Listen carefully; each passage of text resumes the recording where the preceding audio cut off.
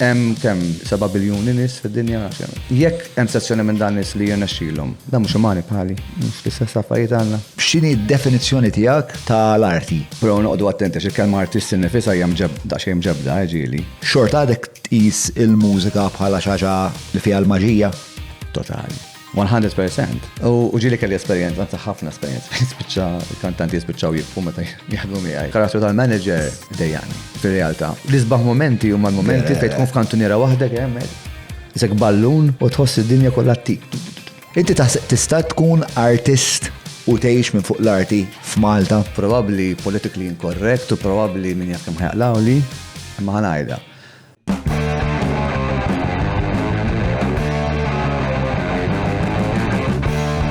Bil-defa unajdu kelma l-buzz Mil-wahda neħibu t-nejn Nifmux dwar x'qadrednu Nistaqsu kif u x'fatta u fejn Il-Malta Staġġar! Il-Malta Staġġar! Mela, tlaqna? Merħba l-episodju tal-podcast fl-studio miegħi llum għandi lil-Howard Keith li huwa ovvjament mużiċist, producer u manager ta' artisti u wkoll president tal-MEA li hija il-Malta Entertainment l-idea ninsa x'inhi Arts Association. Ma' Howard ovvjament ħanitkellmu fuq l-arti, l-mużika in ġenerali, l-esperjenza suġġettiva tiegħu bħala artist fil-kuntest tas-soċjetà Maltija. Jekk l-arti tjibitx in ġenerali f'Malta u jekk is-sitwazzjoni għall-artisti biċ. Ukoll u ħafna ħwejjeġ oħrajn, apparti nfakarkom li Howard bħali huwa missier fi hemm ħafna affarijiet fuq xiex aħna naqsmu n-noti tagħna. Qabel ma nibda nixtieq nirringrazzja lill-azzjendi li jgħinuna nagħmlu dan il-podcast li mingħajrhom dal-podcast ma jkunx jista' jkompli għal daqstant nirrakkomanda li tagħmlu użu mill-prodotti u servizzi ta' dawk l-uħud li jagħtu sosten lil dan il-podcast. Dawn l-azzjendi huma l-Hungry Hippie, il-Browns, il-Maple, il-Teatru Malta, il-Derek Meats, l-Apex Media, il-Garmin Lee Cabs, il-Ferrara Casa kif ukoll il-Kutriko u l-Vini e Capricci b'dan il-whisky splendidu, il-Jericho tal-Lost Distillery. Qabel ma ngħaddi għall-parti l-miss nfakkarkom is-7 ta' Lulju ġewwa l-Każin tal-Madonna tal-Grazzja ta' Ħażabbar festa santu se tkun l-iktar ċelebrazzjoni ambizjuża li qabilna sissa nbiegħu mijiet ta' biljetti perswas li ħatkun festa. Ħatkun ċelebrazzjoni verament kbira tal-komunità li intom aħna li verament tagħmlu dan il-proġett speċjali u qrib ħafna lej qalbna. Patreon.com/John Mallija ta' bilħaq jekk tixtiequ tkunu parti mill-komunità li hija llum il-ġurnata is-sinsla tal-podcast. Artlaqna jien u Howard Keith De Bono. Howard Keith De Bono. Nistar li il-bira ftakart li kellek kun jom De Bono, kon għalija li jismek propjament Howard Keith. Mbagħad kont qed infittex naqa' fuq il-website tal-MEA u r-riżulta li inti fil-fatt Howard Keith. Inti interament Malti. Yes, kompletament, pur. L-aħħar li kellek tkun hawn. Kejtu għat-tieni sem tiegħi. Sewa. Mela, minn fejn ħanaqbdu għamen. Jien xtaqt naqbada, speċa minn kien naqra iktar forsi fundamentali, forsi naqbdu minn saqajja l-affari, u xtaqt nsaqsik, x'inhi d-definizzjoni tiegħek tal-arti? Artisti jew arti? Arti u mbagħad l-artist. Arti hija espressjoni. One word. Issa kif niddefinixxu dik l-espressjoni? Inti ovvjament qed nuħu l-perspettiva tiegħek, so. L-arti hija espressjoni, punto basta, m'hemmx tidwir dak li fuqha. U l-artist huwa ovvjament il-persuna li qed jeżibixxi u qed jikkrea dik l-espressjoni u il-klassifika tal-arti jekkux tajba, ħażina. Ma nasibx li l-kelma hija professjonali jew mhux professjonali għax tista' tkun soġġettiva. Imma artist jista' jkun xogħlu professjonist għax by definition professjoni ifisser li dan huwa introjtu tiegħek xogħlok, taqla flus minnu.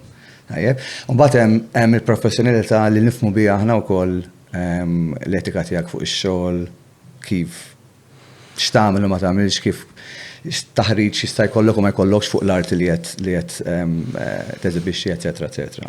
Sorry, l-aħħar sentenza x'kiena sorry qed nipprova norjenta naqruhi. Ma semmejt li l-etika, semmejt li l-fatt li taqla l-eħtijak qed jgħidu il-Michael saqna aktar viċin tiegħu, ħajja aktar viċin tiegħek. Ma il-finanzi, l-etika ta' kif il-komportamenti tiegħek viżavi kif iġiburuhek fuq ix-xogħol mal-kollegi tiegħek, eċetera. X'aktar Taħriġ li jista' jkollok għal fl-aħħar mill-aħħar jekk studjajtx l-arti jew le, tagħmel differenza. Però mhux bil-fors min eduka ruħu fl-arti jew tgħallem huwa xi artista prim u mhux bil-fors dak li le ma sejjaħlux artist ukoll. Għax l-aħħar mill-aħħar xorta iqpa' l-fatt li hija espressjoni. Ma inti semmejt li jisu tliet biċċiet ta' metrika. L-ewwel metrika hija l-etika, l-finanzi, it-tieni li taqla l-għajxin u l-oħra hija t-taħriġ. Hemm xi ħaġa oħra li inti bija fis-sens li inti bniedem li tiskopri l-artist, inti tisma' l-artist u tajt hekk hawn artist. U sa il-punt probabbli hu jkun professjonist. Probabbli jista' jkun etika m'għandu u forsi m'għandux taħriġ. X'inhi dik il-ħaġa li inti tħares li tajt stjaħeda? Però noqogħdu attenti għax il-kelma artist innifisha hija daqsxejn mġebda ġieli. Xi ħadd li kanta biss ma jfissirx li huwa artist. Ma assolutament naqblu. Biex noqgħod niżel eżempju tal-mużika huwa l-qasam tiegħi primarju, ma ġifieri tista' tapplikah fuq atturi kull ħafna fajt, eżatt. So, ultimately, jiddependi x'qed tfittex. Jekk fil-każ tiegħi nipprova nfittex artist komplet, jekk jista' jkun. Ma mhux dejjem jibda biex ikun komplet, xi tipprova ngħid.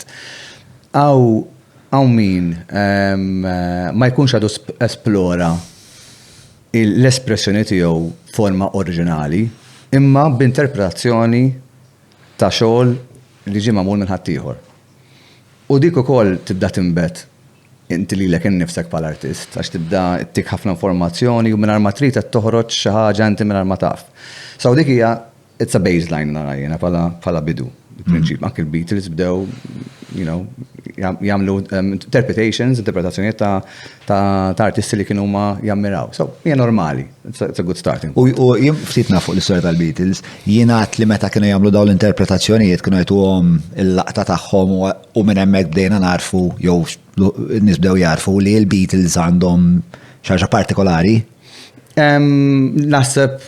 Naħseb hija xejn ta' pakkett komplut ukoll meta tarhom quddiem għajnejk. Il-fatt li kull wieħed minnhom għandu personalità partikolari, il-fatt li anke dak li interpretaw huma jidher li kienu jagħmlu covers ukoll, jiġifieri. Però raw id-differenza, jaraw l-importanza ta' early stage għas-songs oriġinali tagħhom u jdafsuhom hemmhekk u jaraw ir-reactions tan-nies. Naħseb dik innifisha turi hija validation ta' kif l-udjenza dak iż-żmien kienet qed tarhom u they reacted accordingly. Ġifieri naħseb li huma kienu semgħu iktar mużika Amerikani kemm kienu Ingliżi, pereżempju. So għandha x'taqsam kif ġabu l-influences tagħhom, kif ġew influenzati, u mbagħad x'għamlu b'dan l-influenzi kollha. U hija wkoll combination ta' huma l-erba' min nies flimkien. Ġifieri jekk kien persuna waħda kienet tispiċċa A, imma l-fatt li kienet combination ta' A, B, C, D, spiċċaw dal-prodott. Allura ċari holistika. So nemmen li hija sinerġija tal-erba' personalitajiet. Xorta maġika, ġifieri. Xorta, minkejja li l-ek tagħmel ħafna l-mużika, minkejja li qed tispjega ħili b'mod tekniku qed tispjega biex is-sekwenza ta' kif saret l-affari. Xorta għadek tqis il-mużika bħala xi ħaġa li fiha l-maġija? Totali. 100%. B'differenza waħda. L-affarijiet li qabel kienu forsi misterjużi għall-konsumatur, illum m'għadhomx. Ġifieri l-accessibilità għall-artisti hija ferm akbar. Illum jekk xi ħadd rajtu fuq stage l-għada ta' tara f'interview f'dar tiegħu isajjar. So dak tajjeb.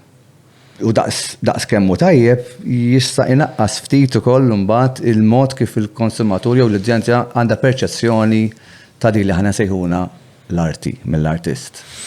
Ma dik nitkellmu fuqha.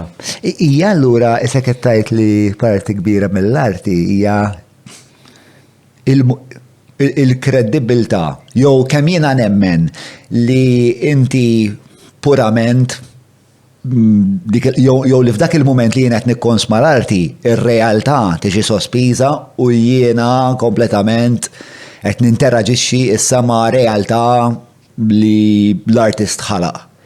Dak huwa dik hija speċjal l-arti fl-epitoma tagħha u mbagħad la darba turini isma' le da wara da kollu l-Wizard of Oz ta' wieħed li jaħsel il-platti tal-mara.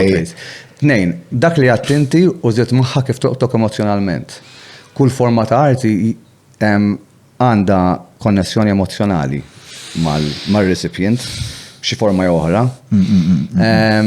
Mbagħad hawn dak li huwa konsum kummerċjali estrem li kważi hija parti minn rutina u kważi jiġi forma ta' brainwashing ukoll. U f'dak il-każ mhux bil-forsi tkollok konnessjoni emozjonali, tajjeb dak il-każ. So hemm dik u magħha l-tieni punt ieħor kien li wara jekk nieħdu biex nieħdu eżempju stupidu tal-forsi li konna ngħidu qabel tkellmu fuq grupp barrani famuż pal-Beatles li huwa ovvju s-suċċess li kellhom, imma forsi mhux daqshekk ovvju għal ċertu nies li kien hemm ġiex min nies oħra magħhom li kienu tant importanti li forsi mingħajrhom mhux kien jonqos xi ħaġa fl-arti, imma il-mod kif żviluppaw bdiet minn baseline minn x'imkien, jiġifieri hekk il-manager bajna f'xinjon kellha George Martin bħala producer. Mela il-mod kif il-messaġġ wasal għand il-konsumatur mill-aspett manageriali u l-produzzjoni li kellu sej fl-arranġamenti u jgħidilhom isma' esploraw ippruvaw dik. Dik innifisha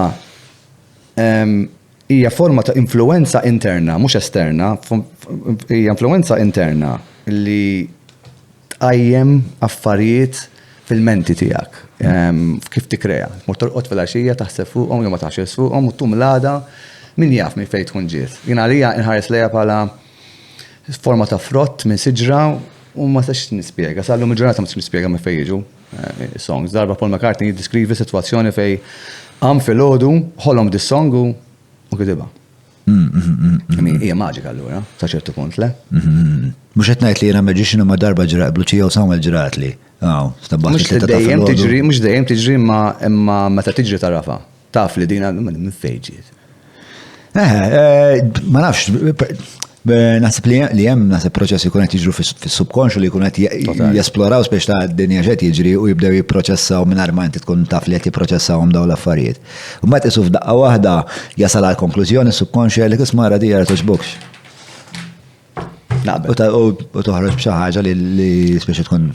Naħseb il-level ta' consciousness tagħna li qed ngħixu bħalissa normalment jista' jkun daqsxejn ta' filter ukoll ġieli u jibblokkalek dak li hemm ġewwa verament fis-subconscious tiegħek biex joħroġ li jekkux fil-ħolm jew meta tisrieħ jew tkun qed tirrilaksja jew anke taħseb fuq xi kompletament differenti. Is-subconscious għandu data, informazzjoni fih. Every now and then toħroġ. Hija parti mill-personalità tiegħek. U anki meta tiġi biex tikkrea. Ma tkunx taf għalfejn ma tagħmilha. U l-ħolm naħseb huwa mod li naħseb il-bniedem li forsi mhuwiex artist jew ma jesperimentax bl-arti huwa l-iktar post fejn jiġru ħafna affarijiet li huma li jidhru assurdi u surreali, imma mbagħad meta skoprejt li meta tibda tiktibhom il-ħolm nagħmel dal-istraġen insomma. Tibda ssib il-patterns, tibda ssib il-patterns u tibda ssib soluzzjonijiet u tibda ssib mistoqsijiet fil-fatt minn għalija, minn kien dak? Dali minn għalija kien jorqot b'marfa fuq kuxtejħ ħalli kif appena tmurajnu bih il-marfa taqgħod qajmu xi ħaġa kienet u jistembaħ f'nofs ħolma biex imbagħad jibda jpitter. Jien għandi esperjenzi fuq il-ħolm. Waħda meta kont żgħir rrid insib soluzzjoni kif ma naħllhomx fuq ċertu affarijiet forsi korroħ. U sibt il-metodu tiegħi. U sakemm kont ċertu ta' kienet taħdem illum ma dix taħdem imma li nipprova nitfa' ħafna data f'daqqa f'moħħi qabel ma norqod, mbagħad naħseb fuq karta bajda. Nifoka fuqha. Fil-metodu tiegħi sempliċi u stupidu probabbli ma jagħmel sens ta' xejn, għalija biss kien jagħmel sens, ma kontx inqum niftakar li kelli xi kera, xi ma kera. Ma dik waħda. U mbagħad l-esperjenza l-oħra hija di tal-astral traveling. Li darba kien esperjenza ħdimt, hija kien jismu Tony Dyson minn iċ-ċert, imma l-kreatur ta' Artudito ta' Star Wars. Kien robots biex nitgħem.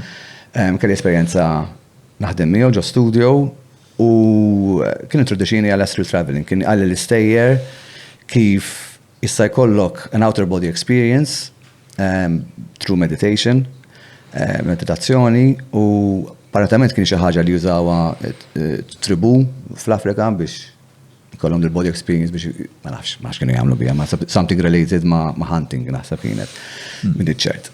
Però anyhow il-punt li tallimtu. Xiex ma provajta? Le, ma li ħanajt biha għalli tani tape, ta' meditation u għalli għardin hija simili, għanti kemm il-darba kont riqet u tħossok jisek waqajt mis-sodda. Dak il-moment preċis u dak il-moment fej jista' jkollok an outer body experience. Skont u kienet hekk. Għalli issa min japplika din u jitgħallem kif jagħmilha, jasal biex jikkontrolla l-outer body experience. U jkollok this kind of riflessjoni li kien nifsek għalek outer body experience. Ma nafx kemm vera qatt ma rnexxi li nagħmilha all the way imma kont wasalt viċin biex nikkontrolla dal-livell ta' isek ta' mis-sodda u le. Through listening to that tape, issek wux vera jew li m'għandix idea. Le, ma xi esperjenza kellek qed tgħid, jiġri kellek xi mument fejn. Le, għax inti tisma' dat tape. Kellek kontroll fuq il-ħolm qed tgħid. Le, mhux kontroll fuq il-ħolm, Imma tirrealizza li s-subconscious għax minn hemm ġiet ledi, is another layer u trid tagħmel affarijiet oħra to dig into it. Xi kultant joħroġ, pereżempju hypnosis, ġieli joħorġu dal-affarijiet, le? Hypnosis qatt ma nexxi li nagħmilha. Anka jien provajt, Kurjuż. Provajt kont mort ndakaw Ellen Bates meta. Vera meta? Kont mort darba kont mort show tiegħu u vera kont xtaqt li jipnotizzani, ma nafx naħseb il-mara tajli razzjonalizzejiet u li self-referential tajli. Mela, Adel għanda xi informazzjoni fatti dwar dak kollu li għadna sissa. Mela, inti kont tirreferi għal teknika li kien juża Dali u Edison, where they would hold an object such as a spoon or a ball while falling asleep in a chair. As they drifted off, the object would fall, make a noise and wake them up. Having spent a few moments on the brink of unconsciousness, they would be ready to start their work. U dak l-istat jgħidulu hypnagogia. Interesting. Hypnagogia. The early sleep stage known as hypnagogia. Okay. Għalek probably hypnosis un bat probably. Hemm verità fiha. La dubju. Le, jien naħseb li ħafna esplorazzjoni li jista' jsir ta' subconscious, darba minnhom l-iktar ħaġa wild li qatt provajt u li vera ħadmet mingħajr l-użu ta' ebda sostanza kien holotropic breathing. Ma għax smajt bieħ, u għaftit l-len minn norma speċa, jek ġilirajt Wild Country, dak Netflix documentary ta' dawk li morri joqogħdu ġojuta u jagħmlu kalt u mbagħad il-kalt tispiċċa minn ħafna mħabba u paċi jispiċċaw bil-machine guns dan. Hemm ħafna footage tagħhom f'daqqa waħda ikunu qed jimmeditaw f'daqqa waħda bdew iwers u jgħidu jinżaw il-ħwejjeġ ma spiċċajx ħarwien. Imma bdejt inwerżaq online karta. Inti bażikament timtet u tibda tieħu ħafna nies fil-fond tisemmawk ċertu mużika, insomma u l-mod kif tieħu n-nifs b'xi mod tidħol fis-subconscious tiegħek, ġifieri, u tidħol isu f'subconscious kollettiv u jkollok ġifieri waqt li inti minn tixtieqet ikollok ħolma luċida ħafna bdejt inkellem il-nandi, bdejt inkellem l-uġieħ tal-bużnannu li qasbis nafu u li wrid jiena kienet esperjenza interessanti. Kbira. Ma kemm jgħal kulħadd imma interessanti. Le mhijiex għal kulħadd men. Bla dubju mhijiex għal kulħadd, jiġifieri wara qomt u esperjenza simili naħseb li tkun għal min ikollu naħseb jagħmel użu minn xi drogi partikolari wkoll. Tipo LSD u affaritek. Nasib hija qrib ħafna, hija l-esperjenza hija ma ddumx daqs kemm iddum pereżempju jinna f'Magic Mushrooms u hekk għax tagħmel sija u nofs. U laqas għandha l-hangover. Però hija xi ħaġa li ħatesponik għal parti mill-psika tiegħek li mhux qiegħda hemmhekk trid tkun naqra preparat li ħatara dawn l-affarijiet. Nimmaġina. Fil-fatt waħda mill-affarijiet ta' street traveling hija kemm inti lest tara lilek innifsek dal-mod u ma nafx x'livelli ta' esperimenti jagħmlu ma jagħmlux imma kemm minn dal-esperimentazzjoni, speċjali dix-xorta ta' esperimentazzjoni u esperimentazzjoni oħrajn. Huwa importanti li jagħmel l-artist sabiex isib affarijiet li huma ġodda. Kemm tkun avventurier? Jien naħseb kulħadd għandu l-opportunità li esprimi ruħu, ma jfissirx li dak li tesprimi inti huwa ta' xi interess għal aktar minn 10 minn nies. Għandu minna. Issa, allura dak huwa il-punt l-ewwel punt. It-tieni punt għalija jekk inti trid tesplora aktar milli dak qed jiġik at face value, issa għandek kaxxa magħluqa tipprova titteġ ġewwieħ tara x'ħassib. Tajjeb? X'ħassib fuq innifsek, x'ħassib kemm inti open-minded għall-influenzi li qed jiġu lejk, għax inti tista' tkun espost għal ħafna influenzi, bejk inti close-minded u għandek widnek magħluqin. Mhux qed jaffettwak bl-istess mod li jaffettwa lili forsa jew fitfa xi ħadd ieħor. Jekk inti f'sponża tassorbi kull ħaġa li ġi quddiemek f'ħajtek, hemm chances li qed tinforma s-subconscious tiegħek bl-affarijiet kollha u nemmen li fis-subconscious mhux fil-conscious level tkunu. U li b'xi mod jew ieħor jekk inti għandek drive dil-passjoni li tikkrea tesprimi dawn ħajħorġu. That's għalija dik hija l-konklużjoni. U inti kemm tħossok li inti bniedem open? Ħafna naħseb open mhux abnormali, imma dejjem, pereżempju bniedem qed nitgħallem satejn kuljum u titgħallem dek b'regola ġifieri ħaġa ġdida. Satejn minn ħajti kuljum relatata ma' xogħli. So, I'm open, allura qiegħed open biex nitgħallem, dejjem, regola. Ma mhux biżejjed, jew nkella mhux forsi inqas jew aktar importanti, daqskemm inti open tisma' u tara l-oġġetti, qed nara l-aħdar fuq l-iswed, qed nara l-kuntrast li hemm bejniethom fl-istudju. Ġifieri daw b'xi mod ieħor forsi jinspirawni. U forsi nsibilhom użu x'imkien, forsi l-snin wara, 5 snin wara, ma nafx. Imma ikunu, Jiena ħossni, I'm very open għal sorbi ħafna. Talent ma' żmien tkun iktar open għax taqdik bħala mużiċist li tkun open jew kont minnek dejjem. Minn dejjem naħseb kont open għal l-affarijiet. Dejjem kelli kuriżità, għal ir-realtà x'inhi kelma definizzjoni, kuriżità boss. Dik li kellek. Incredibbli. Kuriżità kbira, rrid nkun naf. U Eġipta konvenzjoni kbira din il-mistoqsija. Isu kien hemm xi ħaġa, kien hemm xi episodji f'ħajtek meta f'żożitek li jarfuk kemm int kurjuż pereżempju? Le, ma naħseb li kien hemm xi episodju partikolari, le, ma kienx hemm għax kont indoq ġo grupp ta' 12 sena, ġifieri till that age ma ġara xejn drammatiku f'ħajti, anzi kelli ħajja pjuttost normali. Imma dejjem kelli kurzità fuq connections man nies, issa ħalli għalli minix people's person, ġifieri, mhux dak it-tip. M'intix soċjevoli. Mhux minix nkomparat ma' ħaddieħor probabbli livell skala żgħira ħafna.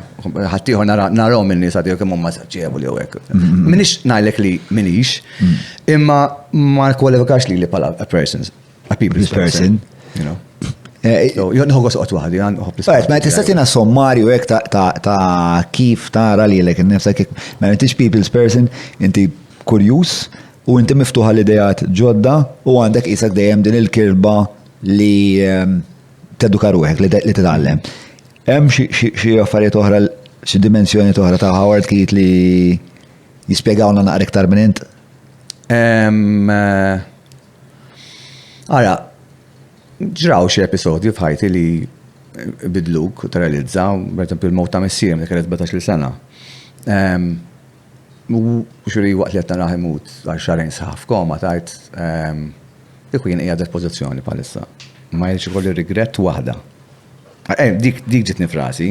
Iġri. Waqt li tmut missira kont qed tgħid. Kont qed ngħid hekk, għax dak kien unconscious, xarejn saħ ġifieri. Xejn. Nista' nistaqsi x'kell. Brain tumor.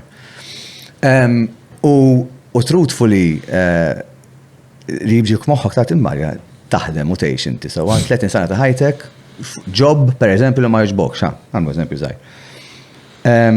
U inti taf biżejjed, inti taħdem 8 sigħat u tagħmel 8 sigħat triqet, ma għandek at least terz ta' ħajtek inti fuq qed tagħmlu fuq xi ħaġa li mhux necessarjament forsi toħgos tagħmlu. Hekk rid inkun jiena. U bejt insaqsi daw id-domandi, dak iż-żmien kont qed nistudja għal engineer li kien missieri, kont il-fatt kien president tal-inġiniera u hekk u isni kont ħammur fil-footsteps tiegħu. Ipprovajta sena wara ħassejtni ħakkun fix-shadow tiegħu mhux xi ħaġa li kienet toġobni. Mod impulsiv għad ħammur għall-perit u għamilt forsi 5 snin hekk dik id-direzzjoni u mbagħad waqgħet kollox kompletament. Kemm don perit, sorry? Le, mhux perit. Kont fil-tistudja l-perizzja, sorry. Ġifieri kont naħdem ma' periti u kont qed ninforma ruħi b'da x-xogħol għax ikun naf iktar fuqu, ma ġobni x-xogħol, paga tajba u kollox. Imma ma kienx deep down kif għat li konti ġajli ma' xi ħadd ma' grupp l-ewwel hemm ta' 12 sena, ġifieri konti ġa naf li di xi ħaġa rid nagħmel jiena. U l-ar ħaġa biex nżid biex nirrispondik, l-ar ħaġa li tista' tagħmilli li tajli le. Jew impossibbli, ma tax tagħmilha. U dak iż-żmien jekk illum l-arti għandha xi forma ta' tabu li din mhix professjoni jew l-entertainment ma tax tagħmel, tista' biss timmaġina kif kien 30 sen ilu u nista' biss nimmaġina jien kif kienet 60 sen ilu. Nista' biss nimmaġina jien u nista' nimmaġina ħadd ieħor 30 ilu. So, considering li in-norma ma kienx din u jdi xaġa li xtaqt nagħmel, dik kienet challenge. And when challenged, fil-fatt dejjem ngħid jiena, iktar ma jkoll jiġu challenges qudiemi, iktar jiġuni idejat. Iktar ħossni nirreaktija b'mod pożittiv għaliha. So, dik oħra li tista' tgħid nista' nikkonkludi fuq innifsi qed ninduna biex qed saqsini dwar. Ma ħobx nitkellem daqshekk fuq imma qed tgħidli Għandek problemi għax hekk għandna xi 4 sigħat fuq biss. Ma biex nirrispondiha biex nipprova nfittex ir-raġunament kollu, dik tkun one of the things. Kurzita, challenges, noħodhom tunnel vision, ġifieri. Tunnel vision totali. Mela, għat ħafna affarijiet vera interessanti li ħansaqsik għat affarijiet dwarhom. Ma li moġbokx kien l-inġenerija infisa jew il-fatt li kieku batt il-modija tal-inġenerija kont se dejjem timxi fid-del tal-papa? Le, l-ewwel instinct l-inġenerija nifisha toġobni ħafna. Però mhux taġobni il-fatt li għandek problem solving joġobni ħafna u tistgħu ħafna minnha dik. L-arkitettura jasab xi ħaġa espressjoni artistika u dik taġobni ħafna minnha. Ir-restrictions li jġibu magħha ma tnejn li huma ma ġbunix. Diktar forsi iktar ovvja li biex jifhmun in-nies. Mela jekk inti qed tagħmel pjanta xi ħadd pjanta ġifieri tfinġi għal xaċċa binja jew xi ħaġa jew whatever it is. Trid tagħmilha fil-konformi ta' dak iż-żmien PAPB kien jisimha minn mhux Planning Authority, PAPB kien jisimha. U jgħidulek bil-fors bil-balabostri u aluminium gold. Jekk jiena l-espressjoni rrid nagħmilha xi ħaġa differenti. Għalfejn tagħmel dar restrictions. U dak iż-żmien kienet hekk u kien dejqitni b'mod tal-ħaġa. Ma kien hemm dik ġem restrizzjonijiet, imma ovvjament overpowered jew overwhelmed naħseb fuq il-fatt li jiena qalbi minix ġemmur lura għal dak l-episodju meta missieri imut.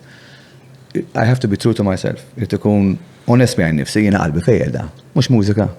Mela għall-volja diffiċli, għall-volja probabbli għandhom raġun kull ma nitjgħidlek impossibbli u nsija, imma laqas nipprovaw. U mhux bi plan B.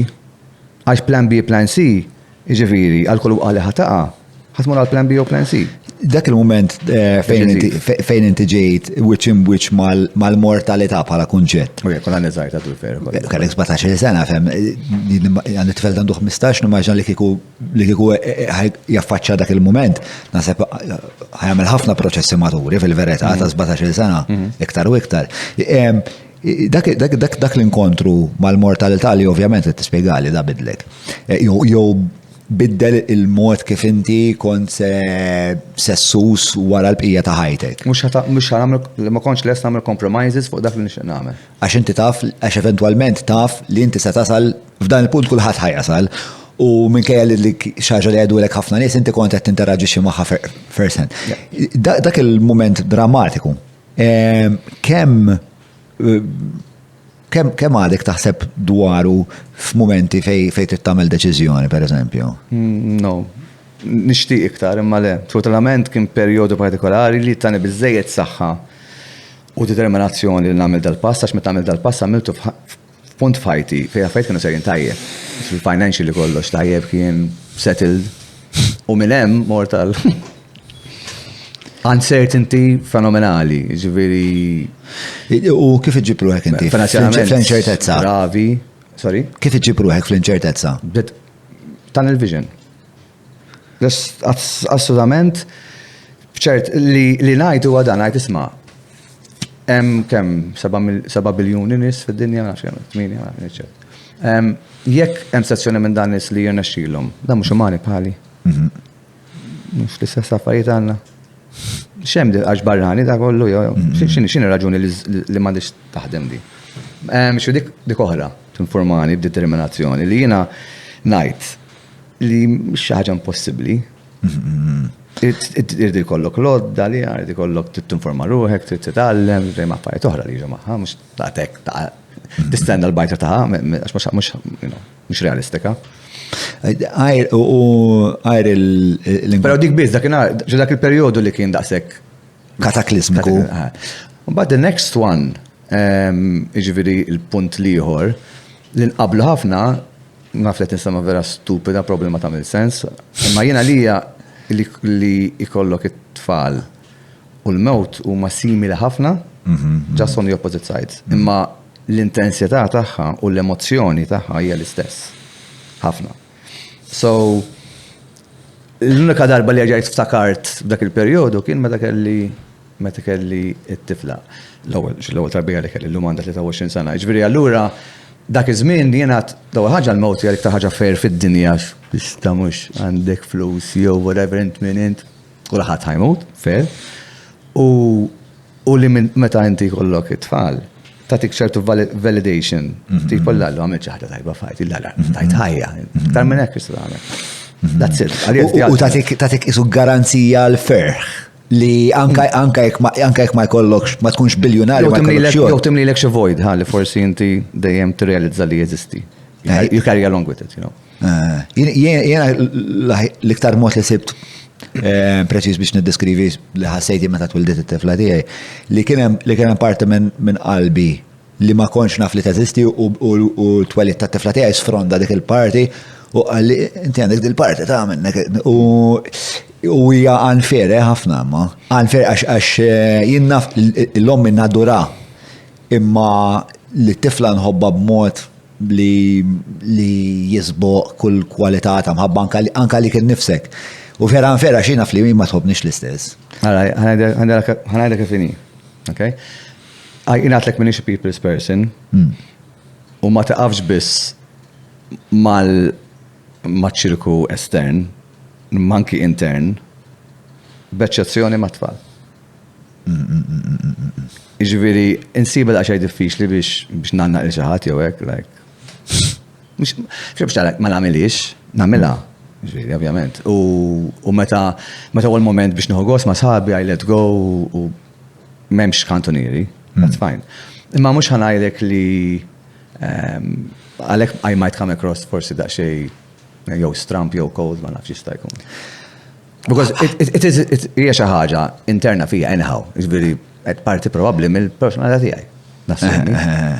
U jista' jkun li infittex l-arti u l-mużika fil-każ tiegħi għax hija l-aktar forma ta' espressjoni comfortable li jiena nħoss mal-kumplament tad-dinja.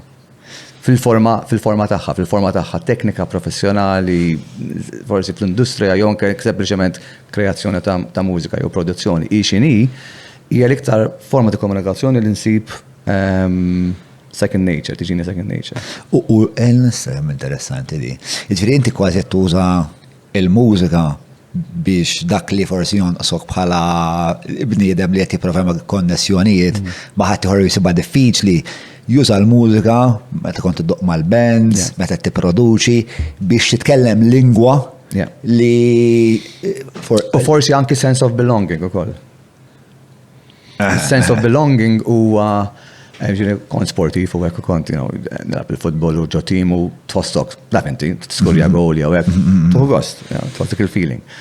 Imma other than that, naħseb iktar kienet waħdi, speċjalment naħseb m'għandi xuti tagħmel differenza dak xejn fiha. Allura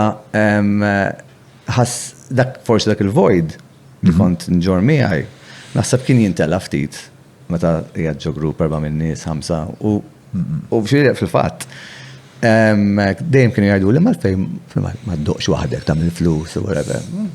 Mhux not fun. Għalija il-sabiħ tagħha hija meta tagħmilha mod kollettiv ma' ħadd ieħor. That is xi ħaġa fundamentali. Jiena naħseb li hemm xi ħaġa li hija naħseb waħda mill-eqreb affarijiet għall-maġija fil-fatt biex nżewweġ ma' dak li kont tajt inti fil-bidu. Li jiġri meta tkun qed tikteb il-mużika, meta aħna partikolarment jien kien tiġri li meta kont nagħlaq fil-garaġġ pereżempju mar-rhythm section u dak jitfaq la baseline nalla kemm ikun brodi mbagħad jitfaq il-kick u qed tibni. U jiġri xi ħaġa li ma tiġri kważi imkieni ieħor dan il-ħolqien kollettiv li inti l-unika ħaġa li qed timmotivak huwa li dejjem hemm xefaq li qed timxi lejh u da xefaq dejjem naqra iktar meravigliuż. U l-unika ħaġa li qed tippruvaw tagħmlu bejnietkom etnej hija li tasal sax-xemx. U għalhekk mbagħad għalhekk għandi u din hija digressjoni ma hija pet peeve. Hawn ħafna nies fuq li għandhom politika xellugija li jgħidulek everything is political. Obviously, you are never in a garage with a rhythm section. Dak il-point, it's not political at all. It's like, let's make fucking beauty, ostja. And it's, jaqbadni hekk. Mbagħad hemm dinamika wkoll li tiġma' ħadik. Fis-sens meta inti anki mod sa ċertu punt privat, għax fl-40 tiegħek, at that point inti ma milx xi performance qudiem mitru. Sadu privata, imma biex ikun hemm xi forma ta' dialogu u dinamika, xi ħadd irid jillidja, xi ħadd irid jagħmel hekk, issa sfortunatament dak il-burden dejjem ġi fuqi. U ngħid sfortunatament għax ma tantx tħalli ħafna trejl ta' ħbieb warajk. Anki tillidja f'liema kuntesti qed tajt bħal kull ħaġa fid-dinja, jekk inti qed tagħmel ħaġa kollettiva, anki naħseb it-tim li għandkom hawn, xi ħadd irid jgħid, all right guys, illum ħanagħmlu hekk, okej, tagħna fid-disa hekk, dik hija sens ta' leadership. Żgħir kemm hu żgħir, huwa sens ta' xi ħadd qed imexxi l-aġenda ta' jiġri. U fil-mużika mhux xejn inqas. Toqgħod attenti li ma tiġix interpretata bħala element dittatorjat, jiġifieri li qed timponi wisfu ħadd ieħor. X'tib ta' mexxej inti? Strict. Mod disciplina ossessjonata. Jiġifieri going back sa meta kelli 12 sena. M'hemmx ngħid. Jekk għandna rehearsal il-ħadd, jekk kulħadd jgħid il-baħar nitnellaħ, rehearsal jekk bid-9 tal-10, jekk se nagħmlu bid-9 tal-11 nagħmlu bid-9 tal-11. U toqgħodx tagħli titla' tgħid l-arloġġ. Għax hija tan il-vision. Xiri u konna gravi, ġifieri qabel taħseb li kienet xi ħaġa tajba. Ma il-punt x'inhi? Ma qedlek konna diżastru. Bħala mużikalment. Ovvja. Bħal kull ħaġa tal-bidu. Imma l-etika, l-attitude, jew naħseb l-istruttura mentali kif trid tasal għal fejn għandek tasal, l-istess baqgħet, sal-lum il-ġurnata. Però m'hemmx ngħid. Però fir-rehearsal room l-iktar post fejn suppost tkun hemm ngħid. All right. Once li jibda, jien qed ngħid, li sakemm qed ngħidu, isma' ħanintaqgħu dakinhar u dakinhar. X'ħajġri in between. Kif għax ovvjament huma żewġ dimensjonijiet huma żewġ karattri differenti. Isma' fir-realtà ħadd ma jħu gost jirrehears, ja? Jew ejn ngħidu hekk. Ma naqbilx. Ejn ngħidu hekk għax forsi hija sweeping statement stupidu. Il-maġġoranza tan-nies, speċjalment illum il-ġurnata, Jipreferi jagħmlu fast forward. Okay? Muflok jirreħersjaw mid-darba, jirreħersjaw 3 u jitrafu dak il-park jgħoddu gost. Tajjeb, issa jiena nemmen li ma tantxaw fast forward realities fid-dinja. Tittaddi minn kull pass. Tadwejja, tuf xisħana, whatever. Tirrepetija 10 darbiti kemm bżonn. So, dik it-tip ta' disciplina kienet għada u naħseb ħatiqpa miegħi. Imma tallimt ukoll kif niddelika aktar. Qabel kont nieħu kollox fuq spallija u kont norqod blaħfajt kollha fuqi. U l-ġurnata tallimt kemm niddelika għandha l-aħħar naħseb 15 sena tallimta. Mod aħjar. But xorta jibqa' l-fatt li it-trej li tħalli warajk kien iġennin ma diffiċli u kemm hekk u mista mhux aħjar din il-baħar mit nirħersjaw. Xorma, jien illum nifhimha, illum nitħaqbiha, imma dak iż-żmien mhux nifhimha. Imma daw in-nies li forsi kienu jarawk naqra mhux xidja xewka fis-sorm. Illum il-ġurnata għadhom fil-mużika? Mhux kollha. Le, mhux kollha. Hemm min, ovvjament, imma mhux kollha. U forsi hemm min ħaġa tajba minnha far dina swit li xi ħaġa, u hemm min forsi qal le, thank God m'għadniex fiha. U jista' jkun kien hemm mhux jista' jkun żgur li kien hemm drabi li kellhom raġun li forsi kont qed nippuxxa wisq. You know? Allura titissib il-bilanċ li tiżomma, you have to keep the fun. Importanti. Illum tal-lim sew dik. Però ma nistax ngħid li kont naf kif nagħmel ta' 12 sena ta' 15-20 sena. Ġifieri ta' 12 sena kont inqas fan milli int illum. 100%. Le, mhux fan waqt il-proċess jew dana, imma tallimt ma kontx naf meta huwa il-ħin biex to relax, forsi kont nibqa' newden. U kemm diffiċli għalik tagħmel di transizjoni biex jiena il-proċess artistiku naraħ ħafna ripetfulija dak l-avventura li innoċenza totali. Li trid tiskopri xi ħaġa ġdida kull darba li tiltaqa' fir-rehearsal room ħatibda tiftaħ daw il-kaxxi li bdejt int ma tafx issib u ħafna eċitament. U speċa hemmhekk jien kont inħossni tifel żgħir infantili għall-aħħar. Però fl-istess ħin jien ukoll kien ikolli naqla dal-word fil-bands tiegħi. Li speċta isma ħin, taf kif le, ħanibqaw si oħra, u daw l-affarijiet. Kemm kont issiba diffiċli li tagħmel dan l-switch jew kellek xi metodu biex tgħaddi minn persuna l-oħra minn persuna l-oħra? Forsi dik iktar kienet komplikata meta apparti li kont mużiċist, kont qed nipproduċi lill-grupp tiegħi u l-koll gruppi oħrajn, u mbagħad spiċċajt nimmaneġġja wkoll artisti.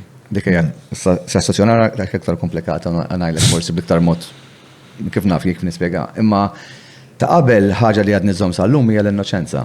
Meta posta dik ta' tfulija li tajt inti dik il-feeling l-iktar li jeqreb li subconscious fl-opinjoni tiegħi dik l-innoċenza titħallija, tindaħalx mhux toqgħodx fin-nofs tagħha, alright? U dak il-perjodu huwa meta tikkrea minn xejn kreajt xi ħaġa, meta xi ħadd jew kellha bil-mod ieħor xi ħadd ġik bidea u kif ħatat l-interpretazzjoni tiegħek u kif tista' tagħmel aħjar, minn dik hija l-innoċenza tieħu over.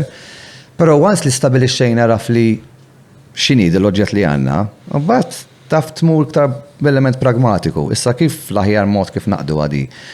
Hemm bżonn li nirreħersjaw 5 darbiet qabel ma nġibuha tagħmel sens, qabel ma nistgħu nikkonkludu jekk hux tajba jew le.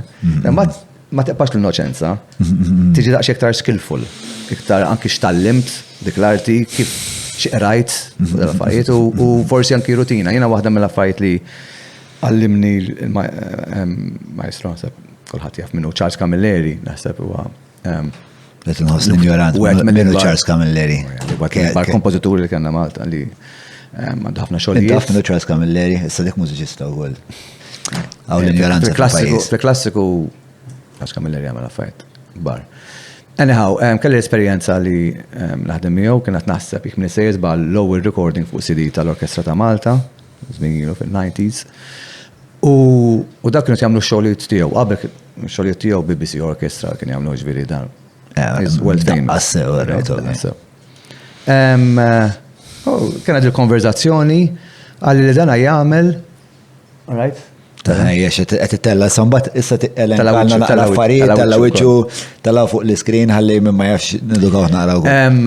U konna nitkellmu għalli tips Charles, Passon, għalli jiena kull-jum niddedika għalli ammont ta' ħin isek l-tijat jiksatejn jew sija nofs ma niftakarx. Naf li għallimna li għu f'sinar, ħin u jikteb. Matla, jista' jkun kull jum ikollok il-muża biex tikteb, għalli mux not the point. Għalli inti rutina. Rutina bħal kważi muscle memory meta tmur il-ġim tajja. Għalli u memx xejn ħażin li l-lum tipprova u ma joħroġ xejn ta' sugu. Fil-fatt hemm dik il-klixxe li jgħidu you have to write 100 songs qabel ma tikteb song tajba. 100 bad songs.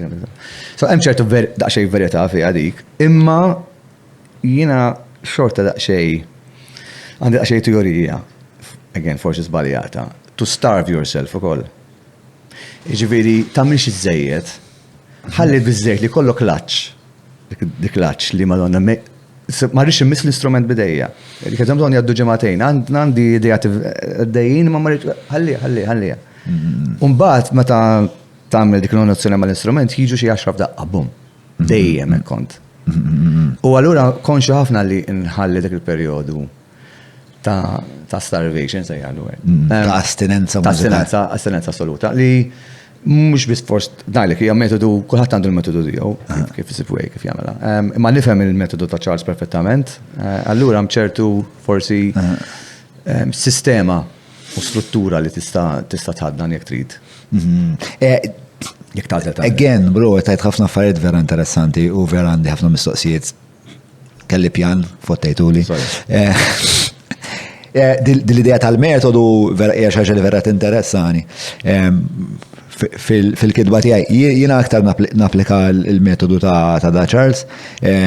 Kont nsejt smajt jgħidlek the best fertilizer for roses is shit. So biex tagħmel il-kemm xeba shit biex fl-aħħar minnu timbet warda. 100 bad songs right. Eżatt, l-istess analoġija. Mbagħad li oġbitni wkoll bdejt titħaddet inti dwar din it-tensjoni fil-fatt irrappreżentata hawnhekk dik it-tensjoni bejn il-kaos u l-ord. Ġobni jiena. Għalija hija ultimate. Eżatt, hija dak li għamel l-arti dik it-tensjoni ta' bejnietom. U l-artist għaref jaraf meta jrid ikun playful u meta jkun pragmatiku, playful, pragmatiku. U dik il-ġibda ta' dawk iż-żewġ qawwiet hija riflessa fis-songwriting, tension and release. Tensjoni u il-reward tagħha. Hija xi ħaġa normali fl-arti jew meta tikteb fil-kreazzjoni. Performance differenti, però performance iġib magħha mbagħad dinamika. Jiġifieri fejn għandek bżonn hekk u fejn għandek bżonn tibrilla għandek l-spotlight fuqek biss pereżempju. So dawn huma u bagħad jiġu dawn huma tricks of the trade, jiġifieri ġieli ta' mużiċ. Ngħidu l Madonna qed iddoq mill-bidu sal-aħħar. Ħati break, ħati ċans. Ħalli meta l-moment tiegħek u jibrilla jinħass iktar. Tricks of the trade li mhux ħadd tkun tafhom għax twilid bihom hekk, titgħallimhom jiġu għalhom.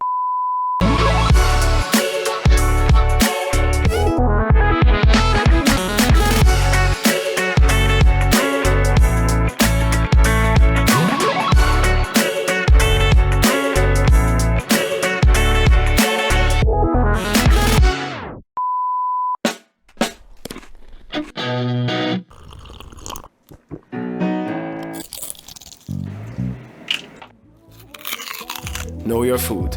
Book your food intolerance and allergy test now. Browns. Kemm dom biex wasal tal di ta' kemm importanti it-tensjoni. Jien naħseb li l-iktar importanti huwa li tkun taf eżatt sal-impunt li tiżżomm it-tensjoni biex ikollok l-aqwa release. Ma naħsibx li hija xi ħaġa li inti tagħmilha dal-level ta' consciousness. Naħseb li hija xi ħaġa li timbeġġu fik u mbagħad tibda tagħmilha. Għax ħan ikun onesti, meta tibda taħseb fuq dal-affarijiet, meta il-moħħ qed jinterferixxi fil-qalb. I mean, normalment probably ħad tkun put on falsa l-affarijiet. Ġifieri tkun daqsxejn human second nature għalik, tkun daqsxejn xi ħaġa li tiġik mod naturali, le? allura ma tafx nirrispondi fuq. Ma jiġi jkollok problem solving situations fejn għandek.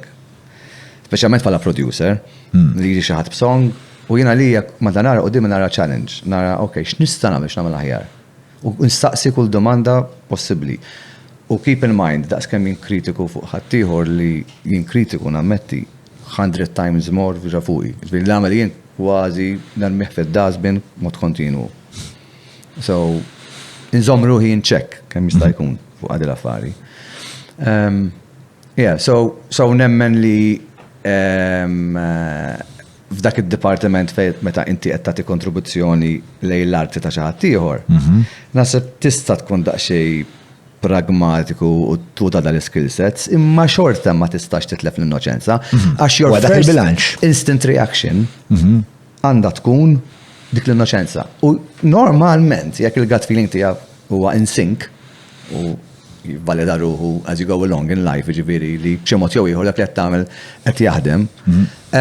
Normalment huwa dik hija l-aħjar ħaġa, meta tibda taħseb wis fuq l-affari ħatfottija. Bħal tagħmel pittura tajt lesta. Bat mur ġiex metri l-bot minna, għanżid biċċa, għanżid biċċa oħra, tibqa' tfottija mbagħad. Tkun taf meta tajt, stop. U badi jekk tistaqsini di meta tallimta ngħidlek 15 sen ilu, 20 l-iktar, 20 forsi. Ma definitely jiġri għamilt periodu good 15 sena naża, jiġifieri. Taża għax ma tkunx taf meta trid tieqaf. Dak iż-żmien ma tkunx dak iż-żmien ma jkollokx riflessjoni ta' dak li qed tagħmel u tanalizzaħ b'dak il-mod. Sewa. Fil-benefit of hindsight li wara tajt. Xkont qed naħseb nagħmel dik, għax kun qed fiha. Imma dak il-ħin inti minn għalik li għandek il-passjoni kollha, titfa' kollox fiha, fil-kitchen sink kollox. U għandek perspettiva li skont inti hija tajba. Ma kontx qed napplika xi ħaġa li kienet naħseb li salvatni jien imma li hija li kont ħaniġi għalija l-ewwel li meta kont mużiċist, mbagħad producer tal-istess grupp, producer ta' gruppi u artisti oħrajn u manager ukoll. U għamilt fratteriji kbar sakemm tallimt kif nitgħallem naħseb u niżam moħħi. U ma nistax ma nsemmix il-Edward de Bono. Jali huwa il-six thinking hats tiegħu huma mhux ħaġa internazzjonali li ovvjament kulħadd jaf bihom. U li dal-Malti ħarġ bil-idea brillanti, ikkrea xi ħaġa fir-realtà. Li tant tagħmel sens, tant hija loġika. U dik salvatni kif jiena nilbes il-kappell biex jien naħseb true dat naf li għandu l-kappell l-aħmar, l-iswed, u kollha għandu rappreżentattivi ta' kif għandek taħseb, jekk għandek tkun kritiku żejjed, jekk għandek tkun emozzjonali. So, bil-mod tiegħi mhux neċessarjament tinsegwi il-ktib tiegħu jew nkella dak li jgħallemu, imma għamilt xi ħaġa li għamil sens għalija. Hija li mela jekk jiena qiegħed mużiċist, mela jiena jrid nifoka fuq hekk biss. Ma rridx nisma' konverzazzjoni jekk dak li qed nagħmlu ħajjagħmel sens għal record label, jekk għamel sens għal radio, laqwa li qed jagħtik pjaċir dak laqwa li I am servicing the song. Jiġifieri li jiena tħadd hemm qudiemi jekk hemm bżonn m'għandux fiha. That simple. Right, ma dak hija kappell wieħed. Meta tipproduċi, inti wkoll għandek dik il-priorità assoluta, imma magħha trid iżżid li inti trid iżżomm f'moħħok l-artist li qed taħdem miegħu. Mela, jekk dana l-artist għandu image jew personalità raffa u whatever, mela, tippretendi l-mużika tkun raw u raffa. Xaħat artist partikolari mhux ħansemmi minni, imma l-artista kienet qalt li jiena nixtieq nagħmel mużika dark u hekk u hekk. Naħares leha u rajta libsa roża, l-imsielet. Ma l-personalità tiegħek mhijiex hekk, inti babbli, inti hekk, mhux rappreżentattiva dak x'tixtieq tagħmel. Int minn int l-ewwel tittara, minn qed tibda. int x'għandek, u r-ruħ hija kollox, laqas il-qalb, ir-ruħ, tifhem il-konnessjoni tar-ruħ tal-mużiċist. Forsi mistur taħt dak ir-roża u taħt dik l-espressjoni ta' personalità kien hemm ħafna ħsibijiet. Allura biex jasal għalija trid qaxxar, trid pal tuffiħa, pal larinġa, titneħħi, tneħħi. U tibda taħsar. U ġili kelli esperjenza, għanta ħafna esperjenza, spiċċa kantanti jispiċċaw jikpu meta jaħdmu miegħi wara l-mikrofon, mhux għax dan, imma quite jafuni li dejjem nasar, kemm noħroġ dik xi ħaġa li għandi bżonn noħroġ, għax fil-kant hija l-iktar instrument u sejħlu instrument rappreżentattiv ta' dik l-emozzjoni. Istrumenti oħrajn mhux dejjem ħad tinduna, se tiddoq id-drummer, ma kant l-ewwel tinduna. So kien hemm dik u meta mbagħad bdejt nagħmel xogħol bħala management nirrappreżenta l-artisti, dak is-sitwazzjoni sibt ruħi nilbes dak il-kappell iktar loġiku u x'għamel sens. Issa problema x'inhi? Meta jiena qiegħed tnejn f'daqqa. Meta kien producer u dana, jiena kont ngħid fil-kamra tal-istudju l-manager ma jidħolx barra.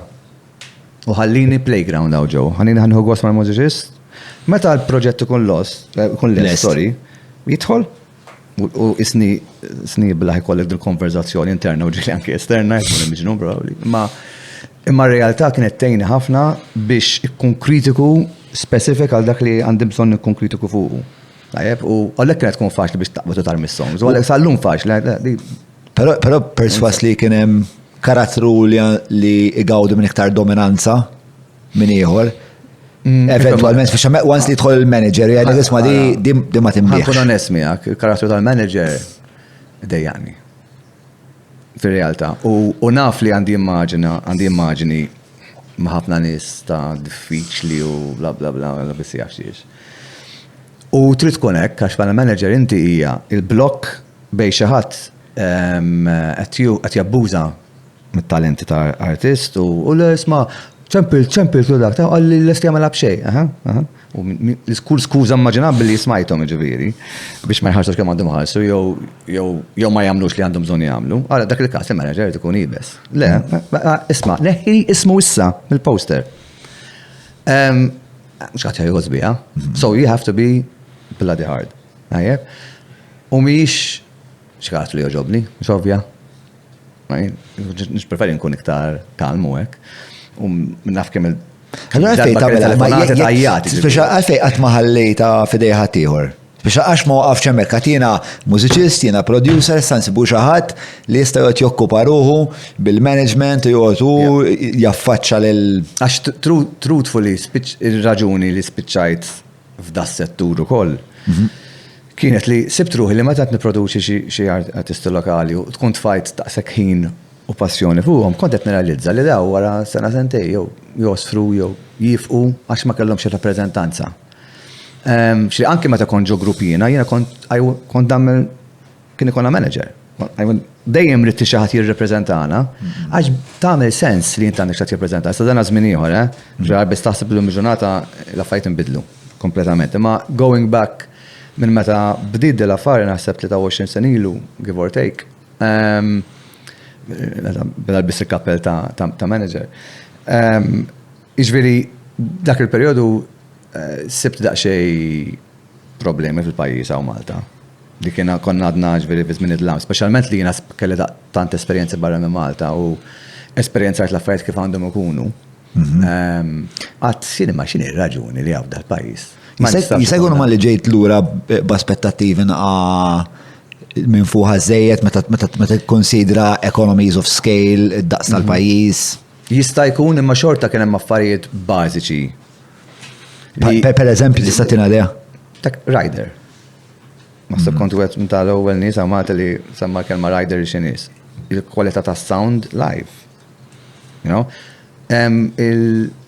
Dressing room żgħira għall-artist mhux kbira, mhux biex ikollok container. Tista' spjega x'inhi rider għal min mhux. Rider huwa l-eżiġenzi tal-artist speċifiku għax kulħadd ikollu eżiġenzi differenti ta' x'għandu bżonn technicalment fuq l-stage, ta' x'għandu bżonn fil-backstage, jekk għandu bżonn palk ta' 5 metri jew 6 jew 10, mhux affarijiet kbar, jiġifieri affarijiet li jagħmlu sens li huma riflessi fl-economy of scale ukoll tas-size. Fil-parametri tal-pajjiż kif qegħdin sewwa, ġifieri mhux ta' xtara kbir.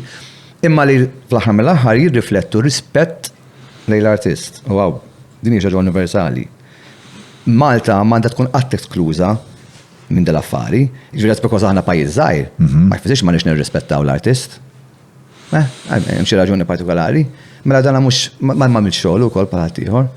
Inti meta tabib jiġi jżurek u tagħlu grazzi, meta accountant jagħmilek l-account tal mhux tagħlu grazzi tal-li għamilt, hemm dak ir-rispett le. Mhux bl-istess mod. Għandu jkun ġifieri forsi qed nilbes kappell fej tkun sistema li inti għamilt xogħol tħallas tagħha, forsi mhux dejjem ikun hekk. Tajjeb, imma f'dak ir-rigward hemm affarijiet li huma f'opinjoni tiegħi loġiċi, jagħmlu sens, prattiċi, u tajjeb li għawdi minnhom kemm min qed jorganizza l-event u kemm min huwa from the receiving end. U din il-missjoni tiegħek għat-tip, u issa naslu tal-mistoqsija tiegħek għax biex tkun taf Adele kantanta allura vera għandha interess tal-podcast tal-lum. Artista, please. Skuża. Artista.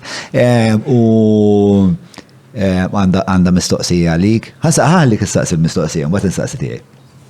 Tal-li għamil dal-gaf tal-artista u kanta tej. Le, għax inti kanta tgħid b'dik l-eżempju ta' dik il-persuna li kienet vera babbli u ridet tagħmel mużika dark. Imma pereżempju jien kif nara jien jista' jkun l-arti tiegħek li qed tagħmel tkun qed turi xi ħaġa li ma tridx turi at face value, eżatt. Naqbel. Jisek fej il-post fej tkun vulnerabbli u tinza. Semmejt anti issa. Inti tkun vulnerabbli.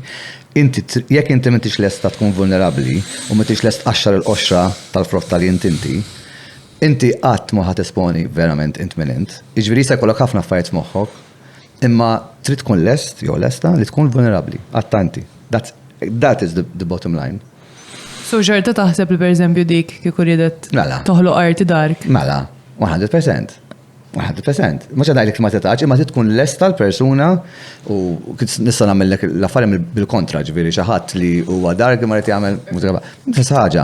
Il-punt mhux għadajlik li ma ssirx, il-punt huwa li inti tkun lest to dig in deep u tkun vulnerabbli għal dik is-sitwazzjoni. And anke li ċedi, to surrender to it. Minna aspettattivi, għax mbagħad qgħod attent. Ma tikollok aspettattivi jekk inti għall-argument ħadd tagħmel mużika dark. U għed t-pretendi ħajkollok l-istess suċċess li kollok kiku tagħmel mużika kommerċjali u babli, toħlom. Sax t-pretendi li kollok ekku kollok ekku. Tkun lesta, jew tkun lest għal-realtajiet. Issa realtajiet tħobbhom ma tħobbhomx jeżistu. Ma jfissirx li Billie Eilish biex isemmu artista partikolari li tista' tikkonsidra on the darker side m'għamli suċċess globali totali, imma għax kienet unika u l-iktar ħaġa importanti ġabet lilha vulnerabbli f'sitwazzjoni li anke l-vuċi tagħha, it's soft, u reali, autentika. Ma allura, dan xi ħaġa li jiena dik żgur perswas li irrispettivament ġanru qed tagħżel, jekk inti qed tagħżel triq ta' komunikazzjoni li il-konsumatur ġenerali, ġiviri jensajjaħlu l-mainstream media, kapaċi jomoda, ħajblaħħa sunnara. Imma trid xorta tittażel triq li fl-aħħar mill-aħħar tista' tikkomunika dak il-mod. Għax inkdik ħatiqpa fil-parametri tiegħek, biss kif taħseb il-probabilità, ir-realtà hija li inti ħatiqpa dik ir-realtajiet bil-parametri li ġib magħha normalment dik is-sitwazzjoni. Sorry, ma l-rispondejtek, jow. L-rispondejtni, nasab, l-artist u dak li kapaċi biex nżidu ma' definizjoni tal-ewel li kapaċi ikun vulnerabli. L-artist zgur ġibruħu f-situazzjoni li ikun vulnerabli at a point in time, forse mux dejjem, ma at a point in time zgur. Il-perform, isma trid birra? Għandek abtejt? Dina nieħu għal-ewwel. Imma għalhekk għadna, mhux hekk bdejna aħna li mhux kulħadd u artist u dik il-kelma artist huwa hija mġebda żejjed xi kultant. Ma tista' tkun naħseb vulnerabbli, tista' tesponi ruħek naħseb nistgħu forsi nistudjaw ftit ukoll xirdu nfissru vulnerabilità. U xorta ma tkunx artista, fis-sens li skont il-metrika xini tal-arti, għax tista' inti tesponi ruħek u d-dinja tajlek imma dejma taġobniex ħafna. Skont x'kien il-metrika tal-arti u skont x'kien il-metrika tal-arti tajba u arti ħażina? Skont il-metrika Tajba jew ħażina. Għax hawn min għandu teorija li jgħid m'hemmx xarti tajba u ħażina. Jiena Ma nafx, I don't endorse. Jien ma naqbilx magħha. Imma hawn min jgħid li hu hekk. Imma jien ngħidu għall-metrika jekk tajt taż-żarda xi tajt li jgħid. Jekk xi ħaġa krejajta inti, ġejt dell-espressjoni u ma kkopjajtix. Hopefully. U ġejt bija b'xi hemm metrika li tajt din hija arti. Issa kux tajba l-arti jew le, tista' tuħu two school of thoughts, jew tajt ħalli nies jiddeċidu. Jew kellha ħalli professjonisti jiddeċidu. Jew ħalli n-nies li huma edukati u informati bl-arti aktar minnek jiddeċidu. Truthfully, verament x'nemmen jiena. In-nies inti temmen. Jiena nemmen li hija combination ta' tnejn. Waħda minn l-oħra ma tifli tista' teżisti.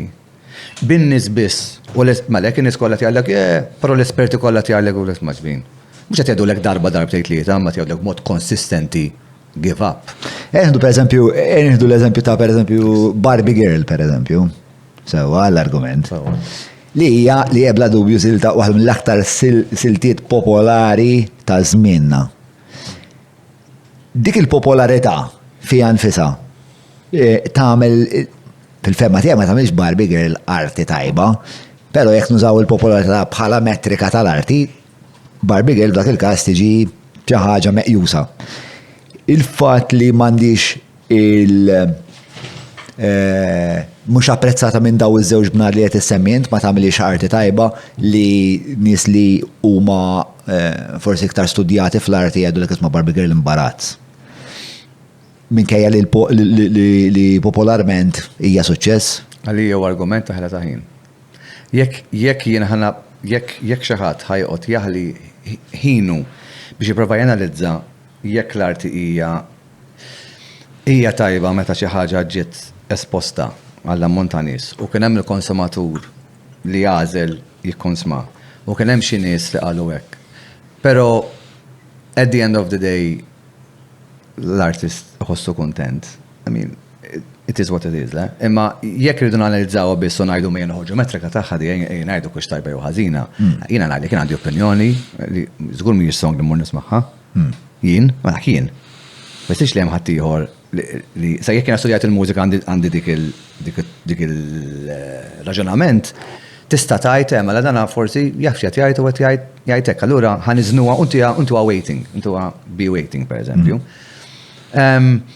Imma kull form, daqsxejn ta' xi ħaġa li jiena ddejjaqni meta ikun hemm sweeping statements li jam jitfol kulħadd f'kefa waħda jekk isemmu dik l-eżempju ta' Barbie Girl.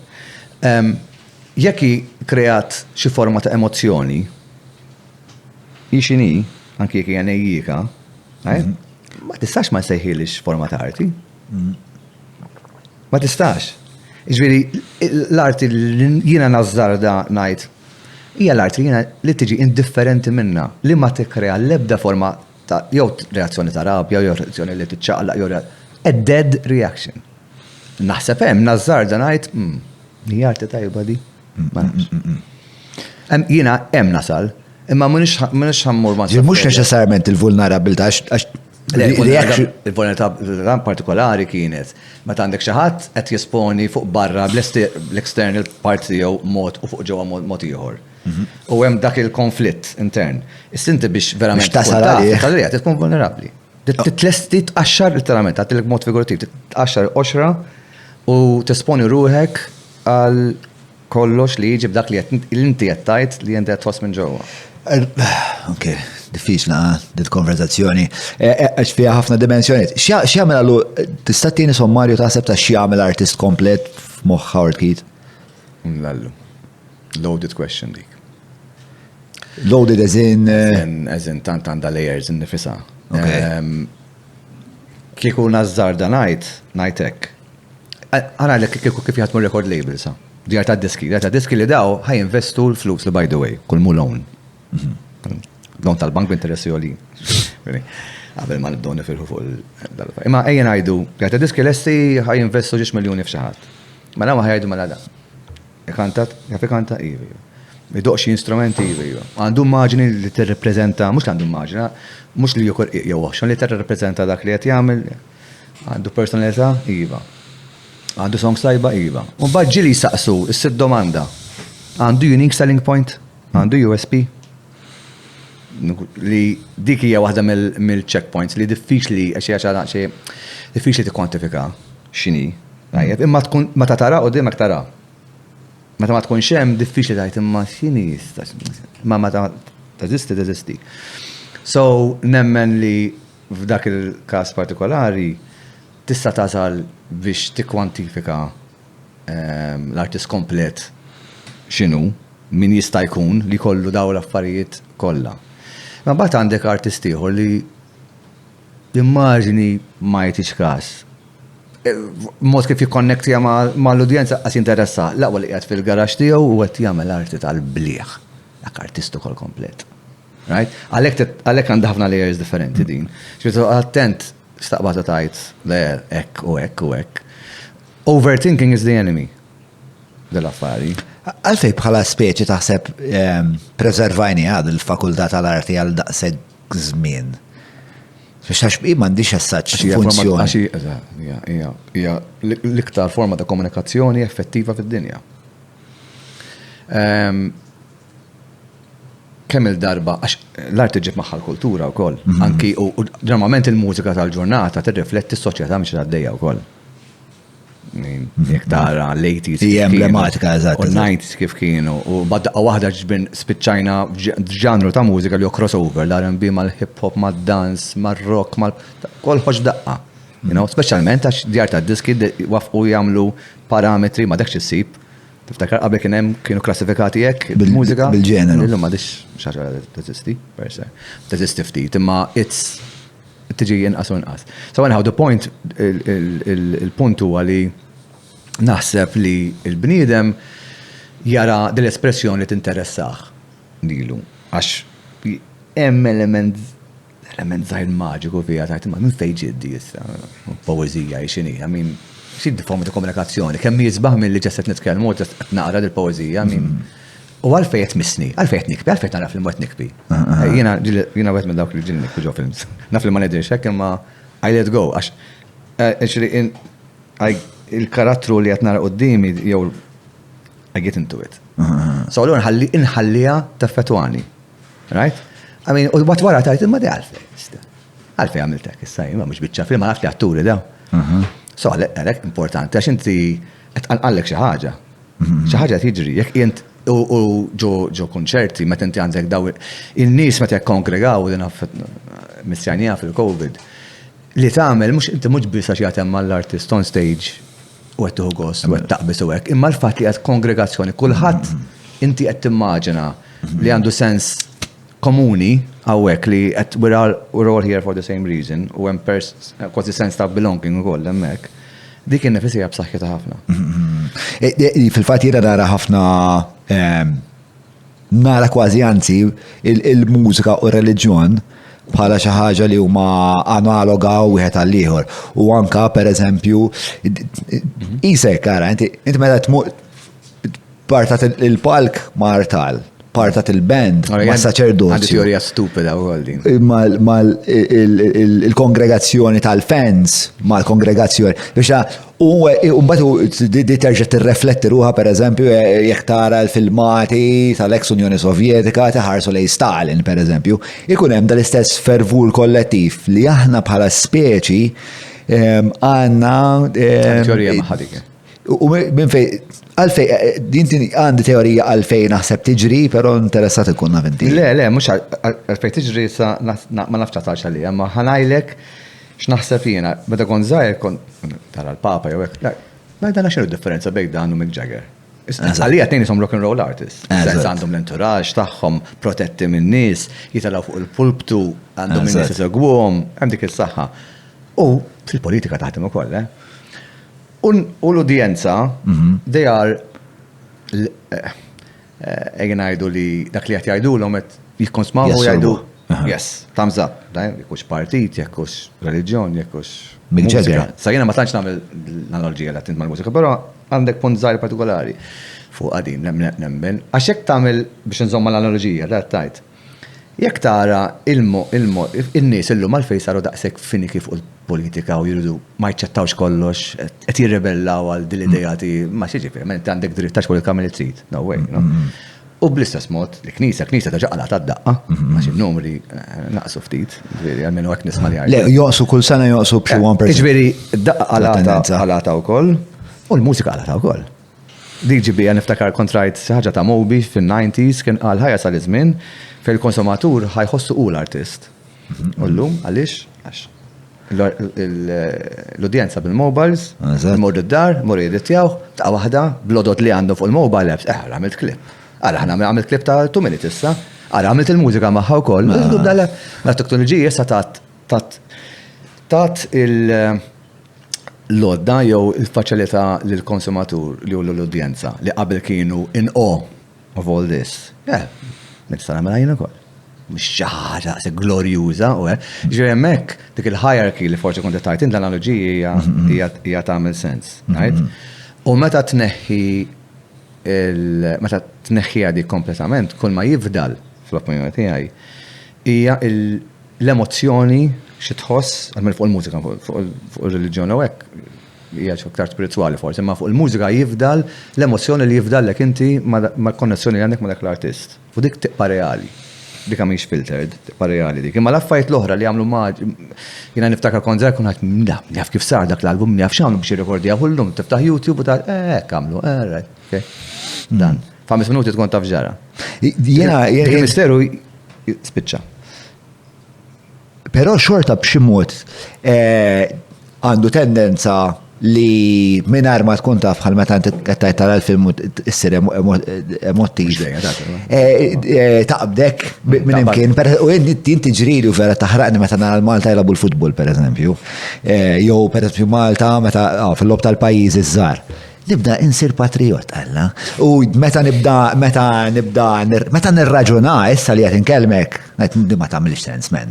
Imma f'dak il-punt kif nisma' lil Malti Alla ħareġ ħadd jgħidli xi ħaġa kontra l-pajjiż. Hija xi ħaġa li ma nistax nispjega biss li aħna bħala speċi l-iktar mod li aħna kapaċi li nżommu din is-seta li għandna fil-kuntest tal-bqija tad-dinja u tal-ġerarkija huwa li aħna nafu nikkollaboraw sew ħafna ma' xulxin. Però fl-istess ħin aħna għandna wkoll fina dimensjoni fejn aħna individwalisti ħafna. Allura irid tkun hemm xi xorta ta' maġija ta' spell, something that spell binds us together. Interessanti li għattajt. U l-mużika, l-innu nazzjonali, il-bandira, u għanna dil-kapacità għana li naraw is-simboli, jew nisimaw is-simboli. U fihom mbagħad kollha ninvestu biċċa mill-identità tagħna biex noħolqu identità kollettiva u dik issawwarna f'xi ħaġa ħafna iktar b'saħħitha minn pereżempju l-jun wieħed. Naf kif? Ovvjament, għandha l-problemi tagħha, għax inti tista' ssir tribalist, tista' ssir alla faxxist, tista' ssir nazzist, tista' ssir ħafna affarijiet koroħ. Però hemm din l-esperjenza reliġjuża li naħseb nies differenti jfittxuha f'bixriet differenti. Qabel għadċa ħaġa patriotizmu jiena onestament minn xi wieħed li qatt kont patriot fis-sens. Ma ħobbx ninħebba wara subajja li ngħid dak li huwa Malti huwa tajjeb biss għax huwa Malti, jrid ikun tajjeb. Assolutament. U allura dejjem kien il-sense of rebelliousness fuqha sakemm bdejt sefert u ħdimt barra. Hemmhekk tħossha meta xi ħadd jażżarda li intom pajjiż żgħir hemmhekk awtomatiku tiġi triggered u tiddefendi. Għax trut li verament tħossok fraka literalment fraka komparat ma' il-pajjiż kbir bħal-Ġermanja tħossom pajjiż kbir. Għaw Malta b'xi mod jew ieħor jekk timxi fit-triq wara xi minuti ħadd titqa' ma' xi ħadd li taf u barra ma' qata' l-għasel żero. Ġifieri dik nemmen li għandha punt reali u semmejt xi ħaġa fuq l-individwaliżmu. Mela il-mużika li qed toħroġ illum il-ġurnata jekk nuża dik it-teorija li għattiena li hija il-mużika nomati tirrifletti s-soċjetà tal-mument. X'għidilna social media, x'nafu fuq kulħadd tal-likes, u kulħadd irid iħossu jew x'qal-mobi fin-90 xi preveda li ħajġri li kulħadd irid iħossu li jien irid norikom jien min jien. U dik hija realtà. Il-problema li magħha ġib magħha fast consumership, ġifieri jekk single qabel kienet tagħmel 8 ġimgħat, illum għandek xorta tagħmel ġimgħat tliet ġimgħat fil-quċċata. X'inhu jagħmel da? Milla ta' biex ta' Nis m'għandhomx paċenzja. Il-ħajja hija wisq maġla biex inti tmur fuq vjaġġ artist u tmur minn album għal album għal album, laqas jeżisti album. Però hemm żewġ elementi f'dik id-diskussjoni. L-element ta' kif il-konsumatur qed jikkonsma il-mużika u kull distrazzjoni oħra, ġifieri jiena naħseb li aktar ma jmur, aktar id-distrazzjonijiet li qed ifittex il-konsumatur qed jiqsaru u għalhekk qegħdin nisa fit-TikTok generation fejn qabel forsi kellek il-paċenzja li tintefa' dillalla wasal l-album tal-Mobb Deep, Madonna nintefgħu kollha d-dar tiegħi ħaxixa kullum kien tagħmel isek għamilt il-quddiesa u qed tisma' l-Mobb Deep. Mbagħad wasal in-Napster. F'daħna l-Mobb Deep tista' tniżlu, illallu nistanżel tal-Wu-Tang, ma qas konna fl-ħar xwieħed tal-Wu-Tang. Dik ma tax tiġġielha. Ir-realtà hija flemmen, hija receiving end il-konsumatur. Allura kif jinterpreta daw l-lodot kollha li tajtu x'jagħmel bihom. U magħhom jibda jfittex l-individualizmu tiegħu, l-identità individwali tiegħu, eċetera, eċetera. U min qed jikrea. Met joħlu eżad. Sfortunatament, waħda minn nuqqasijiet li għalmenu ħatkellem fuq Malta, Dak nafsu. Jiena nara nuqqas ta' personalità. Nara għandna ħafna aktar artisti llum milli qatt kellna qabel, imma għandna nuqqas ta' personalitajiet. Personalità ma ngħid personalità b'karattri hekk bold statements. You know? U tibda tara dal-kamuflaġġ ta' kulħadd jibda jsu jimmerġa ġol l-istess persuna, kulħadd jibda jispiċċa jsir l-istess. Allura on the receiving end, meta għandek il-konsumatur qed tifittex dik l-individwalità. U min qed jikkrea qed jagħtih palett ta' l-istess ħaġa ma' hija dangerous, ġifieri. U interessanti fejn ħajmur il-konsumatur bl-attenzjoni tiegħu minħabba li dejjem qed jiqsar u dejjem qed ifittex li wara kull ftit ħin dejjem jingħata xi ħaġa ġdida xi konsma il-kontenut jevarja ruħu b'mod dejjem aktar rapidu. Ma nafx speċa the end game, what is the zero sum? Like where do fejn u l-eħ ta' dik l-equation. Ma nafx issa iktar li x'inhu n-numru palissa li ħafna nies iħeġġu biex tagħmel diska. Radio stations jgħidulek not more than 2 minutes. More than 2 minutes. Meta advert jista' jkollek minuta u nofs. Ġifieri advert qed nagħmlu. So il-parametri nifisom qed jitfawna f'sitwazzjoni fej mela minn balda nafu l-ħajja hija maġla mhux kulħadd għandu ħin jikkonsma l-affarijiet mod pass li forsi li għamdorin maħna bieħ meta konna jżgħar. U fl-istess ħin tant distractions ġifieri minn hawn għalhekk hija diffiċli. Jiena emerging artist illum nara vera diffiċli. Li tkun artist li ssib l-ispazju tiegħek biex issib udjenza. Biex tagħmel ħodd biex tifiltra minn noise, jiena noise nsejjaħlu. Noise li għandna madwarna. Mhux faċli. Trid tissabbat saqajk u tagħmel kull forma. Allura mbagħad hawn min imur overboard. Tant huwa kien fissat li jrid jinstema' li forsi jagħmel wisq advert, wisq hekk mbagħad hawn min jgħid integrata tiegħu. Għada too much, trying too hard maybe. Tiġi dik is-sitwazzjoni wkoll. Ma wkoll però eżek li qed tgħid inti jekk qed nifhmek sew li biex wieħed issib dik l-udjenza li jrid ikollu iktar minn kollox hija personalità li tiddistingwih mill-bqija tal-istorbju. Totali. Hija għalija hija kruċjali. Xi waħda mill-affarijiet li inti għad li fuq l-artist x'inhu jagħmlu komplett, waħda mit-tick boxes għattilek, personalità. U għetajt li Malta għaw karestija tal. No, jamin, anke tiftakar, ejja, mmurix l-ura ħafna, mmurix 30 sen ilu. Meta kont tiftaħ television Malti u tara xi interview ma' xi tfal Maltin, kulħadd jistħi. U tmur mhux il-bot, l-Italja, xamur l-Amerika l-bol. La konfidenza fitkellmu, illum forsi tbidlet, improvjat, imma konna għaliex, għax żgħar, għax forsi għandna insecurities kbar, għax forsi għandna nuqqas ta' konfidenza, l-oħra, konfidenza. Żur Vinja Capricci by Abram ġewwa Għawdex għall-lifjen ġobnijiet laħmijiet imbejjed kif ukoll wieħed mill-whiskies favoriti tiegħi il-Jericho tal-Lost Distillery. Idħol www.vinjacapricci.com.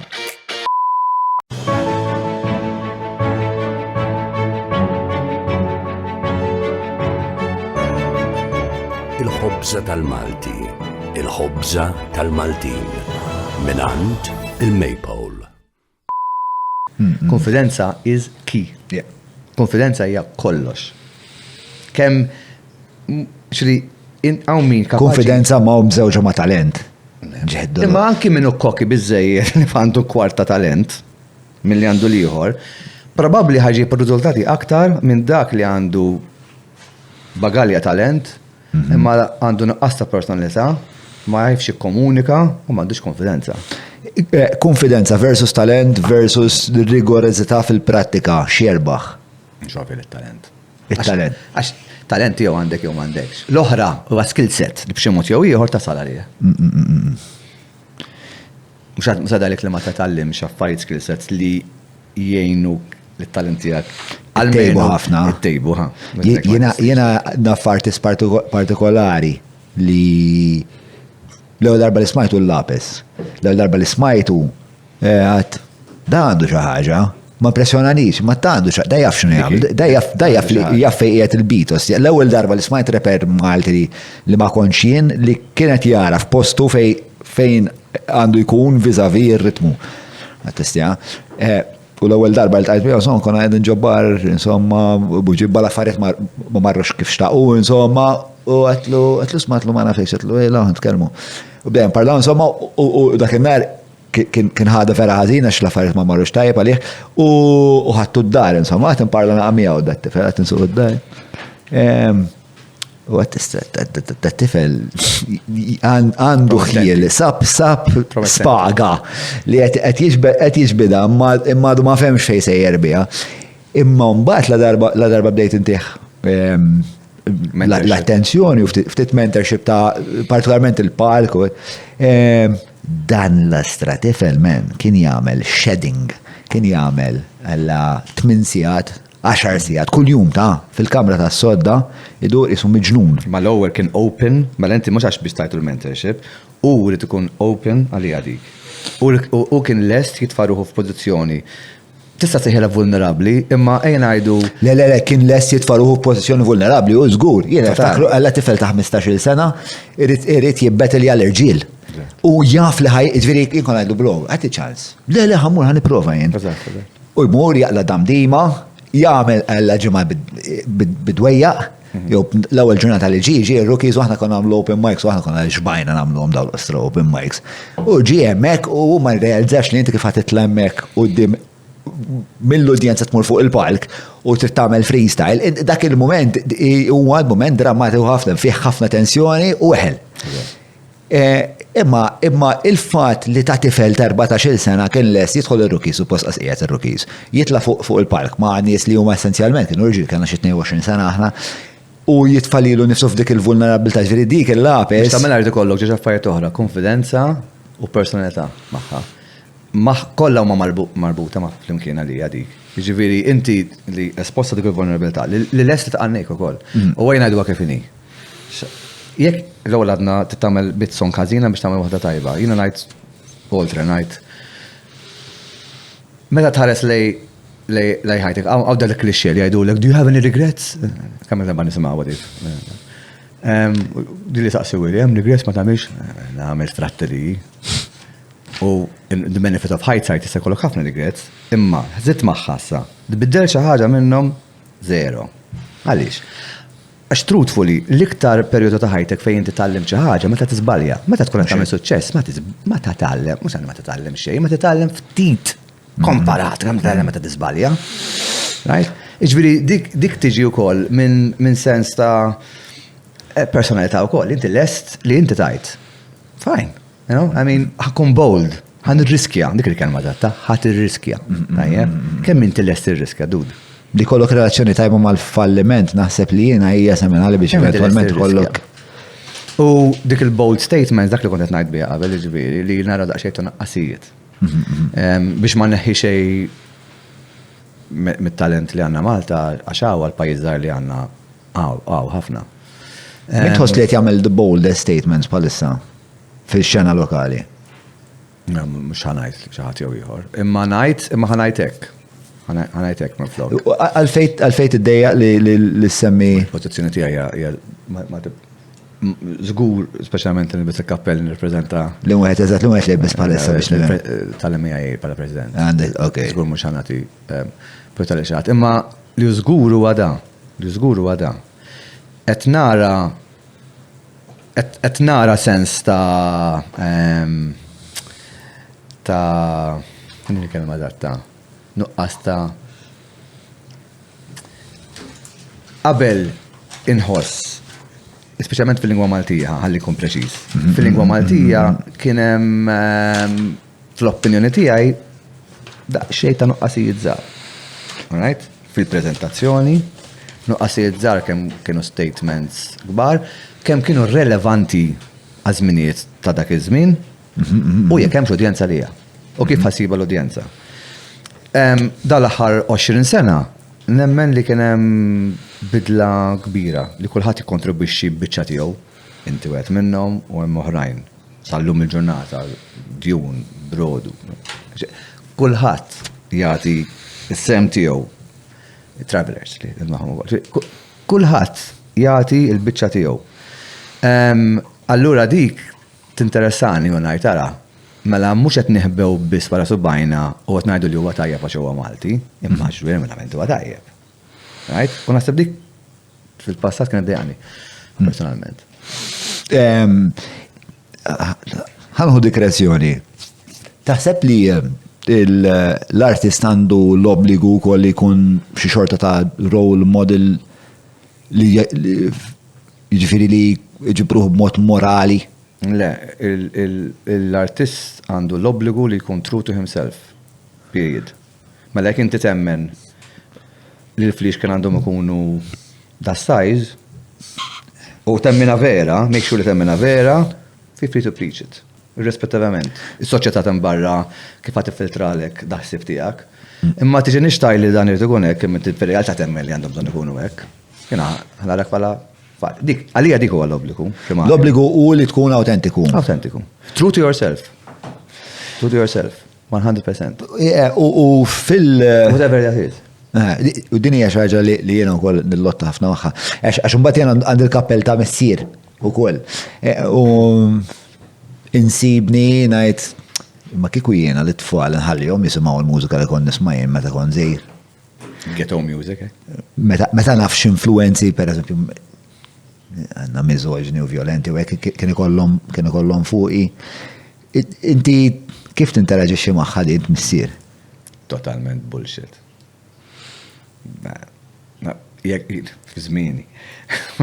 Kont nisma' mużika tqila, jiġifieri hawn heavy metal u mhux bħala Iron Maiden, jiġifieri that's one, imma much worse fis-sens li kien hemm min jażżar dejjajt da għandhom messaġġi konnotazzjoni sataniċi, eċetera, eċetera. Affettwawni għatal-għasal affettwawni, all right? Ma forsi li sawarek. Jak jaffettwawlek kif tilbes l-image, li qed tisma' qed tiffoka fuq dik it-tip ta' ġan ta' mużika għal dak il-perjodu, imma fġieħ il-qaddisin. L-artist qed jikkrea, qed jgħidlek mhux xejn differenti minn attur ukoll at the end of the day. Ġifieri waqt li huwa autentiku. L-attur li għamel Jeffrey Dahmer fuq Netflix ma jfissirx li huwa qattil, imma irid jidħol really deep down ġo ruħ tiegħu biex jipprova joħroġ dak karattru jipinġih bl-aktar mod li konvinċini l Jeffrey Dahmer nibża minnu. Li anke fuq is-set probabbli kienu jismerru. Ġifieri at the end of the day nemmen li titrealizza li hemm mhux freedom of speech huwa artistic license. Jekk jiena qed ngħid for Marilyn Manson kien jgħidu affarijiet, it's all għalija arti. Period. Okay? U tista' mhux tiġini bil-conservative crap li għandhom l-Amerika. Tawlux, ta' tfal qed jisimgħu dal-affarijiet. Ma hija bullshit. Personalment. Issa tgħid li hemm estremi, hemm mhux kollox hemm estremi. Mhux ovvja li jista' jkun hemm sitwazzjonijiet li huma estremi u bekk ċertu PG u whatever fuq famusa u xismu parental advisory, iktar kont għal dak, din dak rita, dak tal-kersoda bajda. U inti tinsiex ħaġa, it-tfal, iktar ma tgħidilhom, ma tistax tisma' ħadik, iktar dik ħajfittxu. Mhux ovvja, iktar ma tonna normalizzala affarijiet. Iktar kważi tiġi attraenti. Jien naħseb li għand tfal Maltin forsi mhux daqshekk problematiku, però per eżempju meta forsi hawnhekk ħanajt affarijiet li m'għandix post ngħidhom ta'. Imma meta nħares pereżempju li il-gang culture ta' Chicago għandhom hip-hop culture naf li kellha għandhom problemi tremendi, speċi daw għandhom murder rate, ma nafx forsi stazzibili ngħadel, u daw dejjem irġiel suwed joqtlu irġiel suwed. Imma Chicago bdiet minħabba l-hip-hop culture. Le, imma nasib jew insejna żmien tal-mafja. Le, imma nasib tinħoloq feedback loop. Jien nasib li it's a question of heroes.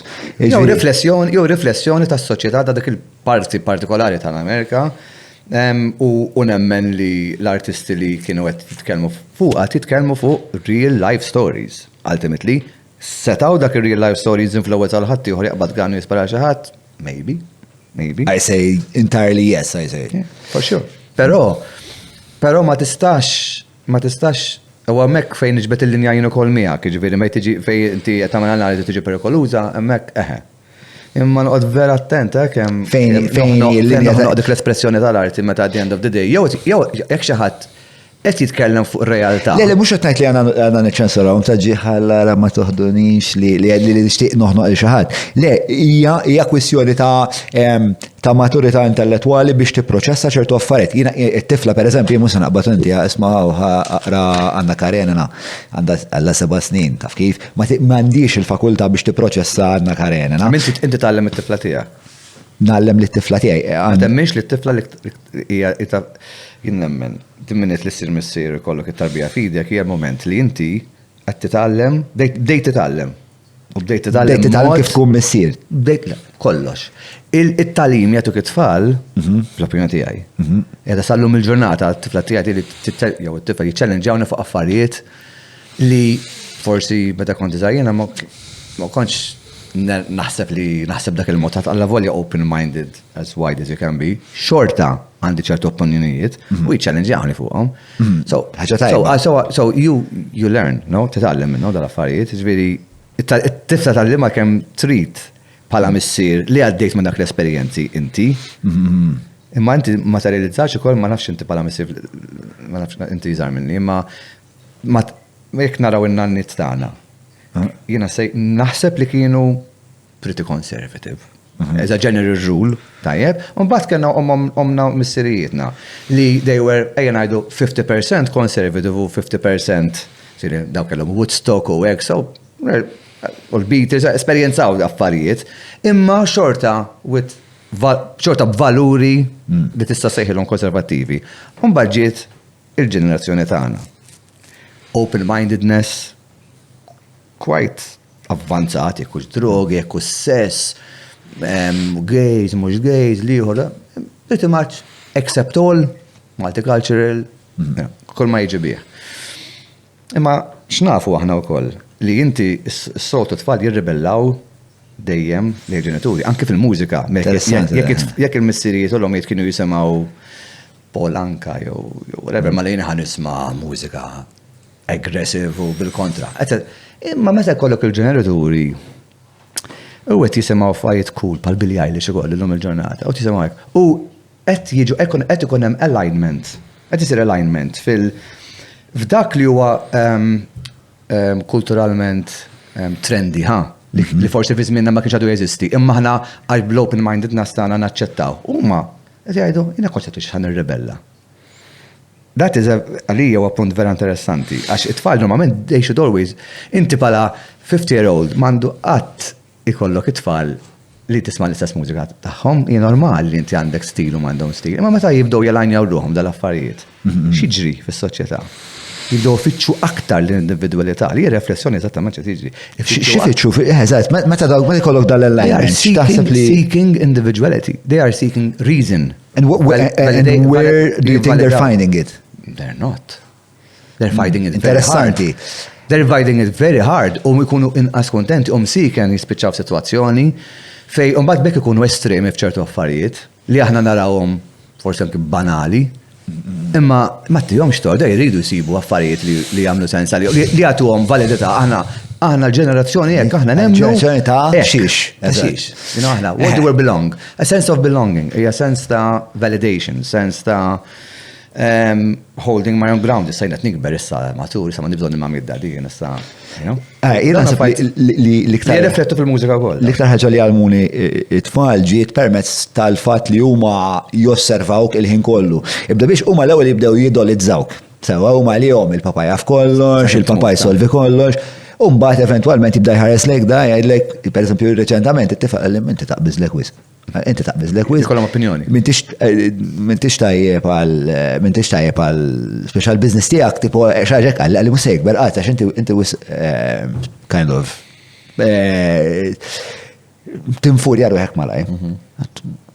Tifel, lew ħattalija, mhux ħattalija, tipo x'indaħal. Mbagħad tsum sekonda jgħid kien dak l-episodju u vera allimni.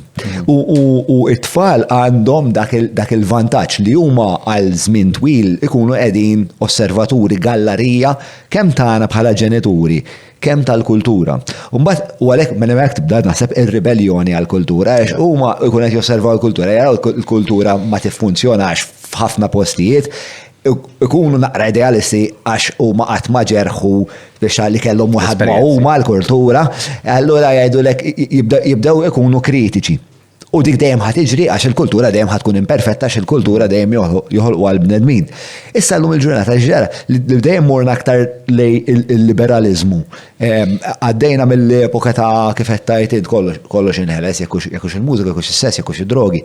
Jiena qed nara li il-pendlu li jgħaddi mill-liberalizmu għal konservattivizmu qed jerġa' jmur lura lill-konservattivizmu. Jiġifieri jiena kelli esperjenza vera cool. Dak innifsu huwa natura rebelluża. Hija rebelljoni, eżatt, mela. Jiġifieri inti meta tħares storikament, pereżempju fit-30s meta kellek il-Bauhaus Berlin, kellek alla Berlin kienet l-apoġġew ta' dak kollu li kien ixxellerar drogi, sess, prostituti kollu. Avantgard kollu. U nħolqu ħafna affarijiet artistiċi vera sbieħ. Però kien hemm wisq kaos. U f'dak il-punt, insomma, kulħadd jafhom bax ġara, għandna nibet Hitler.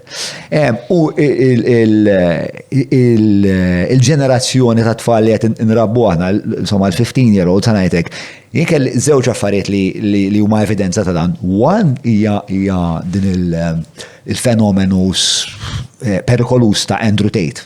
Andrew Tate qed jipprova jreġġa' lura il-mizoġenija, il-raġel huwa raġel fil-familja, il-mara edemmek biex inti tkun dominanti fuqha.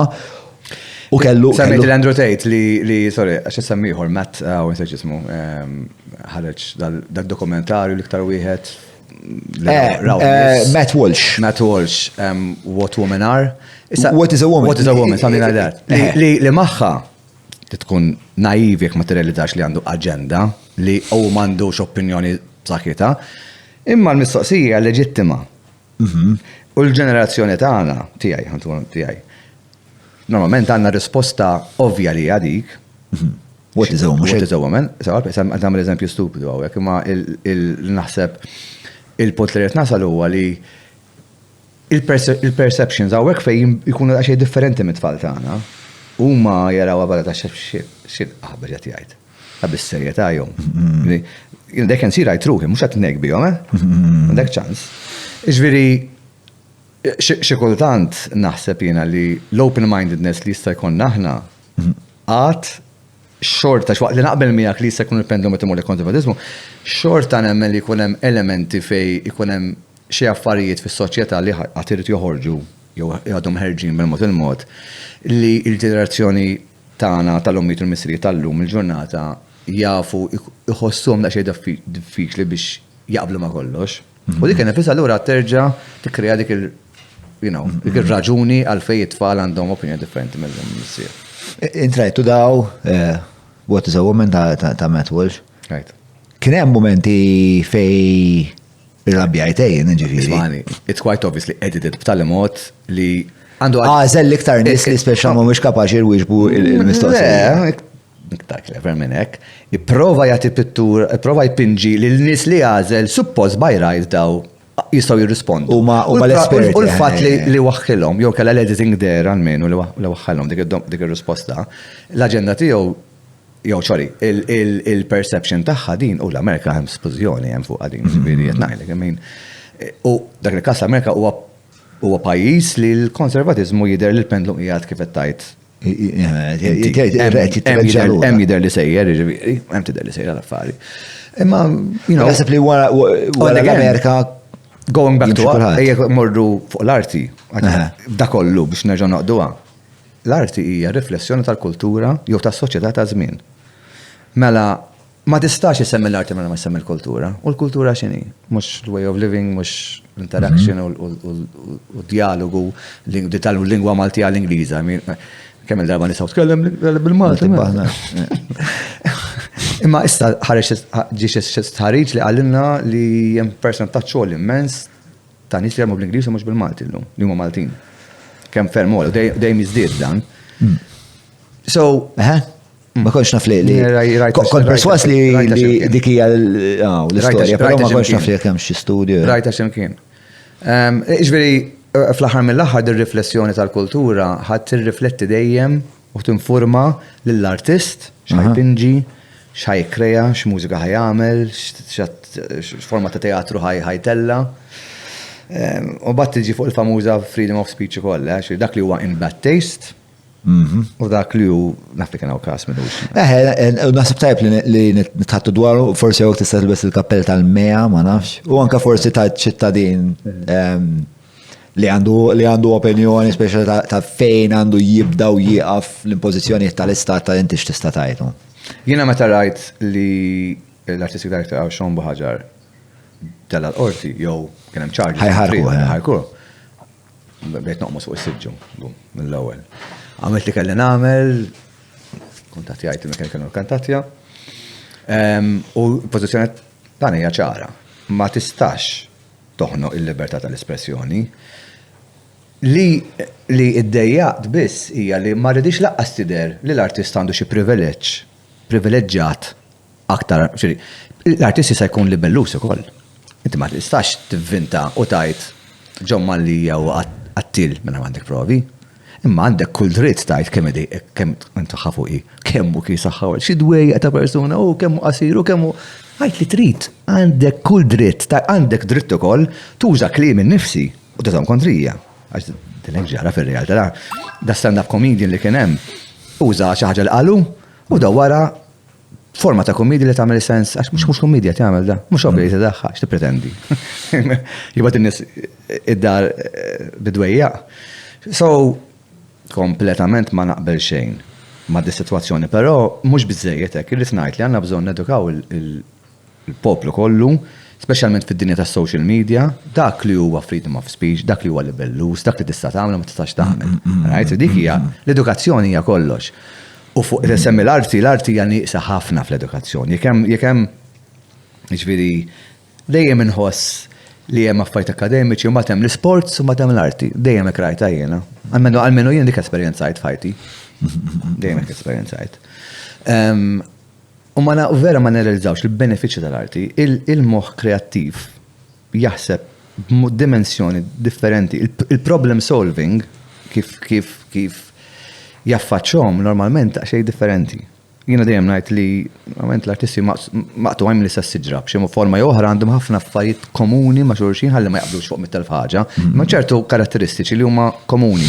Naħseb kif jużaw moħħhom dak ir-rigward. So, nemmen li fil-freedom of speech, nemmen li kien żball ukoll il-fatt li għandna loophole fil-liġi li tabbuża li ġiel in-nies jabbużaw mill-ħin tal-pulizija tal-rati tagħna, ma naħseb għandhom biżejjed jagħmlu x'qogħdu għadella kollha ċuċati. Għaddisin. U taf x'inhi l-ħaġa importanti? Common sense. Right? Dik tiqpa għalija, dak bażika. Ma, għakin, użaw common sense, inda ma possibbli mhux itterrealizza li dak jużak klimek, okay? U mhux itterrealizza li qed jagħmel il-line of speech tiegħu kif wasal għalija il-joke għalfej wasal għalija minn fejn ġiet, rocket science, u possibbli mhux itterrealizza li l-artistic director was doing it tongue in cheek u mhux vera, he was trying to entice a riot, għax hawnhekk fejn tiġi bekk inti qed tikkrea xi forma ta' riot jew lin-nies jitellgħu fit-toroq u jibdew joqtlu n-nies hemmhekk għandek raġun. Suppost nafax ġamil episodju ma' Matt Bonanno, ma x'inhi l-liġi tal-hate speech? Dik ħanaslu għalija. Ma x'inhi l-liġi eżatt tal-hate speech Malta fis-sens ta' li huwa l-lingwaġġ li jiena permess ngħid. Jekk min isir żball ħajirrevedwa. Qed jingħad li ħajreveduha, però sa dan il-punt, l-għodda li uża da manxe biex iħarrek il-tlieta min-nies. X'inhi? According to Maltese law, hate speech is a threat, okay, or insult, problematica, directed to a member of a recognized minority group. Define minority. Define minority. Number one. Secondly, threat? I don't think so. T-teddida ma kienieċu. U context, mela, l-ewwel għat kelma, common sense. Sens komun. L-oħra, il-kuntest. Mela, jekk jiena għaddej naqlaċċaċċiż u ngħid da ħaqqu l-forka, imma jekk jiena tnajt għandi comedy night, mela għandi sija u taf, ta' tistenna mela għandi ħaniċċajta b'John, ħaniċċajta b'Howard, ħaniċċajta b'Liħor bil-xi politikant law, bla x'ismu għaw. Ġiri, il-kontest huwa daqstant importanti u jista' jkun allura li dik il-loophole, għax hemm loophole fiha, taqrat face value hekk, il-pulizija irridu jaġixxu u għalhekk huwa naħra ħin bħala ħela ta' ħin għax inti taf li teżisti dik, you go one step further. And this has to stop. Kif kollok temenda inti, kif temenda? Context. Context, number one. Ġiri fil-kuntest ta' wirja artistika. Inti, dak li huwa b'natura libelluża, jibqa' libelluż għal fin-natura tiegħu ġifieri, jekk hux qiegħed fuq park, jekk hux qiegħed ma' triq, jekk hux tagħmilha fuq social media, jekk qed nagħmilha issa jiena fuq podcast. U qed jagħmel distinzjoni bej dak li huwa libelluż u dak li huwa ta' teddida fuq il-persuna. Naħseb l-idea tal-hate speech fundamentalment hija biex pereżempju ma ngħidux isma' tlaqna noqtlu l-gejs. Imma hemm sitwazzjoni meta qed titkellem fuq affarijiet libellużi qed tista' tkun dirett. U tista' tkun inti qed tassumi xi ħaġa mod indirett li dik hija grey area li naħseb li tittiġi il-parametri jkunu ċari. Sewwa. Għax grey area ġinna bodu, ġifieri, mhux tagħhom u ħobb l-affarijiet black or white. Having said that, titanalizza l-affarijiet li inti kollok għarfin li l-affarijiet huma mhux dejjem sewwetu bord, ikunu griżi wkoll. Naħseb li tkunu iktar ċari, tkun hemm effort ta' edukazzjoni pubblika, jiġifieri nazzjonali, biex kulħadd jifhem il-parametri fi sajmeċ, speċjalment li ngħixu f'dinja ta' social media.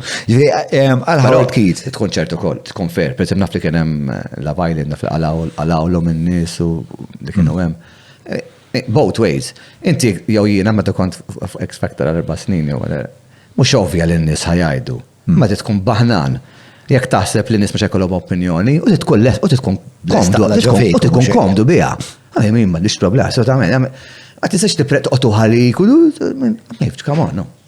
Jekk inti ħadd tkun pożizzjoni li ħaġġib ruħek fil-pubbliku, tkun lest għal dik l-opinjoni. Imma opinjoni hija differenti li inti mort pubblikament qed tivvinta u tajt li jiena da tajju li xi ħadd tajju li b'xejn u mħallas salih.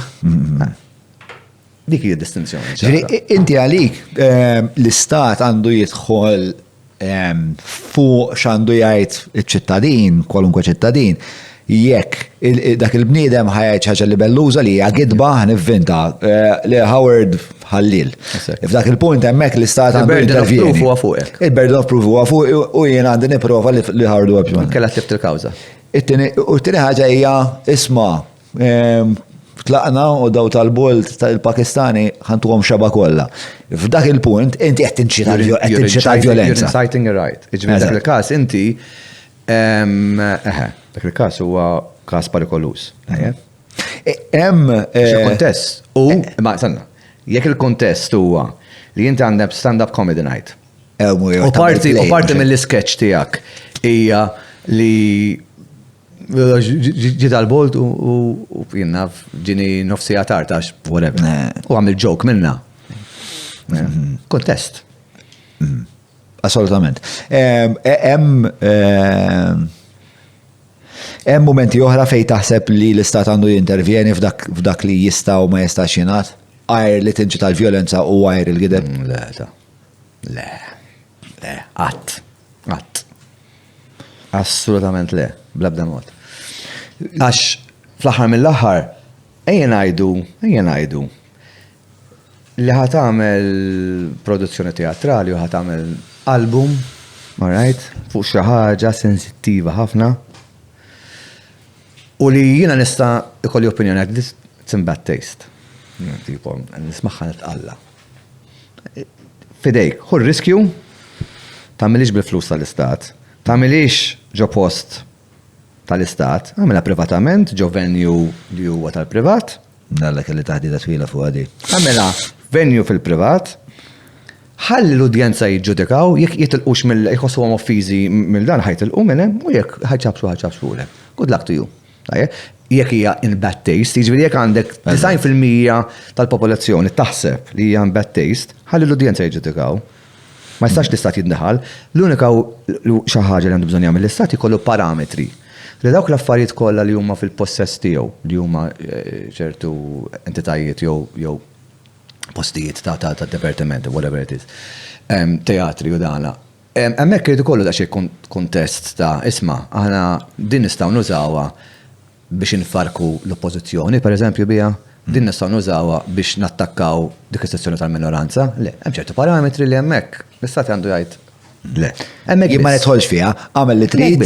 Għamela ximkien ieħor, mhux għan daħallek, mhux illegali tagħmilha, imma jiena b'dal-flus qed niġbor bil-poplu li jiġi minn kull minoranza, minn kull opinjoni politika, minn kull jaħseb reliġjoni kull ieħor, jew whatever it is. Daw jiena nħoss li għandi kun nagħmilha b'rispett lejn daw in-nies li għandhom opinjoni differenti. Hekk naħseb ma jien. Xin smajt li l-xon ġralu hekk, inti deċidejt li kellek iċċempel biex tħares l-interessi ta' xon u tal-pija tal-artisti. Mod ġenerika, hija preċedent, tista' tikkrea xi ħaġa li l-artisti ġun kunu targeted, tu li l-kreatur min qed jikkrea ħajibda mhux jiċċensura li jeddet jalilu nnifsu qabel biss ma jippreżenta dik li għandu f'moħħu. I mean, come on. Sense. Grazzi tal-li għet s-segu taħdida tiegħu ta' Howard, nittama li għet s-sibu xi xorta ta' valur ta' sugu f'dak li jiena Howard qegħdin ngħidu. Qabel ma nkompli nixtieq nfakkar li hawn ta' azjendi li huma ta' spalla għal podcast u għal daqstant nirrakkomanda li intom tagħmlu użu mis-servizzi u l-prodotti ta' dawk l-uħud li għalina huma sosten. Dawn l-azjendi huma l-Hungry Hippie, il-Browns, il-Vinja, Capricci by Abrams, il-Maypole Teatru Malta, Apex Media, il-Garmin Leacaps, Ferrara Casa l-Kutriko u l-ħabib kbir xaħġa, Derek minn Derek Meets 998-66425. Jek forsi għandkom xi restaurant u tixtiequ li kollhom laħam mill-lifjen, jew li tie burgers fl-univers, f'kwalunkwe ħin, kwalunkwe epoka fil-passat fil-ġejjini, 996-645 u jasal id-Derek fuq l-adba ta'kom, ħatindunaw kif jafas l-adba, ħattirtotna għal-restaurant, qed neżaġera imma ċemplulu jniekom. Saħħa, nkomplu sajjena Howard. Jina l-esperienza li kelli Martes Barrani, nasib ġiljata fuq il-podcast, kienu daw l-Onyx, tiftakarhom Onyx? Smajt. Ġili għalek l-legess l-istoria ma' l-Onyx? Ma nasibx għalli. Ja, darba organizzalum konċert Barcellona, da kienu fl-epoka tagħna kienu B-list rappers, kienu tajbin. Mbagħad isom id-dinja baqgħet miexja u ma saru anzjani, mhux anzjani, ma kienu tal-mezza ta' u ma sar xejn mill-karriera tagħhom, ma ġeddux. U allura iżu ħassaw li d-dinja nesietom u daw ġew Barcellona. Meta waslu fl-airport kienu veru rajt. Kienu, thank you for bringing us to Spain, never been to Spain, eh? Mor fil-hotel nasib qabdu jibdu l-coke. Wet minnom kważi qabad jibmasturba qoddim għax kienet jara, ġib ma kienx qed jara l-porno ta' da, kienet jara, kif kollha naru dal-Fashion TV, kien fuq xwet minn tat kejbil, kienet jara dal-Fashion TV, u kienet jagħmlu xi lingerie modeling, għal-ħajba tiġedi qoddimi. Umbat wasalna il-klab u tawna r-rider, dal-famus rider. Kienu ġataw li rider jena imlejnieħi, kienu dejv insomma, mbaz għadda da għet minnom għal-ma le jena s-sarrit marriċ Gregu, s-sarrit Hennessy XO. U jek ma ġiblix Hennessy XO, musan doqjen. Fejt nġib mort sal-bar għandek Hennessy XO, ma nix Hennessy XO. So, iktar jien mort sal-bar biex nsaqsi għandhom. Sa' kemm najdu l-għamek l-leges marfu għallu Osmani, għallu jekk mu se jsib John Hennessy XO, jien ħarġan barra fuq il-mike u ħanajdilhom li musa tkantaw. Basta kemm ġejt lura għalla ħarġhom. Qed issemmi li esperjenza li għaddejna minn nagħmilux Fair Garden. X'again meta nilbes kappell ieħor ta' organizer nifhem għax nifhem relazzjoni bejn il-manager u l-organizer ġej tal-artist. U kellna act partikolari barranija xejn ta' stoffa. U il-tour manager tagħhom naħseb kważi konvinti aħna li kien intossikat mod mhux barko kapaċi affarijiet oħra. U again jgħid ma dakom ieħor. Sa jiena insertajt imdorri naħdem Vigo, jiġifieri naf kif għandi nikkontrolla dak il-gradun. U ġibtu fil-kamra fl-uffiċċju, ġejtu bil-qiegħda, tajtu grok whisky, għatlu number one, serraħtlu rasu li we're gonna make it work. 3 sekondi wara kollox tbidel.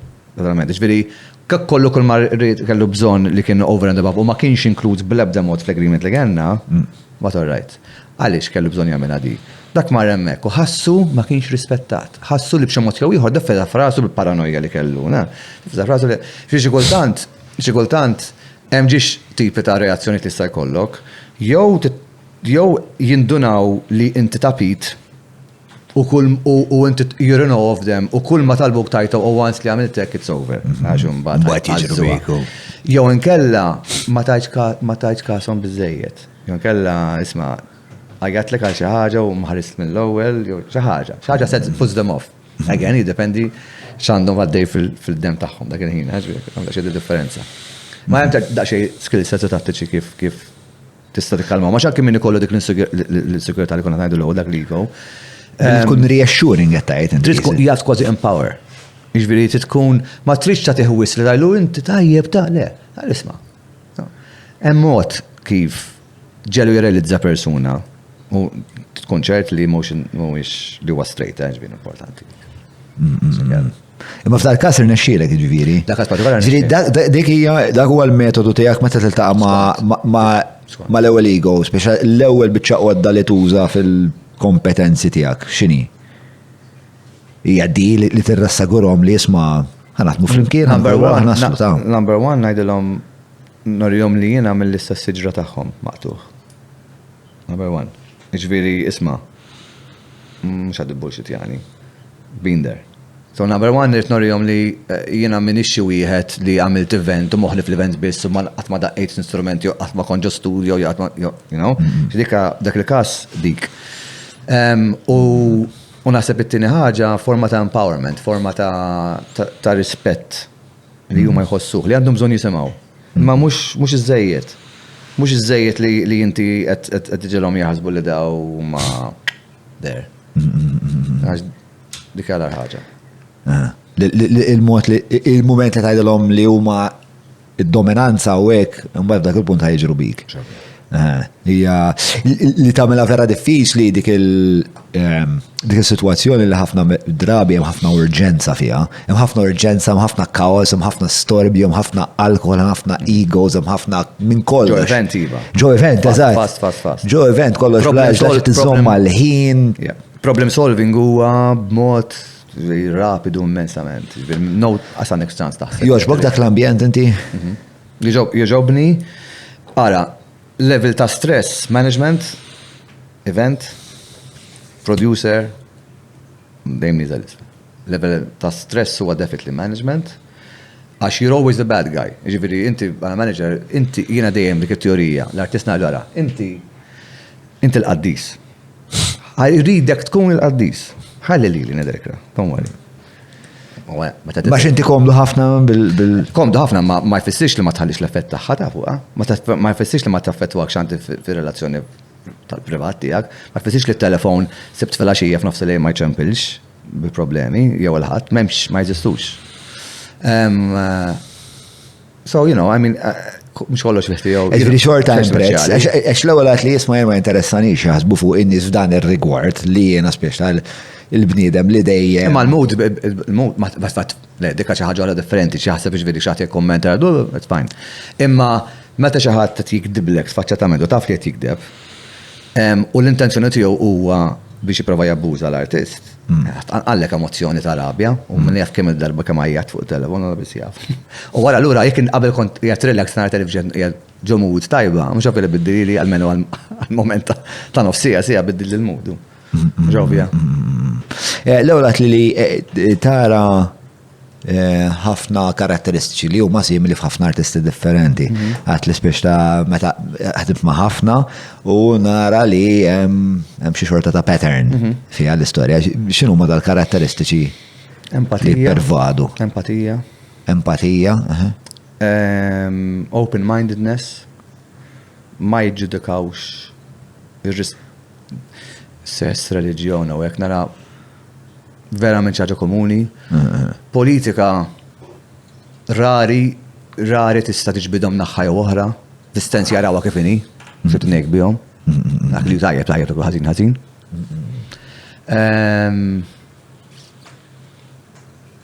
Mhux daqshekk materjalistiċi, jiġri flus is not the beginning and end all. Spiritwali, mhux necessarjament reliġjużi. So yeah, I mean, ma nafx, ma jistikonna miktar palestra. Dan sebdi ta' mani interessanti. Ma jiena rajt evoluzzjoni ta' relazzjoni tal-artist mal-finanzi, jiena fi żmien l-aħħar konverzazzjoni li kien se jkollok kien dwar kemm se tħallasni lili. In hindsight, min jaf kemm qallajt flus barijiet billi nifqalu bar bin-nies u jmort indoq, imma li hija l-valuta jiena ġa premjat għax mort ħad gost u daqqejt. Dak li żball.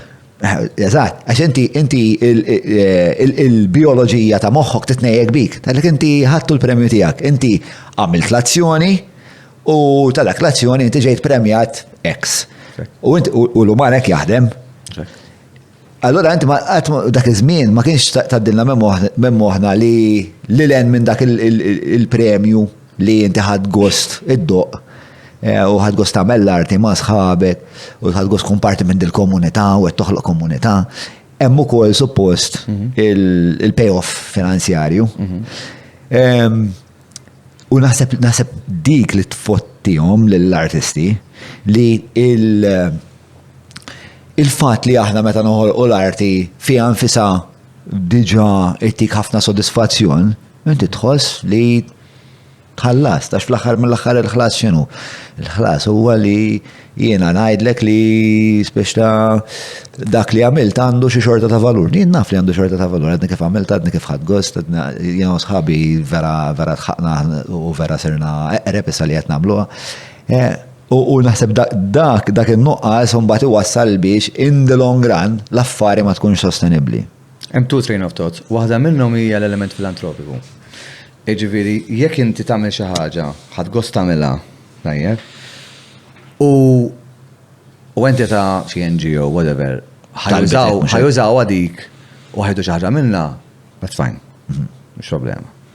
Il-problema fejn tiġi f'dak ir-rigward, sa mort train of thought ieħor. Dak ir-rigward meta jkun hemm abbuż imbagħad minn hemm fejn f'temp ta' ġimagħtejn ċeplulek 20. Xahar wara ċeplulek 40. Ta' waħda inti tagħmel kollox għal xejn. U jekk tajt iva l-wieħed, tajt iva l-kulħadd. Mela irdu kollok struttura li bħal kull ma jagħmel kulħadd, kara sa mhux imma l-artisti jagħmlu ħafna, to be fair.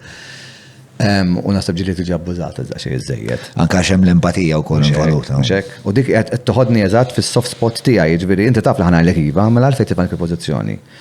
Mela int m'għandekx rispett għal din għamel għax inti ħaddieħor qed jiċċarġawk flus, allura lili mhux qed tajtek mela dika train of thought 1. Train of thought 2 meta inti mhux qed tissottovalita imma tħossok li għandek prezz A. U xi ħadd ġelek ikkonvinċik li prezz A huwa raġunevoli. Diment li min użak għamel daqs kemm għamilt int. Okay, fair enough, fair game now. Imma kif inti ssir taf li dak qed jagħmel mid-darba aktar milli għamilt int? Tibqa' fair game l-affari. Is it really fair game? Allura f'dak il-punt partikolari fit-train of thought it-tieni wieħed inti titproteġi lek innifsek milli tiġi abbużat. U minx meta ngħid abbużat xi ħadd qed jabbuża mis-sitwazzjoni jew qed ipinġilek gidba u tibbi prova jbella lek xi ħaġa. Jew isma' jiena xejn xi ħadd ħajkollu. Mbagħad tirrealizza tkun taf l-esperjenza tagħmek, you know exactly x'huma l-fatti u x'jiġri ma jiġrix. Mbagħad ma dak is-train of thoughts ħanżid parallel li għandha tkun fl-opinjoni tiegħi the answer to all.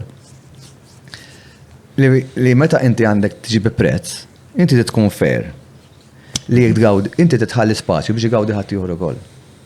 Ma tistax tkun greedy. Tinti tkun okay li promoter ħajamel X. Demet li inti tieħu Y u li tas-sound ħajħu Z u li ħora ħejħu hekk u li ħejħu hekk. That's fine. Ġifieri u l-prezz tiegħek huwa validat għal fatt li wara li jsir l-event kulħadd tagħmel flus. Għax jekk inti qed tiġib dal-prezz fenomenu minn għalik li huwa tajjeb u għandek delużjoni li l-prezz tiegħek huwa l-argument 10,000. Imma kull promoter qed jaħdem miegħek qed jitlef 10,000, il-prezz tiegħek mhux 10,000 kull rispett. U majn zero, qatel għasel. Jew ħafna inqas insomma biex kulħadd ikun jista' jikol xi ħaġa. Dak ir-realtà hija event wara event. Wara tirrealizza x'inhu da issa mbagħad Malta u l-fenomenu tal-free events għaw il-fenomenu tal-entertainment, tal-cover versions, tal-barijiet li għajdu li għax m'għandix fejn ħallas mbagħad taf li kemm jagħmlu flus, ma tagħmel fenomenu li ieħor tat-tiġijiet li kollox tajjeb, kollox irid isir. Imma jiena l-unika raġuni għalfejn nirreżisti da' situazzjonijiet fejn mużika oriġinali jew l-arti oriġinali sejħela mod ġeneriku tuħu step lura fejn għandek just 2% u madonna 98% kollox xogħlijiet ta' ħadd ieħor. Possibbli u diġi riflessa fir-radios ukoll. Possibbli hekk għandu jkun. Hemmhekk għandi reżistenza jiena fuq dik. U mhux għax jiġri titagħmel hekk, that's fine. Ma issejjax lilek artist. Ekkunu ċari, inti artist. Okay? U t-tieni ħaġa qed jasra qed tnaqqas mill-potenzjal tiegħek. Għax inti ġejt comfortable ġo safe zone għax hija kull mi safety blanket. Safety blanket li inti moħħok mistri. Dik tagħmel hekk, you know? Għax inti faċli tara id-dog cover hit li qiegħda fuq ir-radio palissa u ħajkollok in-nies warajja. Il-problema meta tiġi dik hija it's a trap. Jiġifieri hija daqsxejn ta' sitwazzjoni tista' ġibek f'sitwazzjoni antipatika. U jekk tagħmel 4 songs mir-repertorju ta' 20 song, fair enough, fair game. Imma jekk tibda tirrealizza li r-reactions li kollha għal dak it-tlieta ma ferm akbar minn 17 l-oħrajn, mingħajr ma trid ħatiġi tibda tiġbed lejn direzzjoni. Rispondi għal dak l-udjenza. Dawk tibda tnaqqas l-originals tiegħek. Da kollu biex tissodisfa li tkun entertainer. U m'hemm xejn ħażin. Konsonali. M'hemm xejn ħażin li artist ukoll attempt to entertain. Għalhekk il-mejja entertainment and arts. Għalija they go hand in hand. Imma mhux bil-fors esklusivi lejn xulxin. U mhux bil-fors entertain u artist, mhux bil-fors artist għandek bżonn entertainja. Imma l-ideal huwa dak. L-ideal li ssib bilanċ bej l-artistrija u jekk hux an emotional connection, jekk hux entertainja, jekk ġakrament vera qed tieħu peġiri, qed jaqbes jekk qed ikisser jagħmel moshpit, whatever it is. Kull forma ta' entertainment. Imma speċjalment il-fatt li tagħmel cover versions u n-nies warajk u qed tagħtihom iktar divertiment mill-songs oriġinali tiegħek biex jagħmellek ovvjament il-proġett li huwa inti ħajtek iktar finanzjarment viabli. That's fine, għaxan nassa biss, għax najt jena. Biex għed najt tamilliex biex it-tella kapital, dan nista' ngħid l-istess ħaġa fuq il-sponsorship, per eżempju. Jena naħseb tal-ewwel kont, jew mhux tal-ewwel żgur wieħed minn tal-ewwel li bdejt dil-endorsement agreements mal-kumpaniji brands, whatever, li ħafna minnhom huma rappreżentattivi ta' brands ta' barra, li jkollhom budgets partikolari. L-ewwel naħseb li kienet ma' Telecel, għas kien jisimhom Vodafone. U dak iż-żmien kienet teżisti sponsorship għal timijiet tal-futbol, imma naħseb laqqas għal players individwali ma kien ġasa komuni. U l-idea tiegħi kienet sempliċi, għax ir-record labels l-advances tagħhom beda jonqos, id-djar ta' diski beda jonqos. Allura għandna bżonn tal-kapital. Jien ma rridx l-artist joħroġ għandna flus mal-but, rridux għal flus mal-but. Jekk jista' jkun intellaw kapital. Tajjeb, li bih terġa' tinvestih. That simple. U allura uża l-immaġina tal-artist. Uża. Mil-flok qed tixtri advers minn barra, whatever. Ħajġik irħas. Uża il-lokal jafuh diġà, għandek aċċess għall-mużika u nagħmlu xi forma ta' konverġenza fejn kulħadd tigawdi. Tajjeb, imma dak iż-żmien kien hemm daqsxejn ta' reżistenza. The general outlook kienet selling yourself. Għax l-integrità tibda tnaqqas ftit. U dik il-punt tiegħi, li għandek limits kemm tagħmel minnhom. Jiena għalija li inti għandek dal-prodott. U ġimma wara għandek prodott ta' kompetitur tiegħu. U ġimma wara kompetitur ieħor. Allura inti fiex temmen? Temmen? Imma jekk inti temmen ġenwalment dil-birra. U vera tajba bħal l-ewwel darba l-dotta. L-ewwel darba l-dotta. L-ewwel darba l-dotta. Jekk inti ġenwalment mhux tal-aħħar, jekk ġenwalment temmen da. U għandek dal-konvinzjoni, in-nies they can see right through it. Iġbir l-udjenza tiegħek jgħidu minn ġenwin, okay? Ma xi ħaġa li tippromovija, inti qed gawdi għax ta' tissosten il-kapital li qed tibni inti biex probabbilment ħaġa qed tinvestih mhux fir-realtà qed tiddaħlu fil-but, imma you are reinvesting jew tħallas il-ħaddiema tiegħek. Allora dik hija għalija it kien teżisti hija mudell. Il-problema meta tiġi abbużata f'daqqa waħda ninsew għal fejn qed nagħmlu in the first place, ninsew li qed nagħmlu għal mużika, u f'daqqa waħda tiġi fuq l-immaġni biss. Jew hemmhekk l-integrità tibda tiġi issir komputazzjoni biss finanzjarja li suppost il-pedament għall-eżerċizzju artistiku ma minflok issir purament kummerċ. Però meta tkun qed iżewweġ artist ma' brand. X'kunsiderazzjoni tkun qed tagħmel? L-iktar ħaġa, il-moment fil-kontratti tiegħi dejjem ngħid no religion, no alcohol u xi ħaġa oħra. But l-ewwel ħaġa nipprova nevita li xi ħaġa tista' taqsam l-udjenza tal-persuna. Nipprova nevita. Tieni ħaġa li konċert li l-persuna temmen fil-prodott. Għalija dik hija kruċjali. Jekk inti da joġbok, jekk inti qed tippromota u fil-realtà ma toġbok kif idduq tmur tirremetti. Tafx qed tagħmel jew. Żgur, no money, l-ebda flus fid-dinja m'għandha tkun biżżejjed biex inti dik tagħmelha. U ikoll ir-relation tal-messaġġ tiegħek. Sewwa, jiġifieri jekk inti favur l-ambjent u qed tuża prodotti ngħidu u għandek attività u tita' prodotti li daw mod faċċat, issa tajl il-Madonna, issa bħalissa f'realtà. Fejt miss ma fejt miss.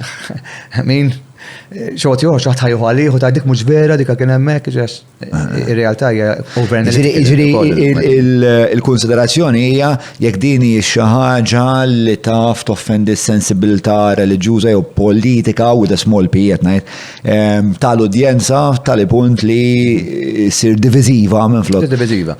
U li ma tirriflettix l-immaġina li inti għandek int u ma tirriflettix dak li int suppost aħna skoprejna flimkien fis-subconscious tiegħek u deep down il-frotta meta naħħini l-qoxra sibna din. Mela kull ma nagħmlu tkun riflessa ta' dik. Inkella jekk inti tikol il-McDonald's kull jum ma mhux problema. Jew m'għandekx problema, mela mhux problema. Ma stax tippretendi li tagħmel amalgazzjoni ma' brand u inti qatt ma doqta jew inti ma temminx fiha, jew inti forsi anke kontrija pereżempju. Għalli dak huma regoli, that simple. Jiena dak huwa l-eżerċizzju tiegħi, jiena hekk insibu ma' l-sponsors ġeneralment. Tider naħseb. Nduq xi ħaġa u nipprova xi ħaġa u n-servizz. Imma xorta jkun hemm dik il-dialogu tali, x'artist mhux suppost ikun. Ħalek naħseb li. Ikollu l-introjtu tal-fluq. X'jiġifieri? Menu aħna qegħdin naqblu li ngħidu id-definizzjoni ta' professjonist huwa li jaqla l-flus, jekk qed naqblu hekk. Issa jekk dak li nagħmel huwa l-arti, mhux artist neġin. Din naħseb li di ġejja minn dak li kont qed tgħid inti l-ewwel tal-mistiċiżmu tal-artist. Meta inti tixtieq li l-artist huwa espressjoni pura tal-artistrija. Huwa li dak huwa l-unika funzjoni. Per eżempju, niftakar darba rajt il-Mario tal-Brikkuni ġej bot konserva minn il-grocer u għat ma dajmur għant il-grocer. Issa jkun nafu l-Mario u koll rajta stramba li dan bniedem li jagħmel ħafna affarijiet li huma mużikalment li huma tfittxija tal-istraordinarju u l-ħin kollu speċa timmaġina isu avventurier hemm għall-pinnoti u sħabu li qed ifittxu xi ħaġa li hija lilen minn norma. U mbagħad intara f'kuntest ta' xi ħaġa li hija assolutament ordinarja bħal jixtri bot konserva, biex dik id-dija artistika xi ftit mhux timmuta ftit naħseb, u naħseb dak huwa l-antipatija li uħud iħossu meta jaraw l-artisti żewġu lilhom infushom ma. Nifhimha imma tajjeb li nżidu biċ-ċoħra li hemm romantiċiżmu li jsir ukoll. Ħanet eżempju żgħir. Jekk ta' tkun artista mużika tqila, ġifieri heavy metal, li normalment very loyal to their music, hija very normali ħafna li jkun hemm xi membri jew tnejn tal-band li prow li toġodhom xi artista pop. Mhux hekk. Għax hemm ċertu romantiċiżmu fuq xi ħaġa li mhux normalment jagħmlu. Allura dik għalihom hija differenti. U għalkemm huma li le għax fl-immaġini ta' barra tidher hekk imma ma ngħidlekx kemm tajt ma' nies kemm lokali u kemm barranin li għandhom l-immaġini hekk u laqqas temmen x'oġobhom ukoll fil-offa kollha tal-affarijiet kollha li jogħġbuhom. U hemm ukoll dik hija realtà, right? Naħseb hemm ukoll Għasib ma tiġi nixxie. Per eżempju, darba rajt reklam vera tajjeb ta' Stephen Fry ibieħ il-butir, per eżempju. Imma interament baqa Stephen Fry da għamel poezija l-okkuenti. Supra li Sex Pistols għal-moment, imma zom. Anka ta' Sex Pistols, hija għol kien għamil għadik. Nasib tal-Kerry Gold u għol kindak. U again, kellhom backlash ukoll. Skont kif għamela, dik ma rajtix ta' Sex Pistols, pero ġili rajt artisti li kważi joħolqu karikatura tagħhom infushom. U mbagħad dik il-karikatura jabbinawha ma' brand u vera taħdem. Darba rajt il-klam vera tajjeb ta' Sting, il-wrestler li għalija hija artistrija lowbrow imma short artistrija fiha ħafna drama u arketipi, il-wrestling. Sting ma jekk jismu ta' wrestling u jagħmel riklam imma jaqsam ta' tal-Sprite li da jidħol ħabbat il-bib ta' darek vera suburban Amerikana. U jisib il-Sting mal-bib u jisu Sting irid jiġġieled u jmur it-tifel jiġri fil-friġġek u jixrob l-Sprite u jmur qudiem Sting u jaqbdu Sting il-dat tifel u jiknes l-art bieħek jibda jitfa' ma kelli kisser kollu kien dan u wara. Asma rajtu.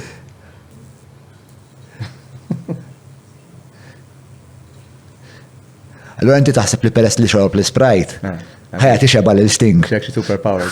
Mbagħad Sting ta' ettara. Farrak kull membi. At the end of the day, il-messaġġ ġelek il-humor side of it kien li għara ħassa xorob il-xe u sa' ħajkollu xi superpowers u ovvjament ma ġarax. U l-fatt li ma ġarax tejn l-integrità u t-tuħoda tankin ċik. Imma l-messaġġ ta' Sprite xorta ħareġ. Ekku, le, hemm intelligenza u hemm mod li tużhom daw il-karatri li jiena il-feliċità dak rajtu xi 50 darba minn dak ir-reklam daqs kemm tħaqx rajt it-tifel li jiknes wiċċu biex il-fireplace. Daw ir-reklam li jkun ovvi. Niftakar fi żmien kien ikun hemm tal-Eurovision tal-Ermolta jew hekk. La reklam li huma ovvi. Le, jaqtawlek nifsek hu. Għax nemmen li qed titnejk bil-intelligenza tan-nies, mhux ovvja. Iba mhux aħjar taqbad ta' sponsored by u sakemm jammorru, supported by. Ekku. Qed tipprova ddaħħalha ġol istorja. Dawk mhux xifen tagħhom. Ma ġieli jkollok tagħmilhom ukoll. Isma', tħadidna fuq il-fatt li illum il-ġurnata m'għadniex naraw l-artist bħala xi ħaġa daqshekk misterjuża u rari.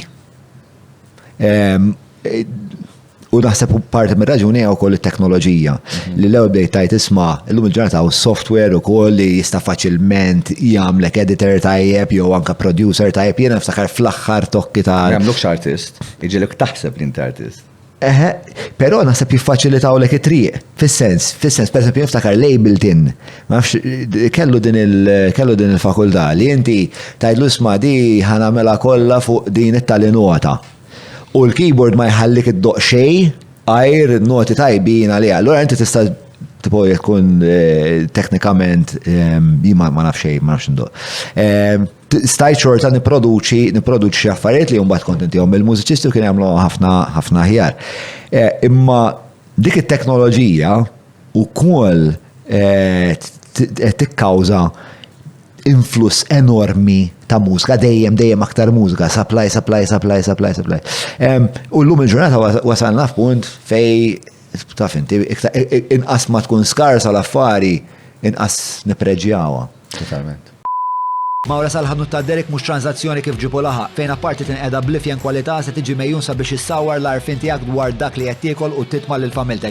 Biss jekk m'għandekx il-ħin tad-disa fejnhom il-belt, ibad WhatsApp lil Derek fuq 9986-6425 biex waslulek ix-xirja fuq l-adba. Apex Media huma esperti fil-kamp tal-SEO għal snin sħaħ huma għenu l-klijenti tagħhom sabiex jitilgħu fil-quċċata ta' tfittxija tal-Google jekk inti qed tfittex outreach links, PBN builds, konsulenzi u kwalunkwe xorta ta' servizzi relatati ma' SEO mela kellem l-Apex Media. Fejn sejrin bil-teknoloġija? L-ewwel ħaġa jien personalment. Fil-kuntest tal-mużika ovvjament. Jien personalment teknoloġija mhux I welcome it. Hija parti integrali minn ħajti. L-ewwel għatlek nagħmel satejn kuljum b'vrant ta' ħaġa differenti. Probabbli sija u nofs minnhom huma bbażati fuq teknoloġija, ġifieri fl-istudju affarijiet ġodda, qas tlaħħaq ma l-affarijiet li joħorġu. U jiena rid iħossi dejjem aġġornat, m'hemmx skużi, ġifieri dak li ħareġ il-ġimgħa ilu rid ikun naf bih u nafnu saħ. Dik tajli okej, sa fiex tgħinek dik, għodda li tista' tuża l-bżonnijiet li jkun hemm għax tinsiex it-teknoloġija ġib magħha wkoll ġanri ta' mużika differenti wkoll. Jiena li biss niddejqa Malta li ħanqabis li daqsxejn skor notlok deviation għax rid ngħidha l-ewwel ma tix li l-istili ta' mużika li joħorġu minn dal-pajjiż dejjem narhom kważi l-istess. Għandek rock, għandek pop, għandek hip hop, għandek ma dan taf kemm hemm stili oħra differenti li ma wħadd li jesperimenta bihom. Jiġifieri again, ma ninsawx li aħna Mediterrani, ġviri, by right, fil-fatt anke ċertu proġetti li għamiltin nifsi, on paper mhux suppost ħadmu, ġviri. Tribali waħed minnhom li on paper mhux suppost ħadem by right, għax mela aħna pajjiż Mediterran l-imdorrin nilqgħu t-turisti u dak it-tip ta' fin DJ ta' wal holiday, ċertu ħajja relaxed, Ma tantx kienet tagħmel sens on paper. Imma jekk tikkomunika b'mod partikolari u jekk anke semmaj tuża teknoloġija li għandek bżonn tuża għax hawn fejn tgħin, malek qabel inti bil-fors rid tgħaddi minn gateway partikolari li kien radio, television. Qed il-pjattaformi li l-lum faċil. Mela dik għandek anki ma kienx taħdem, imma għax tfatta gateway ieħor ta' pjattaforma social media. Li mingħajr ir-radio għax tinsiex hemm artisti li jkunu kollu mużika kontenut tajb li jagħmel sens għar-radio u mbagħad iddoqquh live u nies jibqgħu hekk. Doesn't work. Jew bil-kontra, nies li huma fuq ir-radio u ma taħdimx laqqas. U mhux bil-fors ħaġa għandha bżonn l-oħra. Idejament tajb kollok it-tnejn, ma mhux bil-fors ħaġa għandha bżonn l-oħra. U trid taċċetta u tiċċedi għal dik ir-realtà. Minn qabel jekk inti tagħmel ħabem meta ma tax tippretendi ħadem da mużika mainstream fuq radio. Ma tagħmel sens, mela. Biss mod kontat ngħidlek l-ewwel allura hemmhekk it-teknoloġija għenet ħafna biex twassal il-messaġġ, mhux biss li tikkrea, U tukrea anki bil-forsi wkoll teknoloġija li qabel fil-passat kelli kollha bżonn XYZ budget illum b'XYZ tagħmilha. Imma kif għad tikkomunika mbagħad ukoll għandek dik l-aħħar biċċa li jibdal. U l-oħra li tuża forma ta' komunikazzjoni li il-mainstream media tista' tomodu kif għad l-ewwel mela jkunx YouTube video. Whatever it is, ma xtax tikkrea silo thinking, għaxa dik oħra, tikkrea dawn l-echo chambers, tispiċċa tisma' dak li tisma' int biss. Imint biex vera tittestja l-ilma, għalhekk ngħidilhom li sifru barra minn Malta. Għax il-possibilità li jkollok mitruħ quddiemek li nofshom huma tal-familja tiegħek u ħajċabx fuq. Mhix riflessjoni ta' jew kellha nies li semgħu d-mużika tiegħek fuq ir-radio, jiena ma mustaqbiju, qed iddoq qudiem il-fruħ. U inti daw l-fruħ għandhom pjaċir bika semgħu diski tiegħek fuq ir-radio. Tiċabx fuqlek proset. Imma meta tkun barra li probabbli ma jkunux semgħu xejn u qed tittestja il-materjal tiegħek there and then u tara reaction tajba. Tajb ħafna. So, hemm l-elementi kollha. Għandek teknoloġija waħda mhux biżejjed. Trid ukoll it-TM, mhux it-TM, naħseb tesperjenza ir-realtajiet tal-umani, il-bniedem kif jirreġixxi dak ir-rigward. Li teknoloġija ma tagħmel dik differenza. Imma jiena wieħed minn dawk li pro technology, 100%. 100% pro technology. Għandha limiti u għaw ħansemmi l-AI. Jekk ngħidu fejn jista' jkun il-futur, fejn isejra, ċara ta' kristall artificial intelligence li tiġi f'kollox. Mixing, production, songwriting, lyric writing. Illum teżisti tiġa, illum teżisti li tista' u għandek il-lyrics. Fejn taf tkun tista' problematika għal-bniedem li insertat li naf situazzjoni li ġrat mġiex kumpaniji li jenaqdu ġarta diski għamlu focus group massiv, naħseb kellhom xi snapshot ta' xi 30,000 ruħ minn jsejżbal ma niftakarx, ma b'xi ieħor ġejt involut fiha, kellhom kont involut fl-istudju ġifieri. Le, mhux kont parti dak il-focus group li ġejt. Ġejt mistoqsi. U inti, jiġifieri jiena wkoll li ħanajt ħajxokjak. Li daw għażlu 10 artisti, mux għal-Beatles jew hekk jiġifieri mhux acts. Mhux lapiċi tal-mużika. Le, mhux lapiċi. Laqqas completely diżastru, ma jingħidu soffa ta' medja kemm ikkar l-isfel. U ikkreaw AI versions u stili differenti. Ġri hip hop li użaw AI version ta' kull act. U inti allura waħda għandek, ma niftakarx kienx hemm 14. Jena f-7 laqqas ma niftakarx. Ejjien ngħidu l-moment kien hemm 14 u 7 ġeni differenti. Allura 7 u 7 real versions of the artist dak l-istil u 7 oħra l-AI versions. U l-AI talmet minn fuq dawn il-bands, ġifieri semmat il-dawn il-bands. Kien hemm balla inform żgur, totalment. Creating kieku dak l-artist kellu joħroġ songada. Vuċi b'xi mod ieħor manipolata li qed jista' jsu, incredibly u inti rrid tagħti l-preferenzi tiegħek u l-domanda għażel l-aħjar seba' tiegħek. Ir-riżultat kien b'mod fenomenali kważi mhux totalment 100%, imma l-maġġoranza marru għall-AI version. Dik perikoluża. Għax issa perikoluża għall-artist. Two ways perikoluża. Perikoluża għax qed tagħti s-saħħa li djar tad-diski jagħmlu flus għax they will claim intellectual property fuqha. Għax dana, jek inti ma kreajtix inti ma sax tajt John, jien kreajta, inti tista' to be fair, tista' tajt inti tuża l-immaġina tiegħi. Imma jien nista' nikrea artist in the form of Kendrick Lamar, per eżempju, u ngħidlek u nbeħħilek jiena li din hija l-album tiegħu. Il-flus daqqa waħda 100% saru ta' diski. Jifdal xorta waħda, jifdal step importanti, għalhekk it-teknoloġija importanti imma għandek bżonn l-esperjenza umana tal-bniedem. Live xa tagħmel. Il-gorilla, zu. Ta' koronx il-gorillas? Fair enough. Ma ejja ngħidu li hemm limits. Il-limits huma ferm akbar milli jien kun sma' on a digital platform, ġifieri il-limits huma akbar dak ir-rigward. Għax l-esperjenza il-bniedem irid jara bnedem ieħor on stage. Tbeħħilu b'gorilla, tgħidu interessanti, differenti, imma mhux qed tagħmillu festival ta' xar gorillas ta'. mhux ħaċċetta, mhux ħallasek dak il-flus biex imur dak l-event. U laqgħu għadej spiċċaw l-event, so that dik in-nifisha ħatipproteġi li din ma tiġrix and goes too far. Ġifieri huwa l-bżonn li nikkongregaw li se jsalva l-artist. 100%. U l-COVID għal-mitna ħafna. Għal-mitna li l-arti ma tantx għandi xi priorità għolja fil-ħajja ta' bniedem. Però għal-mitna wkoll li mingħajra n-nies jibdew il-mood bda tinbidel. Kif jikkomportaw, kif iġibu ruhom, ġifieri tinbidel. Ġifieri naħseb li hemm social behaviors interessanti fiha. Imma biex nikkonkludi fuq di ta' teknoloġija, allura hemmhekk għandek każ fejn tista' tiġi abbużata aktar minn dak li kienet that was intended, iktar li l-intenzjoni tagħha ma kienx li tasal sa dal-punt. Imma pjuttost biex tgħin forsi fil-mediċina, dak kien l-skop, imma li ħadd intuża f'kollox. Għawet l-għat nitkellmu fuq l-arti u l-entertainment, ġiviri, il-realtà miex il-bota. Rajtu dak il-ktib għaw ta' David Levitin, Your Brain on Music? David Levitin. Ma nafx għalfejn xi ħaġa familjari ma dak li semmi ma nasibx li rajtu le.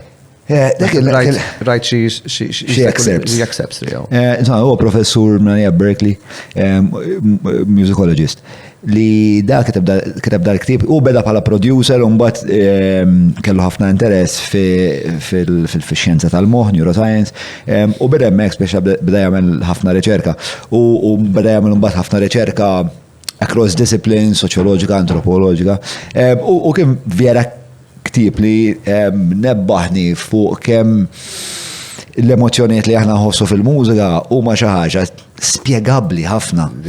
Spjegabbli ħafna. U allura hija xi ħaġa vera hija konsekwenza naturali ta' dak l-arfin li aħna dak li huwa maġiku għalina nistgħu ninterpretaw u norganizzaw u nispjegaw b'mod tekniku il-fatt li nistgħu nagħmluha dik il-ħaġa lil xulxin. Nistgħu nagħmluha wkoll il-magna. Hemm xejn ta' skirts żgħira fiha dik l-affari. Jekk inti tuża l-benefit of hindsight, jekk inti tara il-hits, meta ngħidu hits ġifieri daw l-iktar li jidher li l-maġġoranza tan-nies kellhom reazzjoni dak l-appell għal-jom. Mela jien analizzawhom. Hemm ċertu affarijiet komuni fil-core structures, ċertu komuni fit-tempo signatures tagħhom, fit-tempo literally, time signatures u tempo. Anki il-key ukoll. So, ironically, tista' tajt mela Secret of Success nagħmelek. Ma nasibx li il-reverse, iġverek inti qed tħaddem moħħok u qed tuża l-analytics kollha u tipprova tikkrea arti ibbażata fuq il-matematika, ħatfalli l-iktar punt importanti. Personalità u emozzjoni. Ħajr nexxilek tqanqallu saqajh. Nexxilek tagħmel ġiġa affarijiet oħra, imma m'intix ħajkollok il-full experience tagħha. U somehow, nispjegabbli din li probabbli għaw min jista' jispjega mod xjentifiku ma nafx. Il-probabilità hija li l-bniedem kapaċi jara mingħajr ma jkun jaf għalfej jinduna. I can see right through it. Palma ċikultant ngħidu jekk. Però ma rnexxilekx. Meta smajt il-AI, ma rnexxilek. Għalhekk perikoluża. Għalhekk perikoluża. Ma fux l-aħħar stqarrija tiegħek mela skużani. Mela il-bniedem mod kien he right through.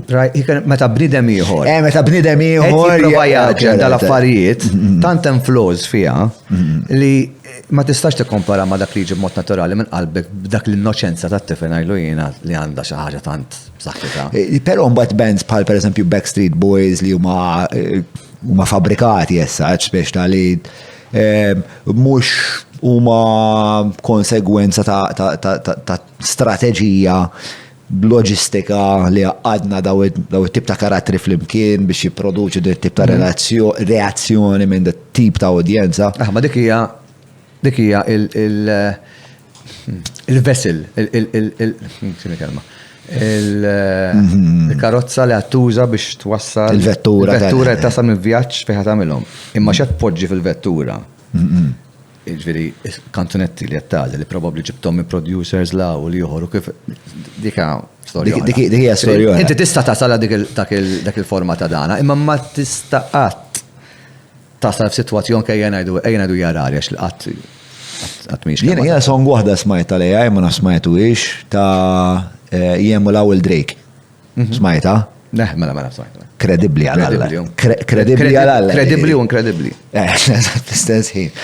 Kredibli, meta ma tkunx taf li u Drake, un bat batajdu l-isma da computer, ta' Le, hemm periklu fija. Għaxan kal-kisra U tal-ħin. issa jek tinduna, ma nafx tinduna, ġviret joħorġu daw il-nis kienu għadmu ma' Google li kienu jgħamlu da xogħlijiet fil-passat, kollha joħorġu għet wara liħor li qed jgħidu li taw ir-red flags li għalulhom li hemm ċertu affarijiet ma missewx saru għax inti jekk il-computer qed tagħtih wisq informazzjoni dana xi darba oħra ħajsupera l-uman. Hija ċara li qed jgħidu sa kubux veri, ma nafx imma daw wieħed wara liħor qed joħorġu fil-pubbliku qed jgħidu isma' daw red flags ġejjin għamminnihom ċari snin ilu aħna ma tawx kasna u issa taraw x'ħajġri.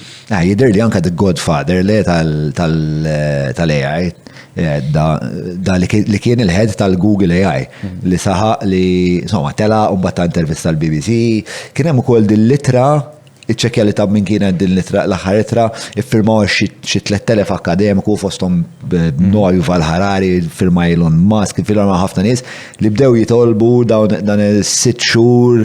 Eżatt, għandna bżonn perjodu li inti għax ir-rata tagħhom hija exponential.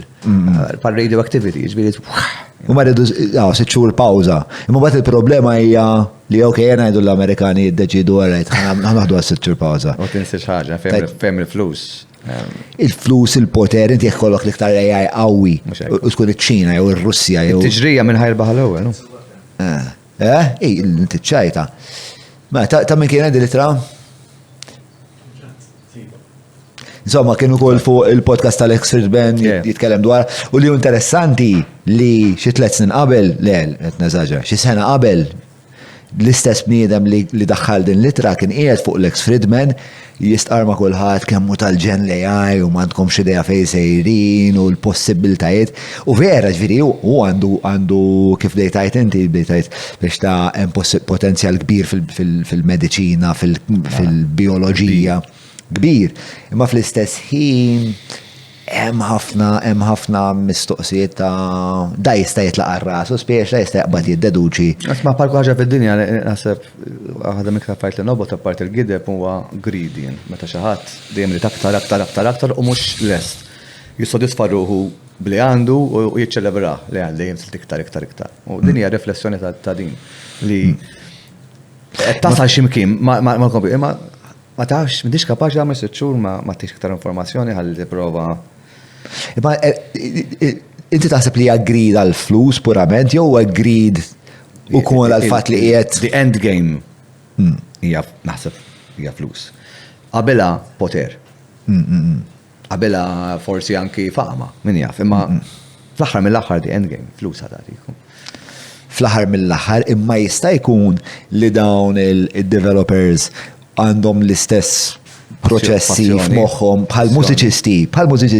L-ispeċjalment tkun qiegħed hemmhekk qed tiżviluppa xi ħaġa bħalma bniedem jiżviluppa kanzunetta u jgħid immastra naħseb jekk din inżidilha ir-ritornella u hekk imma f'dan il-każ din il-biċċa koda u hekk din ħaddini d-dali tu Madonna.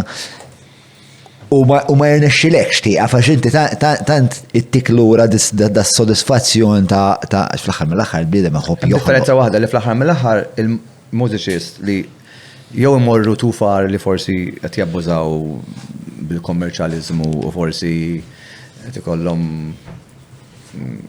kif għandna l-ewwel l-integrità tagħhom naqsa. Jew kellha li jqpaddej passjonalment jikteb song wara kuljum fl-aħħar mill-aħħar l-udjenza ħadd iddeċiedi. F'dal rigward partikolari xi differenti għax xi kultant it might be too late. Le, f'dal-każ hemm periklu. Hemm periklu ovvju. Qed ngħidlek biex il-moħħ ta' dak il-persuna li jkun hemmhekk qiegħed fuq din l-adba ta' skoperta ġdida. L-eċitament li jista' jkun jispjega xi ħaġa lil magna u diħat xi ħaġa. Nifhemha, kif qed jaħdem moħħu dak li żgur ħajġi eċitat b'dik l-idea li l-allu dak li kien impossibbli b'daqqa waħda qed immissu bidejja naħseb ħajnexxieli mhux ovvja. U dik hija parti mix-xjenza wkoll u xi ġiel il-bniedem jesplora affarijiet li ma jafx hemm wara dik il-bib li ħajjiftaħ. Dik il-kurzita, aħna msu kurzita bdejna li tkellimna li tibda mill-element. Eżatt. Ħarax ħajġri kurjuż. Imma meta għandek il-red flags kollha madwarek qed jgħidulek xi ħaġa naħseb insomma irrispettivament ħad tiġri. Issa m'hemmx tagħmelhom. Ma tara xejn ġifieri. M'hemmx tagħmel. Issa il-mistoqsija hija di x'ħad tiġi x'inhi. Imbagħad l-aħħar darba kont qed nara wkoll taf minnu Miċokaku. Le. Miċokaku għedha nagħmel quantum physics. Okay. Kulħadd hekk jagħmlek wara quantum physics. Vera, Wara connection tihom li t-tieni parti t-tieni aġġettiv. Insomma, bda jitkellem fuq quantum computing, xaġa li ħafna nies mhux qed jitkellmu dwar għax bħalissa d-dinja medija fuq l-AI. Però apparentement qed isiru avvanzi kbar ukoll in quantum computing beda jgħid. U quantum computing huwa biex computers li għandhom processing power straordinarju. Allora qed jiġru fl-istess ħin inti għandek l-iżvilupp inkredibbli tal-AI u in parallel in tandem għandek dal-iżvilupp inkredibbli ta' quantum computing. U għal xi ħaġa vera interessanti li inti l-istess beda jgħid kemm importanti l-moralità.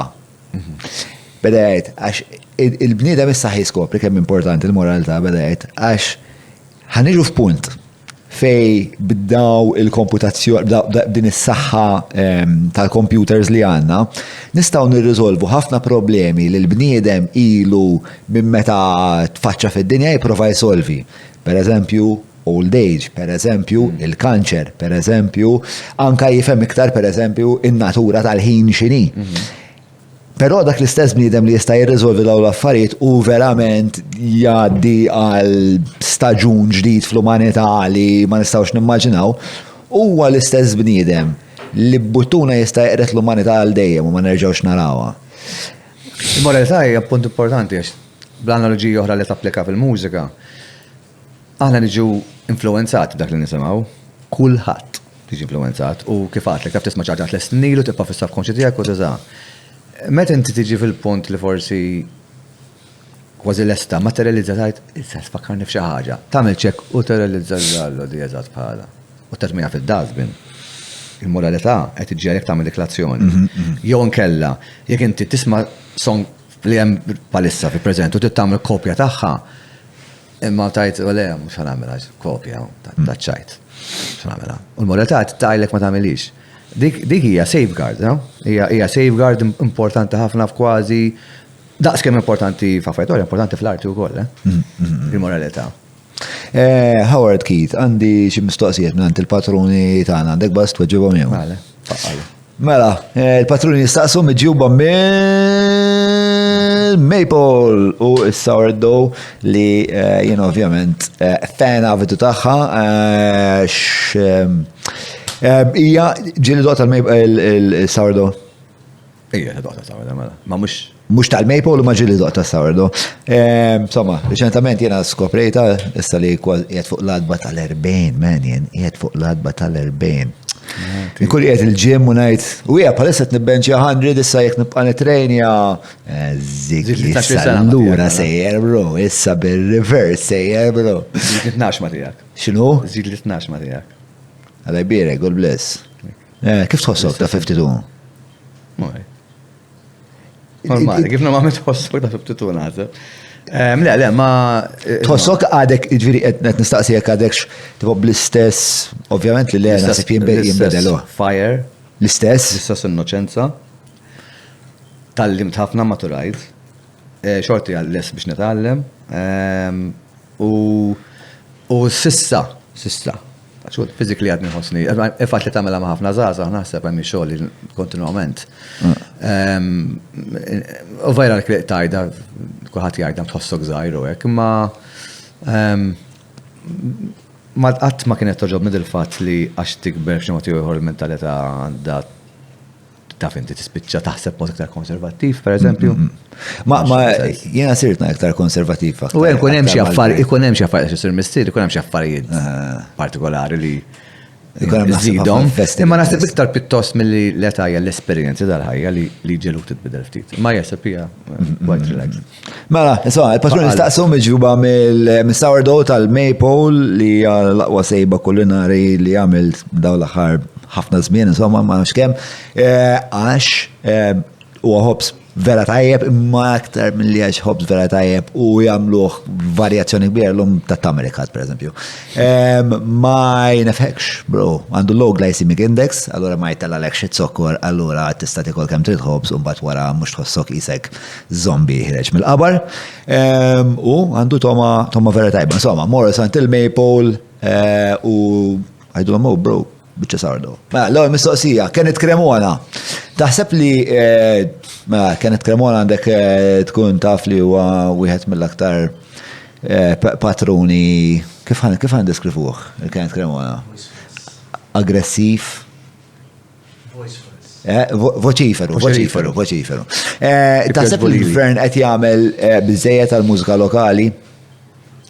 Naħseb jekk il-gvern għamlu l-arti in ġenerali. Ok. Jekk tippermetti li naqleba. Jekk il-gvern qed jagħmel biżejjed għall-arti in ġenerali, qed jagħmel aktar milli jagħmel snin ilu. Kien hemm żmien fej għadna raqda tal-qaddisin. Iġifieri allura jekk nieħu comparison, ħanajd li qed għamel ferm aktar milli għamel qabel. Imma issa permettu li ngħid le jista' jagħmel ħafna iktar. U fej jista' jagħmel ħafna iktar. Għajdilna. Spunt żgħir radio stations. Aħna nafu li r-radji ta' Malta, mhux wieħed hemm bosta minnhom sewwa. Daw jekk nieħu lura 20 sen ilu, jiena naf 100% li qed ngħid, li kienet tindaq miżarjament 15% mużika Maltija. U kien hemm forsi wieħed f'10 li hemm artisti llum x'fri għal kull wieħed li kien hemm illum hemm 10. Ferm aktar. U naħseb jien il-prodott improvi ħafna. Ma improvjax 100% fil-kidba, ħalli kun fair. Imma improvja bit kif jiġi preżentat, etc. Issa. U għaw fejsa jagħmel xi jagħmel il-gvern allura, mhux problema tal-gvern. L-ewwel ħaġa importanti li l-istat, dak li għandu x'aqsam mal-istat importanti li dik il-persentaġġ li palissa huwa 5% irridu ntellawh ferm il-fuq, iġifieri tal-istat irid ikun fl-opinjoni tiegħi anki sa 40%. L-ewwel proposta hija li r-radju tal-istat iddoq tal-inqas 40% mużika Maltija. Dik l-ewwel waħda. Mużika Maltija tkun bil-Malti, mill-aqwa li mużika Maltija. U hemm stazzjon tal-istat li jdoq mużika biss għalija. Il-ħin kollu kontinwament mużika, x'xahar qed jagħmel li hekk. Taf xi ħaġa li ma nafux aħna li t-tnejn konna mużiċisti? Insomma, huwa għadu mużiċist, skużani. Le, Iva, ma xed palla ġmin. Dik waħda, u ovvjament l-istazzjonijiet tal-privat ma tistax timponilhom.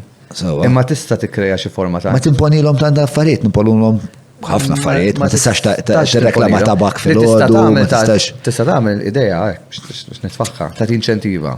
Li jekk inti tolħ tasal li twassal għall-20% jew 15%, inti ħadd titnaqqaslek dak l-ammonti u jekk tkun ekonomik l-inċentiva ta' taħdem. Medika eżempju. Taqqaslek it-taxxa tajt. Per eżempju, waħda minnhom jew tħallas inqas PRS.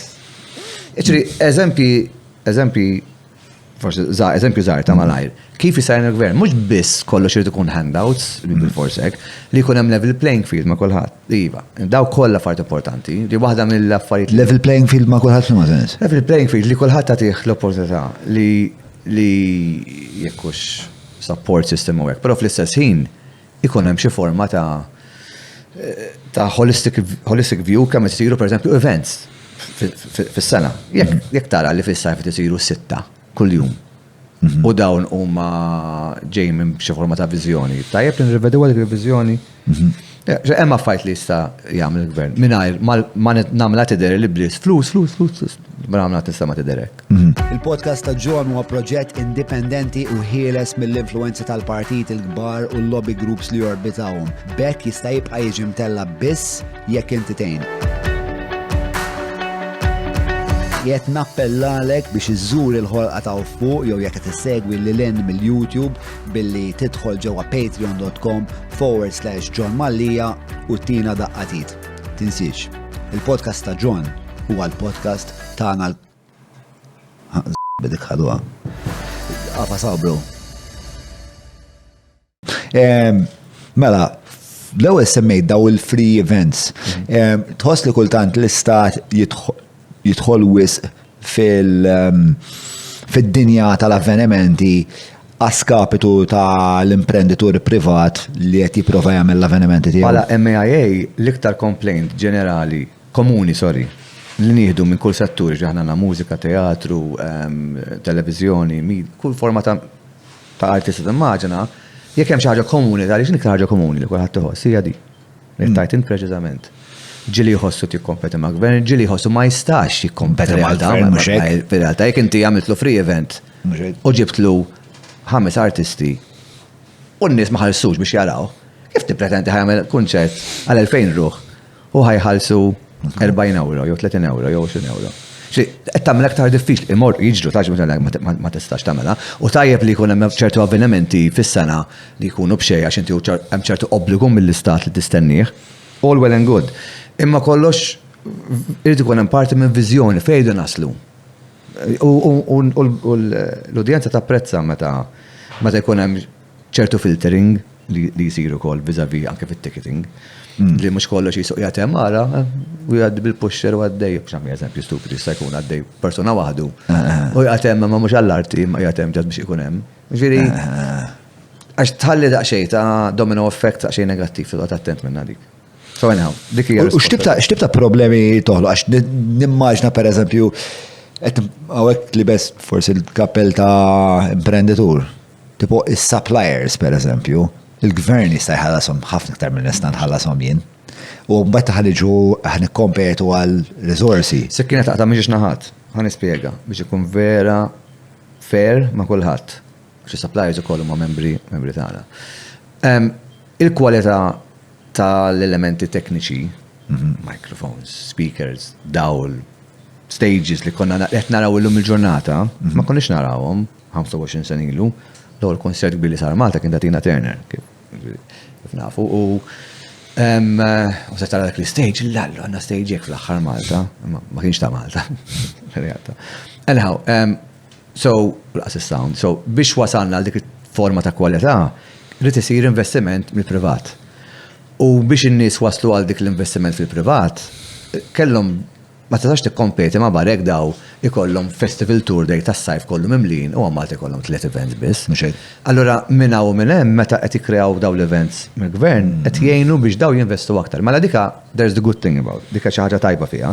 Xi ħaġa l-ħażina hija li sfortunatament taffettwa il-level playing field mbagħad ta' jiena issa kont lucky mux dejjem esperjenzajt li tajt, inti ma naf li esperjenzaw għadi li meta tiġi biex tieħu servizz minn ċaħat, u normalment il-gvern qed l-ammont aħna sejħulu bir blaqih ta' ċertu punt, għax tiskanta wkoll, għax tittara miġiex naħat ukoll. Għamin jabbuġa minn dik is-sitwazzjoni għedu mhux flus għall-privat da mhux xorta ċarġjalu hekk. Min jiġi f'dik is-sitwazzjoni mbagħad. Mbagħad stal min qed jamministra r-risorsi pubbliċi biex jgħidlek U hemmhekk hemm bżonn il-gvern. X'ix se jagħmel iktar il-gvern? Li jġib il-professjonisti madwar mejda. Jgħidulhom isma' daw fair. Tagħmel sens di. Jon kellha xi kultant hemm sitwazzjoni fej nikkreaw problemi mingħajr ma naħsbu l-effett li se jkollhom sentej wara, pereżempju, ġieli tiġri hekk.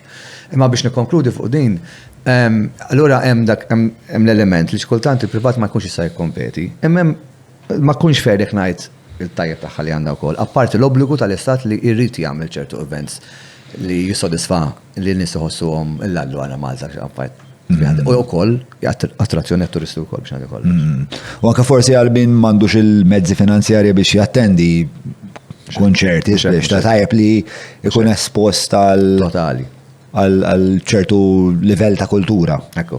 Però free events innifishom noqogħdu attenti minnhom.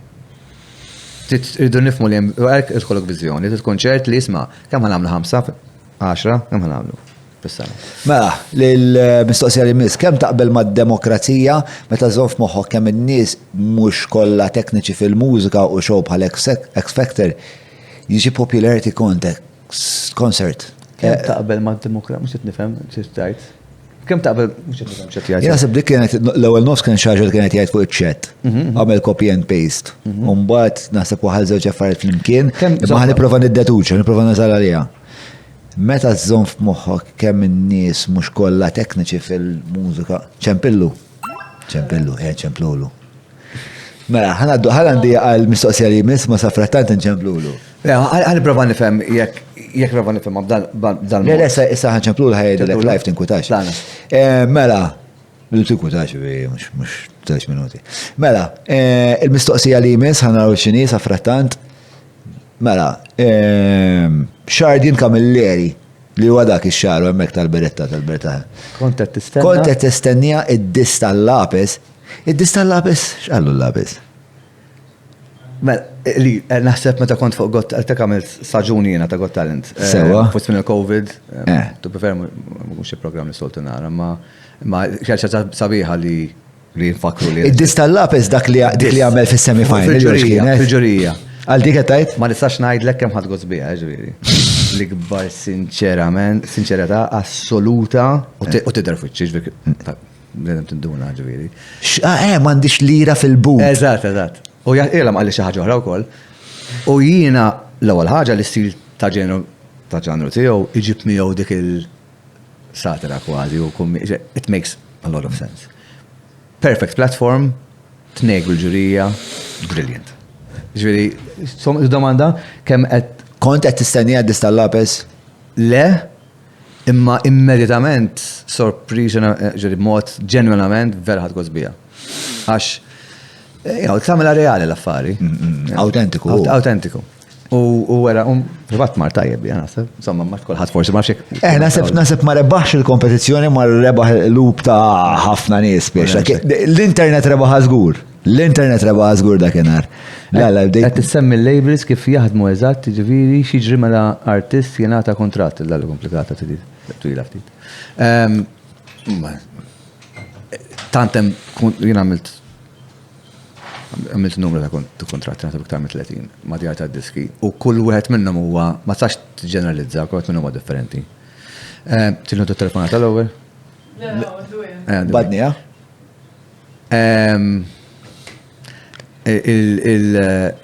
Ma hemm obbligu. Mela jekk hux normalment titqis dan huwa loan. Bidina importanti nifmuqa. Tajjeb, djar ta' diski jagħtik loan, mhux jagħtik flus xejn u joħodhom lura. Blan li inti għandek ċertu obbligi u qed jorbtok b'ċertu affarijiet li inti tagħmel song, tagħmel album, qed jorbtok għal tlieta, qed jorbtok għal snin, għal 5 snin, għal 3 snin. U jippretendi xi ħaġa minn għandek, jekk hux publishers għandek xi ta' kontratt, insomma mhux ġiex tipi ħafna tipi. Imma jien ngħidu għandek djar ta' diski li huma record labels u publisher tal-kanzunetti. Tajjeb, x'inti tista' tkun kantawtur mingħajr ma tidher fuq il-palk u tieħu percentax minn dak id-diski u jkantahom li xi ħadd ieħor jew spiċċaw fuq films jew whatever. U l-oħra hija l-aspett fiżiku iktar tiegħu tal-artist jew nkella tal-materjal li ġi produċut, allura għandu tangibbli. Tajjeb. U very simple in short terms, djar ta' diski jew il-publisher jieħdu percentaġġ mill-revenue stream li tagħmel u dejjem għandhom klawżola kważi dejjem favorihom li huma għandhom l-option clause għalli jmiss. Xort għandek breakout clauses fejn tista' toħroġ minnhom, imma l-iskop huwa da. Jiena ħan investi dal-ammont. Ħan nirkupraħ lura, però ma tistax toħroġ minnu qabel ma nirkupraħ lura. Jon kella, jiena ħan nagħmel ħantik dal-flus in advance, ġifieri ħan jomlok minn qabel jiena. U ħan nagħmlu d-diska, committed għamlu d-diska, mhux ħan committed ħan nagħmlek it-tieni waħda, jew ħan nagħmlek it-tieni album. Jista' jkun. U mbagħad jaf wara jgħidlek isma' ma rħalniex is-sejs ixtaqna, ċaw. Imma jekk pereżempju il-kamra tad-diski tgħidula tikkommetti pereżempju tik advance ta' miljun għall-argument. Imma mbagħad inti toħroġ hemm barra fid-dinja u d-dinja ma tapprezzakx u l-flus ma milthomx lura. Sewa, però l-obbligi tiegħek għamilthom. Għamilt id-diski mort, għamilt it-tours, bitt il-video, eċetera, eċetera. F'dak il-każ x'jiġri biex għalti midjun mal-label. L-ewwel ħaġa dak iż-żmien tal-advances spiċċa. Sewa. Kif nafu qabel tal-miljuni u hekk jiġifieri. Jew jena du naqas mod drastiku meħlif għal-superstar A-list artist. U f'dak il-każ partikolari, jekk inti kemm ġieli tisma' b'artist li kien top 10 l-Ingilterra u ma qala xejn. Jew anki xi artisti famużi jgħid u jtigorru li ma qalawx flus u nies jgħidu kif ma qalawx flus. Għax ir-rikupru li jridu jirċievu wara ma waslux għalih. Allura ma setgħux jħallsu wara. Qatt ma jieħdu lura l-advance, għalhekk l-advance naqas. L-advance naqas ukoll għax il-konsum tbiddel, ma ngħidx tnaqqas, tbiddel il-mod kif jaħdem. U qed jieħdu inqas riski, xi diski immerġjaw u naqsu. Dik hija realtà. Ma kienet fuq diffiċli nirrispondi b'mod sempliċi. Jena l-ewwel jien kien ta' niktib Nicky Gravino fuq il-record labels meta konzer kont noħlom li ħajissajnja. Hi, all right. Kien alright, ġbini tismani? All right, kif aħna. Ma tantx nisma'. Isma', lele ġibu law nfaw mal-mikrofon tiegħi. Hekk tismani? Mela isma' men, għax qed naqraw il-mistoqsija tiegħek fuq il-Patreon. Għal Howard. U mhux qed jirnexxilna nifhmu eżattament x'inti tajt. Mela, għattini mistoqsija. Mela, ħanaqra ħielek verbatim u forsi jekk tista' tina traduzzjoni. Mela, kemm taqbel mad-demokrazija, meta iżżomm f'moħħok kemm in-nies mhux kollha tekniċi fil-mużika u show bħal X Factor jiġi popularity concert. Li rrid ngħid jiena x'taf il-X Factor. Mhux laqgħu dejjem laqwa jgħaddi jew min il-favorit tagħhom, imma jiddependu fuq il-popolarità tan-nies. Taf kif? Sewwa. Kemm jaqbel mal-votazzjoni ta' X Factor li l-pubbliku qed jagħżel mhux jibqa' dej l-għażla tal-ġurija kif ikun l-ewwel round. Fimtek. Il-mistoqsija tal-esperti kontra il-popolarità tal-bqija tal-popolazzjoni. Għax jintintix kontra d-demokrazija, tifhem? Le reklamajtek ta' faxxist inkutax qabel ma bdejna. Grazie Ken. Take care, good luck. Narak dal-watin. Ciao. Fil-fatt ejja ma nitfawx bis fuq X Factor għax nasab ħafna ta' tip, nasab Eurovision li sess ħaġa dik nofs pubbliku nofs hekk, daw tip ta' reality shows, ma minnhom mhux hekk. Hawn min dak li jkunu full audience, dak li jkunu 50-50 u hemm ma nafx, minni ma nafx jekk jeżistux dawk li huma interment l-udjenza. Ġurija biss. Professjonali biss. Min iċ-ċert, minn xibat ossessjonat l-għolla fajt. Ma tantx jagħmel sens mill-lat kummerċjali. One. Tu tiżżomm frasek li fl-aħħar mill-aħħar il-konsumatur mhuwiex il-professjonist il-maġġoranza huma nies li forsi ma jdoqx instrument partikolari jew whatever. Mela inti tittestja kif din u jekk tiftaħ fl-aħħar mill-aħħar ħatibbaża kollox fuq opinjonijiet ta' erba', imma jekk tagħmel proġett seħlu proġett u trid tkun bold fid-deċiżjoni tiegħek, ħanisfaħħalek mod ieħor focus group. Jiena hemm song partikolari f'album ta' 10 u jiena nemmen li din hija single ta' dal-10. Jiena ta' spiss nagħmel din ikkrea focus group ta' xar minn nies, 20, mhux ċefej ħafna. Mhumiex esperti, just nies. U nibda mill-gut feeling tiegħi u ngħid jiena nemmen li din hija single. Nara ir-riżults wara u qed jaffermaw il-validazzjoni li għat qabel li din hija s-singli u dan huwa l-artist li jagħmel sens. Mela, għandek opinjoni ta' xi ħadd li forsi għandek dik il-gut feeling in sync mal-industrija u għandek l-espressjoni tan-nies. It-tnejn għandek bżonnhom, truthfully, nemmen li t-tnejn għandek bżonnhom għal-fini ta' demokrazija wkoll. Għax inti taf kemm hu faċli biex ġurija ta' 3 min nies jew 10 jew kamra ta' 10 ddawwarhom. Kull ma trid opinjoni ta' wieħed minnhom b'saħħtu, jgħid isma' guys, isma' minni dil-birra ħażina. Ddawwar. Imma mhux ħandawwar mitruħ. Possibbli. Jiġifieri għal-fini ta' demokrazija, jekk nibbażaw fuq Le ma toġbux id-demokrazija, kienet ġifieri huwa. All right, ma toġbux. Counter-democracy. Ok, fair enough. Ok, fair enough. Jek titmur dak l-anglu mela nista' nimmaġina li qatt ma ħajaqbel li jisma' x'jgħidu l-poplu. U nemmen li għal ċertu art li għalek tkun bold u tagħmel proġett partikolari u verament tajt jien nitnella toġob il-maġġoranza tan-nies, jiena rrid nara x'jaħsbu n-nies fuq għadi u hens hemm reviews fuq gazzetti, fuq magazines u hekk li din neqsim minna Malta. Aħna ir-reviews ħafna nagħmlu kollox tajjeb. Rari tagħmel film u kulħadd jaqlalek minn xi ħadd li jifhem fuq ġur. Għasanna l-kultura ta' hekk aħna Malta. Fil-fatt probabbli għalhekk għalawli ħafna jiena fuq X-Factor jiena kont dejjem għad m'għaliex nagħmlu, it's not my thing u mhix għax Minix persona ta' television, ġgur minix people's person, minix persona ta' television. Imma nasib dak li għamlek tajb għat television. Imma nasib konvinċuni barra, zattek, barra konvinċuni. Il-fat li inti mux għakollok filters, it's exactly what għanna bżon xaħat li jkunek fil-ġiri, mux għalħax kħat jkunek ġiviri. Għax taf inti tinsa il-kamera, palma tinsa s-saljaw kamera ġiviri.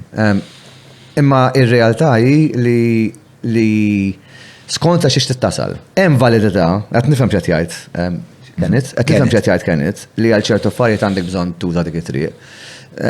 Imma tkun choosy, taf fejn tagħmilha, mhux ma tistax tagħmilha sweeping statement u tgħid dik hija n-norma li għandha, prassi li għandek tieħu normalment. Ħansaqsik mistoqsija, jekk fil-każ inneħħuha. Imma meta għadda l-kapxi? Kont kontrija 100%. Period. Tista' żomma. Mhux għax personalità tal-ġen. Imma jimma nivvota. Personalità tal-ġen. Imma tista' tkun ma nistema aħra xew, jista' kun xi ħadd jiġi minni. M'għandix filters. Jiena waħda mill-affarijiet li ddejjaqni fej mhux ovvja li l-mami u d-dadi ħajjaħsbu lit-tifla tagħhom it-tifel tagħhom u la mhux ovvja taħseb hekk. Jiena ma naħsibx hekk totalment għax qiegħed fl-industrija, allura qiegħed naqbad ngħid. Mentally qiegħed dik il-pożizzjoni forsi nista' nagħmilha. Imma nifhimha. Just because nifhimha m'għandix għalfejn jien nċedi b'xi forma ta' peer pressure. Għax da vera nice guy u kollox u hekk għax jiena qiegħed hemm biex nivvalida jekk din hija arti jew le. Jekk din tagħmel entertaining rajta darba, cool, bomba, ħadd gost. Tieni darba, okay. L-istess ħaġa, m'hemmx hemm varjazzjoni. M'hemmx validità fiha, and it stops there. So hence, għalfej. Li kien għalik min kien jerbaħ dik l-edizzjoni ta' X-Factor? Ma niftakarhomx kollha ġon. Kien hemm. Daj, mhux X-Factor, Got Talent dak. Nitħawalhom. Ma niftakarhomx kollha, onestament. M'għandekx memorja ta' xi ċaċata. La, jiena ovvjament il-persona li ġiet għalija ta' Google Mother kienu movement, concept of movement. Cheryl Lofreda. Għax meta rajthom ħassejt emozzjoni, ħassejt xi ħaġa li għamilt hekk. U sorprendejt il-kulħadd li jiena għamilt bażra sfina, x'jiena stoltu li nis mhux insink ma narax dan id-dejja. Imma rajt xi ħaġa ġenwina, ma nafx kemm kienet tasal għal 4 darbit 5, imma sal-finali kienet biżejjed li ngħid setaw forsi refu. Imma anki l-apes kellu validità għalfej seta' jimxi. Jekk titkellem fuq kreazzjoni oriġinali, jekk titkellem fuq il-prestazzjoni kif jagħmilha u kemm kien bold u l-personalità li ħareġ ma jekk tik boxes li semmejtlek l-ewwel, btikli ħafna minnhom. So, yeah. Le, anke jina l-istess. Tkun onest u ma niftakarx l-ħarin kollha. Konċessjoni ta' dawk it-tnejn. U Cheryl Lofreda u Art in Motion, jew xi isimu. Concept of movement. Straża ġibta. Imma kull darba li rajthom kienu impressjonanti. Emozjonalment ħallu xi ħaġa warahom, importanti. Mela, kemm lokali u kemm internazzjonali, lokalment għala diffiċli tajt full-time bil-mużika, eżempju, Ira Losko għandha xogħol ieħor. Economies of scale, naħseb. Economies of scale. Inti tista' tkun artist u tgħix minn fuq l-arti f'Malta? 100% nemmen li tista' jekk inti lest tagħmel ċertu parametri għal x'qed tistenna. Mela jekk inti qed tistenna medium wage, definitely 100% tista'. Jekk inti lest tagħmel cover versions biss u d-doq tiġijiet u Mela dak- 100%. Ma l-ewwel konkludejna dak mhux artist. Issa, jekk inti jiena nista' ngħid jiġifieri, ir-revenue streams ġenerali ta' sena jistgħu jkunu kbar. Il-prezzi tal-artisti li telaw għandhom mhumiex żgħar, imma titqis ħaġa oħra mbagħad. Jekk inti flus li taqla terġa' tinvestihom, u għaw tiġi problematika, hemmhekk ta' fissib diffikultajt. Fer allura jiddependi wkoll il-frekwenza ta' kemm inti għaċċan biex toħroġ materjal. Jekk inti ħad toħroġ hawn min joħroġ single darba f'sena, ma tista' u tkun artist, no problem. Jekk inti toħroġ album kull sentej, probabbli ġaħġaħa. Jekk inti grupp ta' xar minn nies, inti xajn xilek, ta' 6 minn nies ħadsu b'aktar diffiċli. Again, jiddependi ċertu deċiżjonijiet li tieħu, ok? U jiddependi kemm int lest titla' minn Malta. Sorry ta'. Iġifieri, allura da kollox inti artista Malta, inti m'intix lest esplora il-Ġappun, iċ-Ċina, qed nisemmi pajjiżi jekk tapposta, xi tisemmi l-Amerika u l-Ingilterra, ġifieri, il-Ġermanja, mhux lest esplorahom daw, mhux lest tissagrifika 4 xhur minn ħajtek u tmur minn posta l ieħor u taqla flus. Jiena professjonalment lajt iktar flus bħala session musician barra minn Malta, ovvja minn Malta, u lajt flus tajjeb barra minn Malta. X'kien ma bqajx barra allura? Ġifieri. Għalfejn ma bqajx barra minn Malta. To be fair, meta sirt naf li ħansir missier ħadd deċiżjonijiet relatati għax dak il-perjodu eżatt wara li dana ġitni opportunità u xi ħaġa relatata ma' MTV Unplugged, kienet l-Amerika u onestament kien l-istess perjodu meta sirt naf li ħansir missier.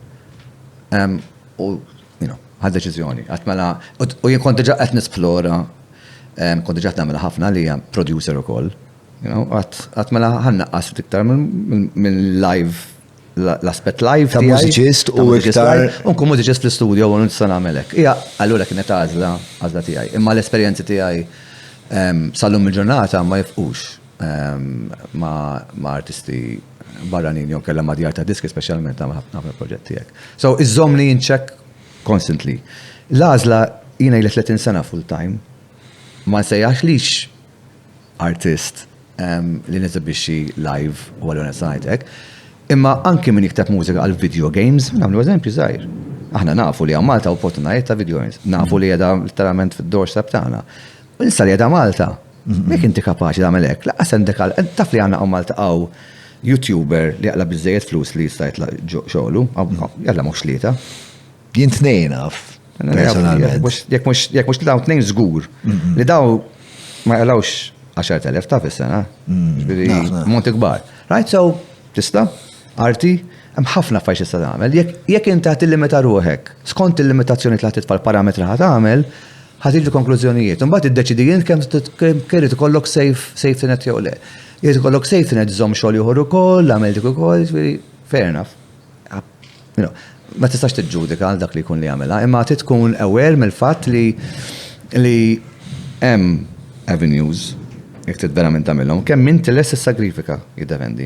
U l-aspettattivi tiegħek kemm huma għolin. Jiġifieri jekk inti le jien inqas minn 50,000 fis-sena ma ninsa, ma ninsa. Sakemm tasal hemmhekk bħala. Tasal hemmhekk. Jiddependi int lest tagħmel. Jiena qatlek meta l-deċiżjoni li ħadd jiena biex kont ġviri. Kont għal-Perit. Għad naħdem għal-Perit li kodet naqla flus tajbin. U għafrew li aktar. U f'dak kien il-moment, tanti rispettajtom, dak kien il-moment fejn id-deċidejtu għat għalbi mux emmeda. Imma mort minn skala 10 għal skala 0. U baħtejt, għamil ta' xaxti minn ħajti, għanna credit card għanna ċan ħalla, ġviri, taffu. Min għaj kelli anke wara, anke sa' kem kelli tfal, l-ewwel 6 snin kienu bsin ħafna. Mhix faċli. Right, so għalek again jiddependi xi anki mhux biss bħala performer u qed nagħmel affarijiet l-oħra ukoll kienet diffiċli. Reality, ir-realtà hija dik. Bħala producer tħossu anke barra diffiċli da. Mhux ovvja. Jien jidher li huma mingħallija xi 10% biss tan-nies li jiggradwaw fl-arti li jispiċċaw ikollhom karriera fl-arti li. Nies jistudjaw l-arti u laqqas interessom jaħdmu fl-arti. Għas interessom. Aħna nindunaw ġu li naf li jem calls tal-gvern u naf li jem calls u koll. U għalfej ma interessom xjaħdmu fl-arti? Għax, un li fimmom, l-lum ix proprjetà. Komparat ma kemm xtrajni aħna fil-passat, ġveri il-ħajja li tu. Ġveri jista' jkun li ma jarawix li tagħti biżejjed flus u jista' jkun ukoll li ma jarawix secure daqshekk ukoll. Sikun ħaġa temporarja wara 5 snin ja kollu. Fid-dinja ta' mhux Malta. Fid-dinja. Fatt.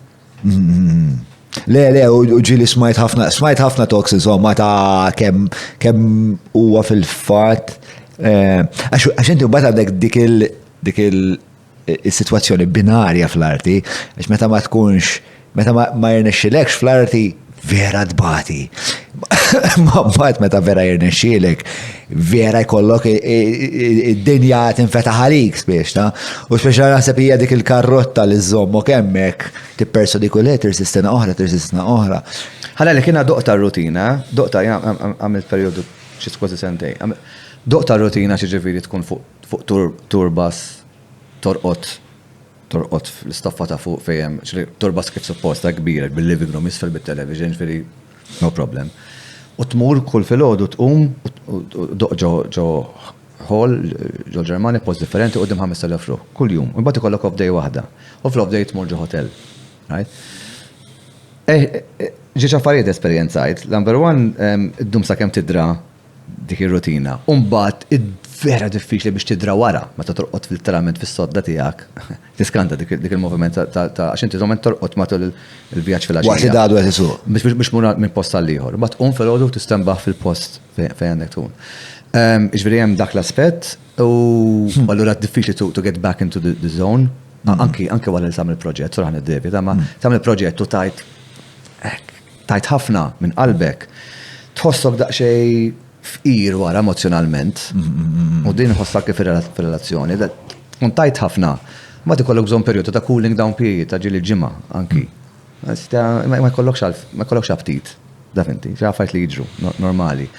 U l-ukoll li kont ngħid, l-ħor esperjenzajt solitudni wkoll. Waqt li tkun fuq. Waqt li inti għatem u hemm 5,000 ruħu wara l-kunċertu, tuħu ritratti u tifirma tajjeb, charġjat, you're charged. Bada jkollok dak l-off day, ġol hotel room waħdek, fawissu, meta Malta kolħat il-beach u inti għatem u għaddejja x-xita fil-hotel room waħdek. Tuħu it-tiem, inti maċ li meta titlan fuq tħossok hemm fuq, pero it-tema, id-duqa ftit, id-duqa dik il-ħajja izolata, kważi. Jina kont martis li dana jizgaċċa biex ma jarawx li hotel ħajkuna, xin għalla kollok il-nis fuq barra jistennu.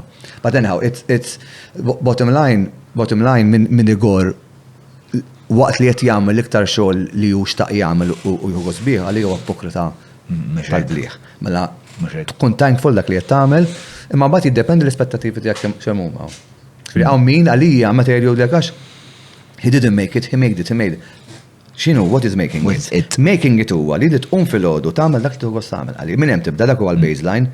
Issa jekk over and above dak, qed jirnexxielek tferraħ mit-telfruħ, bomba, jekk qed jirnexxielek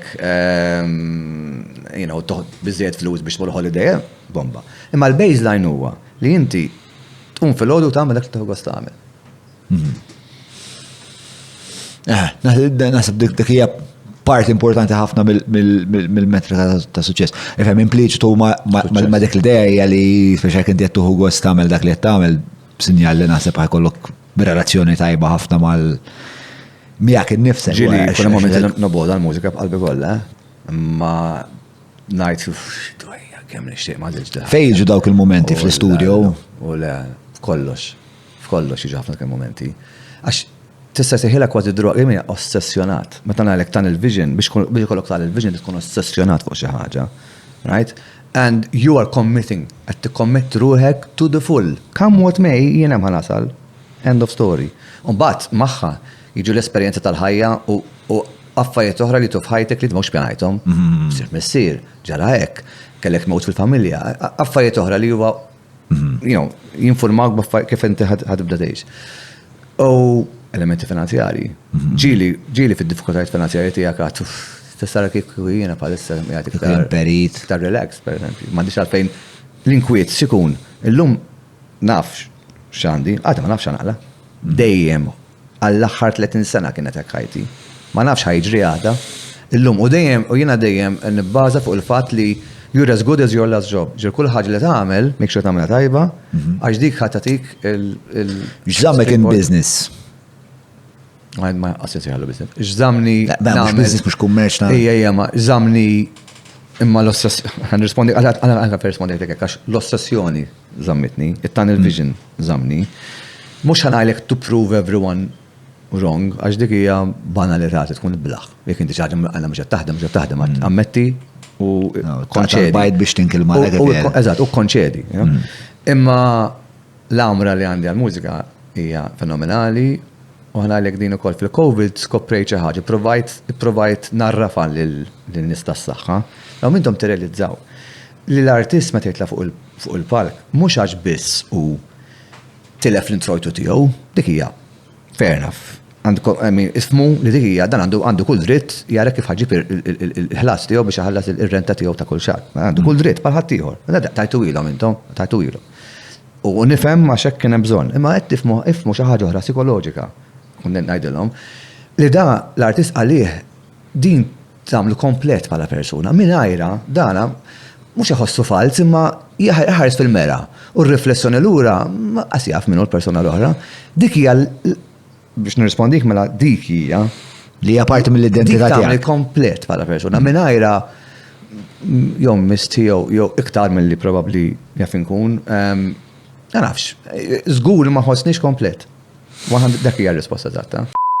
Festa San Tu! 7 ta' Lulju, il-festa tal-komunità, tas-segwaċi, tal-familja tal-podcast, il-festa ta'kom. Ġewwa l-każin tal-Madonna tal-Grazzja f'Ħażabbar f'dan it-teatru Maestus. Diskussjoni u podcast live, it-tnedija tad-dokumentarju 100% il-100 ħaġa li tallimna mill-ewwel 100 episodju tal-podcast. Jien ma rridx niddejjaq li nkun famuż. Kemmu għintib tibtaħkar ġuri. Jien ma rridx niddejjaq li nkun famuż. Kantu Steve, Xalar u Briju, showshappening.com għal-biljetti, Festa Santuwa, l-ewwel edizzjoni, mela, tlaqna.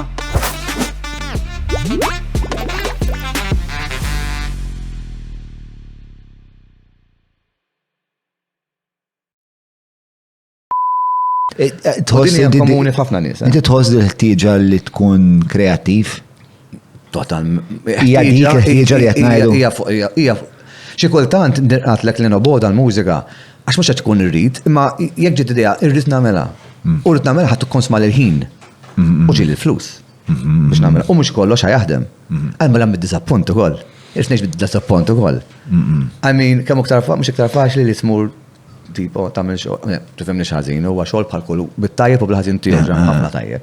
Imma dak il-momenti ngħid l-iktar ħaġa ta' li t-tini għazzjata jena fid-dinja kreativa jena kidba nagħmel. Hija li inti kull darba li tiftaħ dak il-bib u ħatibda taħdem.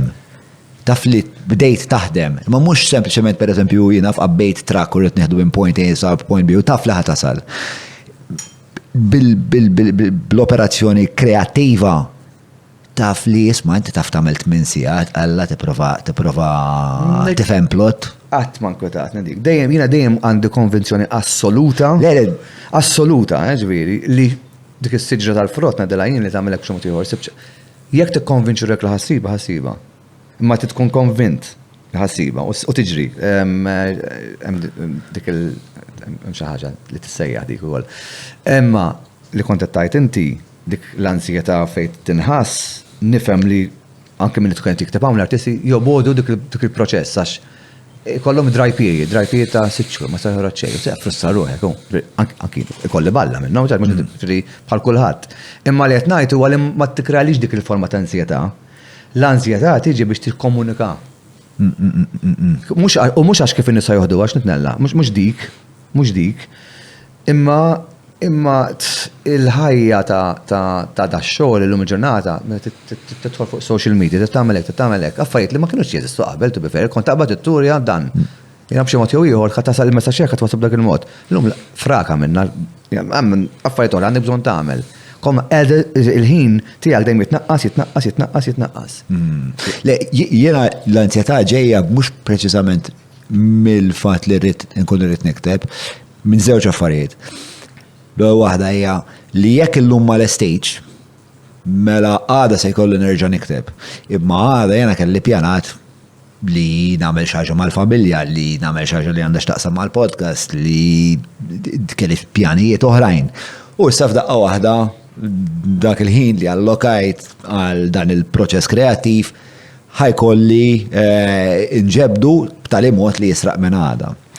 Il-ħaġa l-oħra hija li qed titkellem mill-perspettiva ta' missieru ta' li għandek familja. Mhux hekk qatt ma ġejtek f'dal konflitt li jisma' għandi bżonn nikteb dil ħaġa. L-ħaġa mhux dik, naqbel miegħek, l-ħaġa mhux dik. L-ħaġa li il-ħin kif qed nagħmel prezzjuż once li qiegħed fiż-żona nagħmel Excel 4 ta' filgħodu għaddej u l-għada kif għandix tiġi ġo pattern u llum il-ġurnata provajt ngħid il-ħadd prova nżommu jekk jista' jkun. Imma ġieli jiġu ġurnat ma teżistix waqt Third Garden pereżempju 3 ġimgħat non-stop, jiġifieri 16-il siegħa kuljum non-stop għal dak il-perjodu biss għax qabel għandek perjodu ieħor. Il-punt huwa da li tiżola ruħek tispiċċaw deġa xejn funny l-affarijiet, mhux funny, kemm xejn anzi perikoluża. Fej tiżola ruħek u għandek bżonn dak l-iżolament, mhux biss hija l-fatt li qed tiżola ruħek u forsi mhux tweġġa l-nista madwarek, imma jħossu nuqqas tiegħek. Noħossu nażel. U inti wkoll tħossu għandek guilt trip. Imma mhux hekk biss li ikollok bżonn tagħmel hekk. Jiġifieri biex inti toħroġ il-materjal għandek bżonn toħroġ, biex inti tkompli tfittex u tikkommettu ruħek għal dak il-proġett ta' dik l-idea, trid tagħmel il-ħin. Fiha, m'hemmx triq oħra, m'hemmx fast forward u l-istong. Min kull min jagħmel hekk, kull ġenerazzjoni forsi min huwa ifna qed ngħid, hija riflessjoni tas-soċjetà li ngħixu tal-likes u hija instant gratification generation. Daw nemmen li mhux qed irrealizzaw li kull suċċess li qed jieħdu bil-fast forward, tista' tieħdu suċċess ma doesn't last. Mhux ħajtik sostenibilità biżejjed għal 10 snin, 20 sena li ġejjin. Dik hija il-parti kardinali li nemmen li hija importanti. U fil-każ tiegħi dal-ansjetà dik li qed tajt inti li inti jiena darba għamilt 5 ijiem ma norqodx sekond, 5 ijiem on the go. Li ma tilli ġurnata esperjenzajta biex niċċallenġa lil nifsi għamilta xi 25 sena, naseb 30 sena ilu. Biex niċċallenġa lil nifsi ma tilli ġurnata tħossu qed tiflowtja, ma tħossux il-kontatt tal-art ma saqajk. U bajta d-dejax kellna publishing deal u kena tagħna l-advance u rridu nagħtuhom kanzunetti bil-fors, kien hemm xi ħadd membru partikolari tal-band ma setax jagħti il-ħin tiegħu u spiċċajt waqgħet kollha fuqi. L-aħħar ma kelli choice, nagħmilha. Dak huwa l-tip ta' commitment li kollok bżonn tagħmel. Se kieku jiena dik iż-żmien kelli familja. Naħseb, timmaġina, x'diżastru. U daw xorta għadhom jitfaċċaw f'ħajti u anki il-mood swings li kollok li tiġi mat-territorju tal-arti. Jiġifieri m'għodux niddellu ruħna li kulħadd. L-artist jissawwat, innifsu kważi jiflaġella ruħu b'daw l-insecurities, paranoia, li minix tajjeb, loserville totali, imma jiena tiflaġella ruħek, tieħu award li ma ħaqnix u award xi ħadd ieħor għalfejn ma tispiċċax, tiflaġella ruħek all the way ħalli li minix fan tal-awards. Eżempju partikolari qed ngħidlek. Imma allura dak il-momenti ngħid nobgħod il-mużika xi droga. Hemm żewġ punti li nixtieq nemmes ma' dak li għad. Di ta' self-flagellation, naħseb ġejja mill-fatt li inti meta tkun qed tagħmel arti li vera tagħmel lilek innifsek vulnerabbli għax vera tibda tesponi lilek innifsek u f'dak il-punt inti dak il-punt ta' vulnerabilità huwa faċli li tħossok faċilment meddet jew attakkat jew li m'intix biżejjed u dawn l-affarijiet. U mbagħad hemm oħra li vera tintrigani u tinteressani, il-fatt li meta tkun artist tqatta' ħafna ħin lil mir-realtà. Sospis minn realtà. Toħloq realtajiet li huma li mhumiex ħaġa li tipproċessa bis-sensi tiegħek, huma fittizji qegħdin f'moħħok u m'għandhom xejn x'jaqsmu mal-bqija tad-dinja li inti qed tikkomunika magħha. Allura mbagħad inti tmur id-dar għand il-mara. U tajlek, all right, kif inti? Jinx il-Madonna ħanajdela, bro. Tipo, irrit nispiegalek Għawek fejn iġi dizastrus assolutament fi small talk fej ġili tal-familji għawek. Christmas joġobni ħafna ġvili. Likewise, anka jen. Love it. Imma ċertu small talk ta' niġi għasna naqbat najt.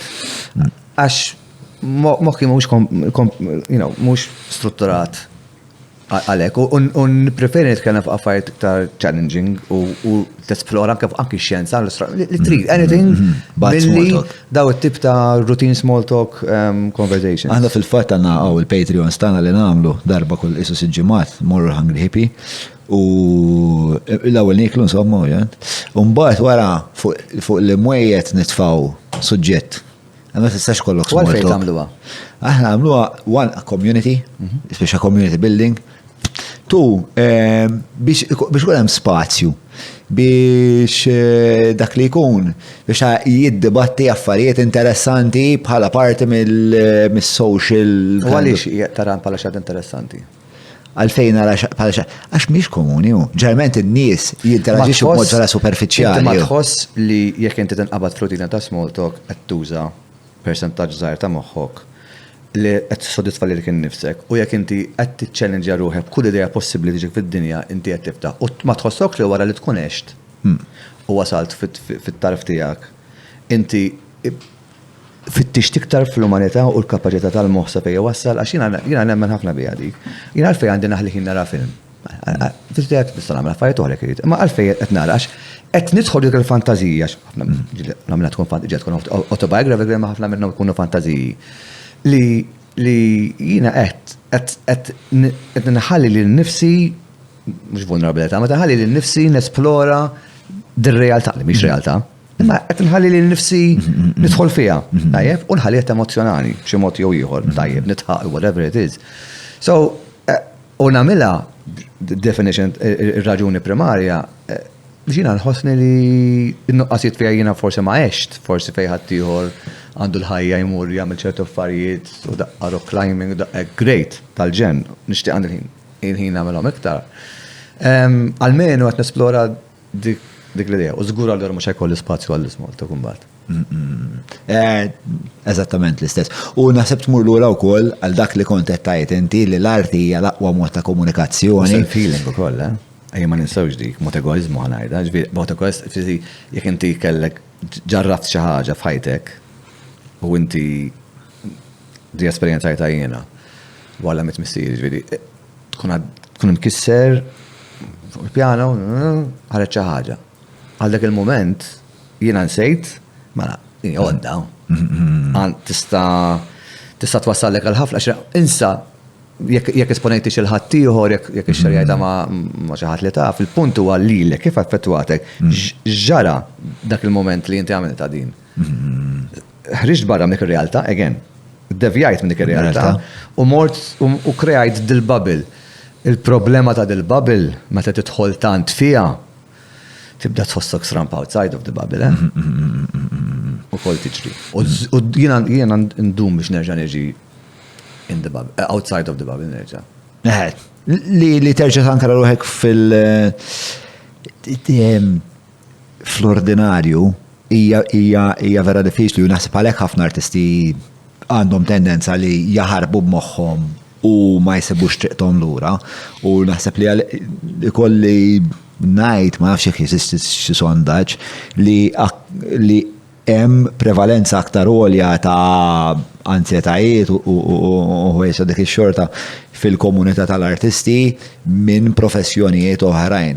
Li xtaqt inżid ukoll di ta' distrazzjoni, id-distrazzjoni speċjali l-arti hija distrazzjoni kemm għal min jagħmilha u kemm għal min qed jkun sma'. Għax jekk jien għandi dwejja u smajt dak li inti daqqiet bil-pjan. Ironikament, m'għandix għalfejn tkun kanzunetta, m'għandix għalfejn tkun kanzunetta ferriħa. Jekk inti bid-dwejja ġieli jkollok bżonn tisma' xi ħaġa ta' dwejja biex tiftaħ il-bibien. Ngħidu għana biex iktar kważi taqa' hemmhekk. Għandha użu wkoll hemmhekk, stramba ma skant tal-bniedem xi fittex biex jipprova jifhem u jsalva li ġrinti din hija xi ħaġa li hija għalhekk ngħidilha għodda kważi wkoll ta' ċertu punt. So, komplessa l-affarijiet, hemm ħafna layers tagħha ta' kif tinterpreta. Però jiena l-overthinking nara x'inhu l-għadu fil-mużika, l-arti.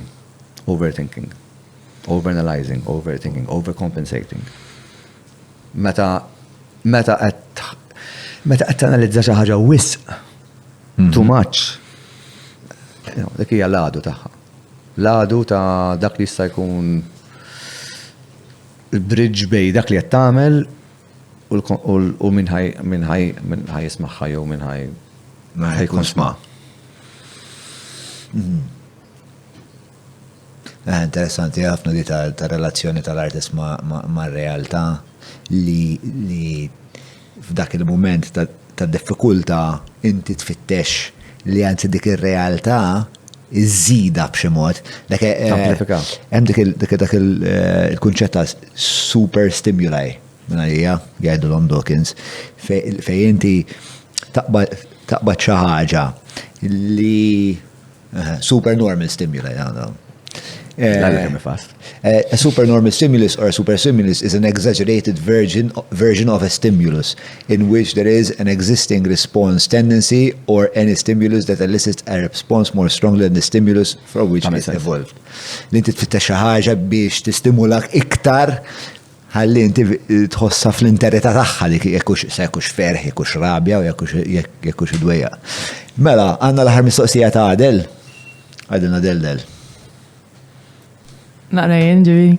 La edaw, naħdu għalajf. Kif tibbilanċi li tilbes people differenti? How do you go about it? Eżempju, tkun organizer, mużiċist, ħabib, ġiri tiġi diffiċli?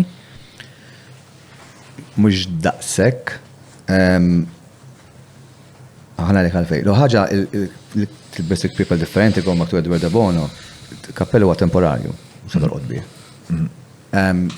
Dik hija realtà biex inti jekk tuża motta kif taħseb fuq xi ħaġa, taf li għandek satejn u tilbes dak il-kappella dak is-satejn.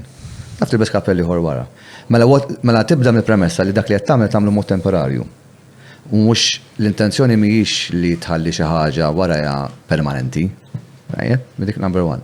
Number two, nemmen ir-rispett jibda mill-onestà. Jew kellha mhux l-aħjar mod kif ngħidha jekk nirrispetta xi ħadd, inħossni id ikun onest. Abbażi ta' jekk min faċċata tiegħi mhuwiex onest miegħi għalija ma jirrispettanix. Mela jiena nippretendi jekk jiena inti tgħidli isma' ġbin tilbiss il-blu għax jagħmlek tidher aħdar. Whatever. Ma jxaqlekx. Kun onest u għajdli. U għalhekk ġieli kolli ġlidiet ġifieri anke internament mal-familja mhux ħadd tistaqsini kif nidher. Ħanajda ġieli m'hemmx jekk nagħmilha mal-familja se timmaġna tagħmel mal-ħbieb ukoll. M'hemmx għalija m'hemmx filter tal-affarijiet. U allura x'nemmen ħafna lil-fatt li inti l-onestà hija konnessa mal-rispett lejn il-persuna. Fl-erbaħitan li qegħdin fiha jien ħanajlek isma' ġbin, isma' minni. Kantax bl-Ingliż. Għax dek aċċent gravi. Jon kella qed tipprova tkun wisq.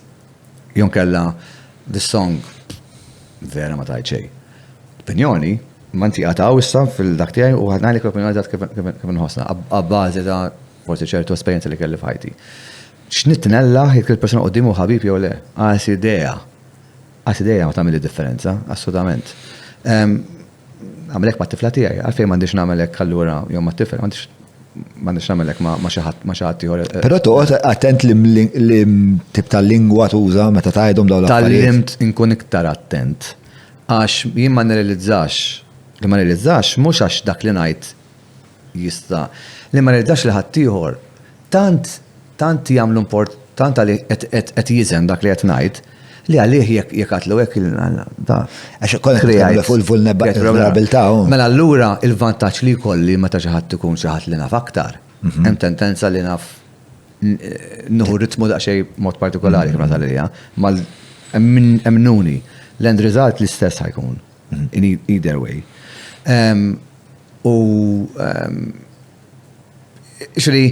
Il-realtà jekk xi ħadd saqsik għall-opinjoni, qed jippretendi li inti ħataj l-opinjoni realistika. Jiena qatt ma kont għaddej fit-triq u mort fuq xi ħadd għallu dak xkarpur libes. X'nitner. Mhijiex ma tistax tiġġudek għan-nies jasek min jeddek, imma jekk xi ħadd talbek opinjoni, mhux il-verità titgħidlu, qed bih biex forsi tigwadani aktar flus, biex forsi tidek tarħelu. Dak rispett ġifieri għax dik oħra. Kemm il-darba jitlu mużiċisti ġo studios imsiken jidumu jfadlu xi sena jmur rikordjaw dal-album għan xi ħadd u da joħdilhom il-flus. Imma fir-realtà għandhom prodott tal-qam. Jiena ġieli kun hemm artist qabel fl-istudio 4 snin. Sakemm jgħidilhom intom lesti, jiena rridkom bl-inqas ħin possibbli ċal-istudio, ħalli intu tofqu inqas flus. U mhux biss biex nofqu inqas flus għalija forma ta' rispett, imma biex il-prodott ikun aħjar. Inqas ma hemm ċans li inti jkun overthink u ħadd tagħmel tkisser u da. Finanzjarament mhux ma jaqbillekx, u tu hemm ċans li inti qabel ma tidħol fl-istudju ħanajlek isma' biddel, għamel dik, għamel provek, għamel song oħra. U ġilna jgħidu li ma dis song tajma, din hija l-aħjar song. Taħseb li din hija l-aħjar ħaġa li hemm fid-dinja. Għamlu l-esperiment. Immaġina għandek l-aħħar 5,000 euro ta' ħajtek, m'għandek xejn aktar il-bank, that's it. Bottom line għandek 5,000, warek m'għandek xejn laqasdar. Lest investijom dik is-song? Bikan 5,000? Li fadallek, jew le, tiegħi flus, u tippretendi li ħadd ieħor jagħmel hekk, allura inti daqsxejn ipokrita hawnhekk ngħidlu. Inti qed tibni immaġi taħseb li dija, però you're not ready to go all in. U jekk m'intix lest tkun all in, kif qed tippretendi li ħadd ieħor jkun lest ikun all in f'xi ħaġa.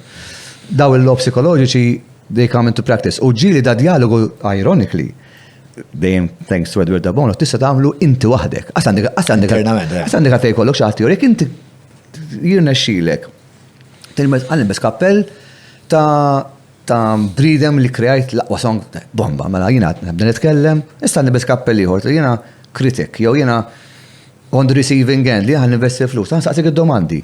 Għalek enti 100% tista' tiktib li fil-kontrattu tajli b'garanti li jiena b'diska li għan investi flus biha ħanġib lura double lesta tilfal-firma tagħha.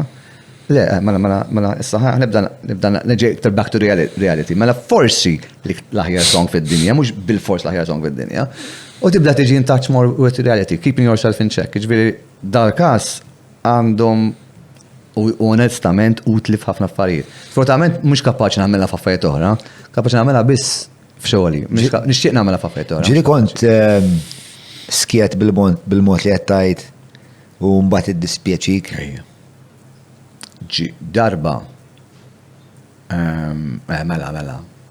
Għax inti again id-dispjaċir x'mu mill-ewwel kważi mmur ngħidlu, isma' probabbli qed ngħid onestament rubbish. Probably opinion, meta narħat il-persuna li juħor juħadha tant ħażin, ovvja. Imma almenu meta nkun berbaħetan, rari tiġri. Fil-fatt l-ewwel proċess li nagħmel meta nibda n-mentri għal xi ħadd ikolli one-to-one, tieni darba li ħansemmija li ġi l-imbikkihom, imma kważi vera dejjem tiġri. Għax nibda nsaqsi domandi, digging deep. Qabel ma naslu għall-mużika bħalma t-tlaqgħu, qabel ma naqbdu l-instrument, ejja nissirnu nafu. Int min int. U x'inhuma l-aspettattivi tiegħek. U għansaqsik domandi li mintaxa tistenna.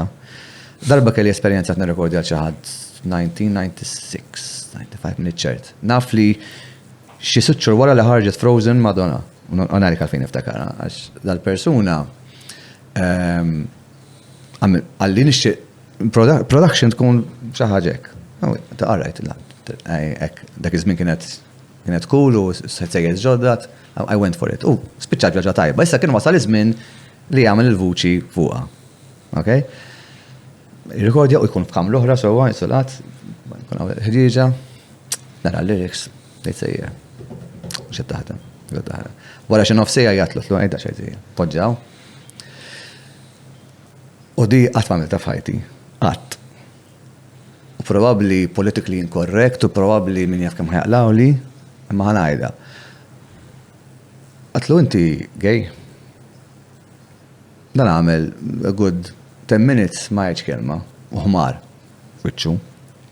Għaw għada nizzer rasu għek, jisu għaxej ta' dema għek, għalli kif induna, għasim missiri għom, minn mattilom, għalli, mux problema, so what, itħolem, and be gay.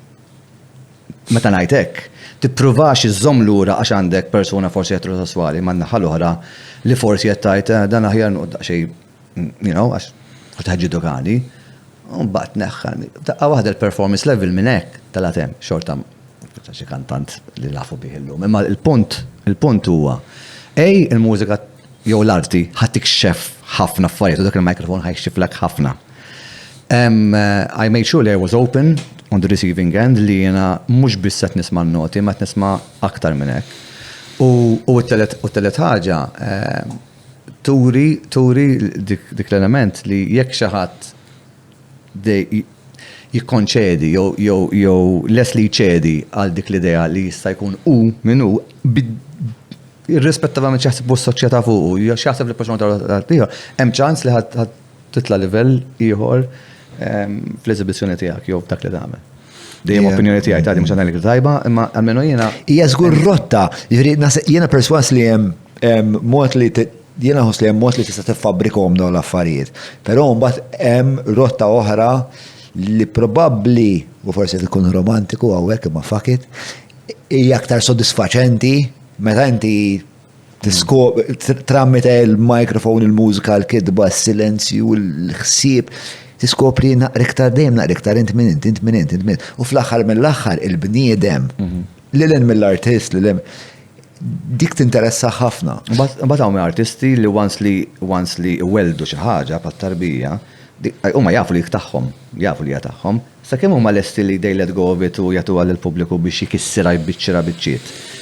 U jiena nemmen li once li lesta l-affari tiegħek. Però hemm artisti li preferu jżommu jibbildi għax għalihom, daqgħu li tfisser xi għalihom. U dak huma xorta m'hemm xejn mhumiex artisti anqas minn oħrajn, huma forzi artisti li jippreferu jaħdmu b'dan mod. Xorta nemmen li tajjeb li tqassam dak li tibni, so what, ikisruha. Isruha. Però inti xorta ħadd li kellek tieħu minnha, mhux aħjar tirraġuna tajt dik ma dix tiegħek u tħalli għal ħadd ieħor jiġġudikaj.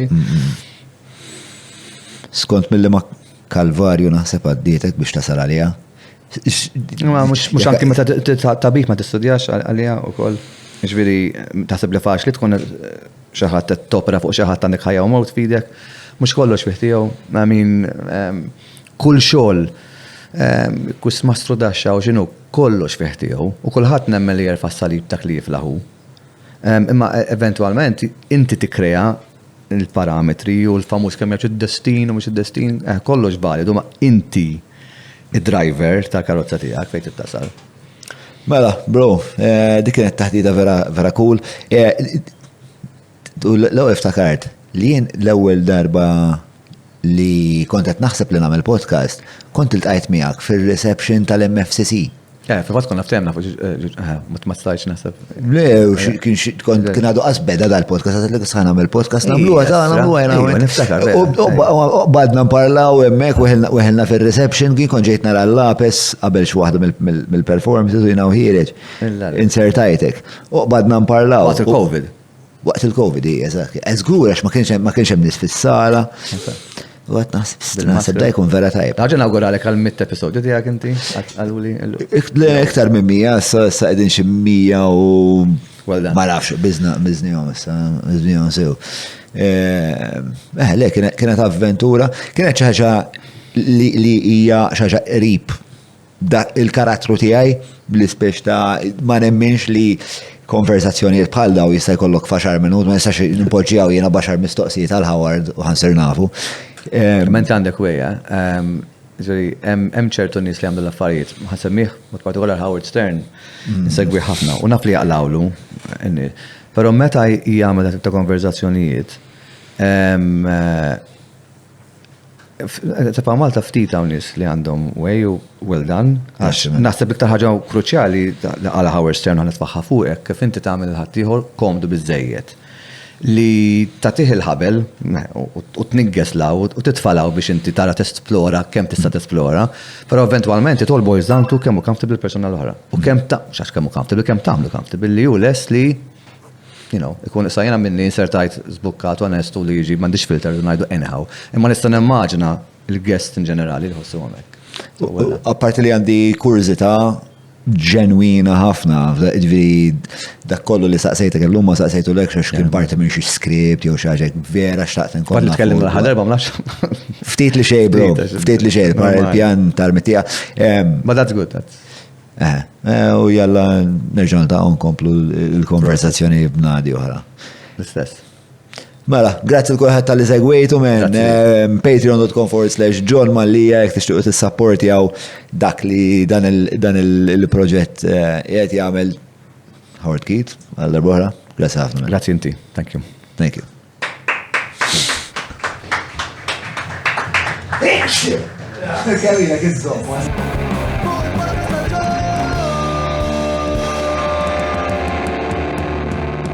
Mela, tlaqna?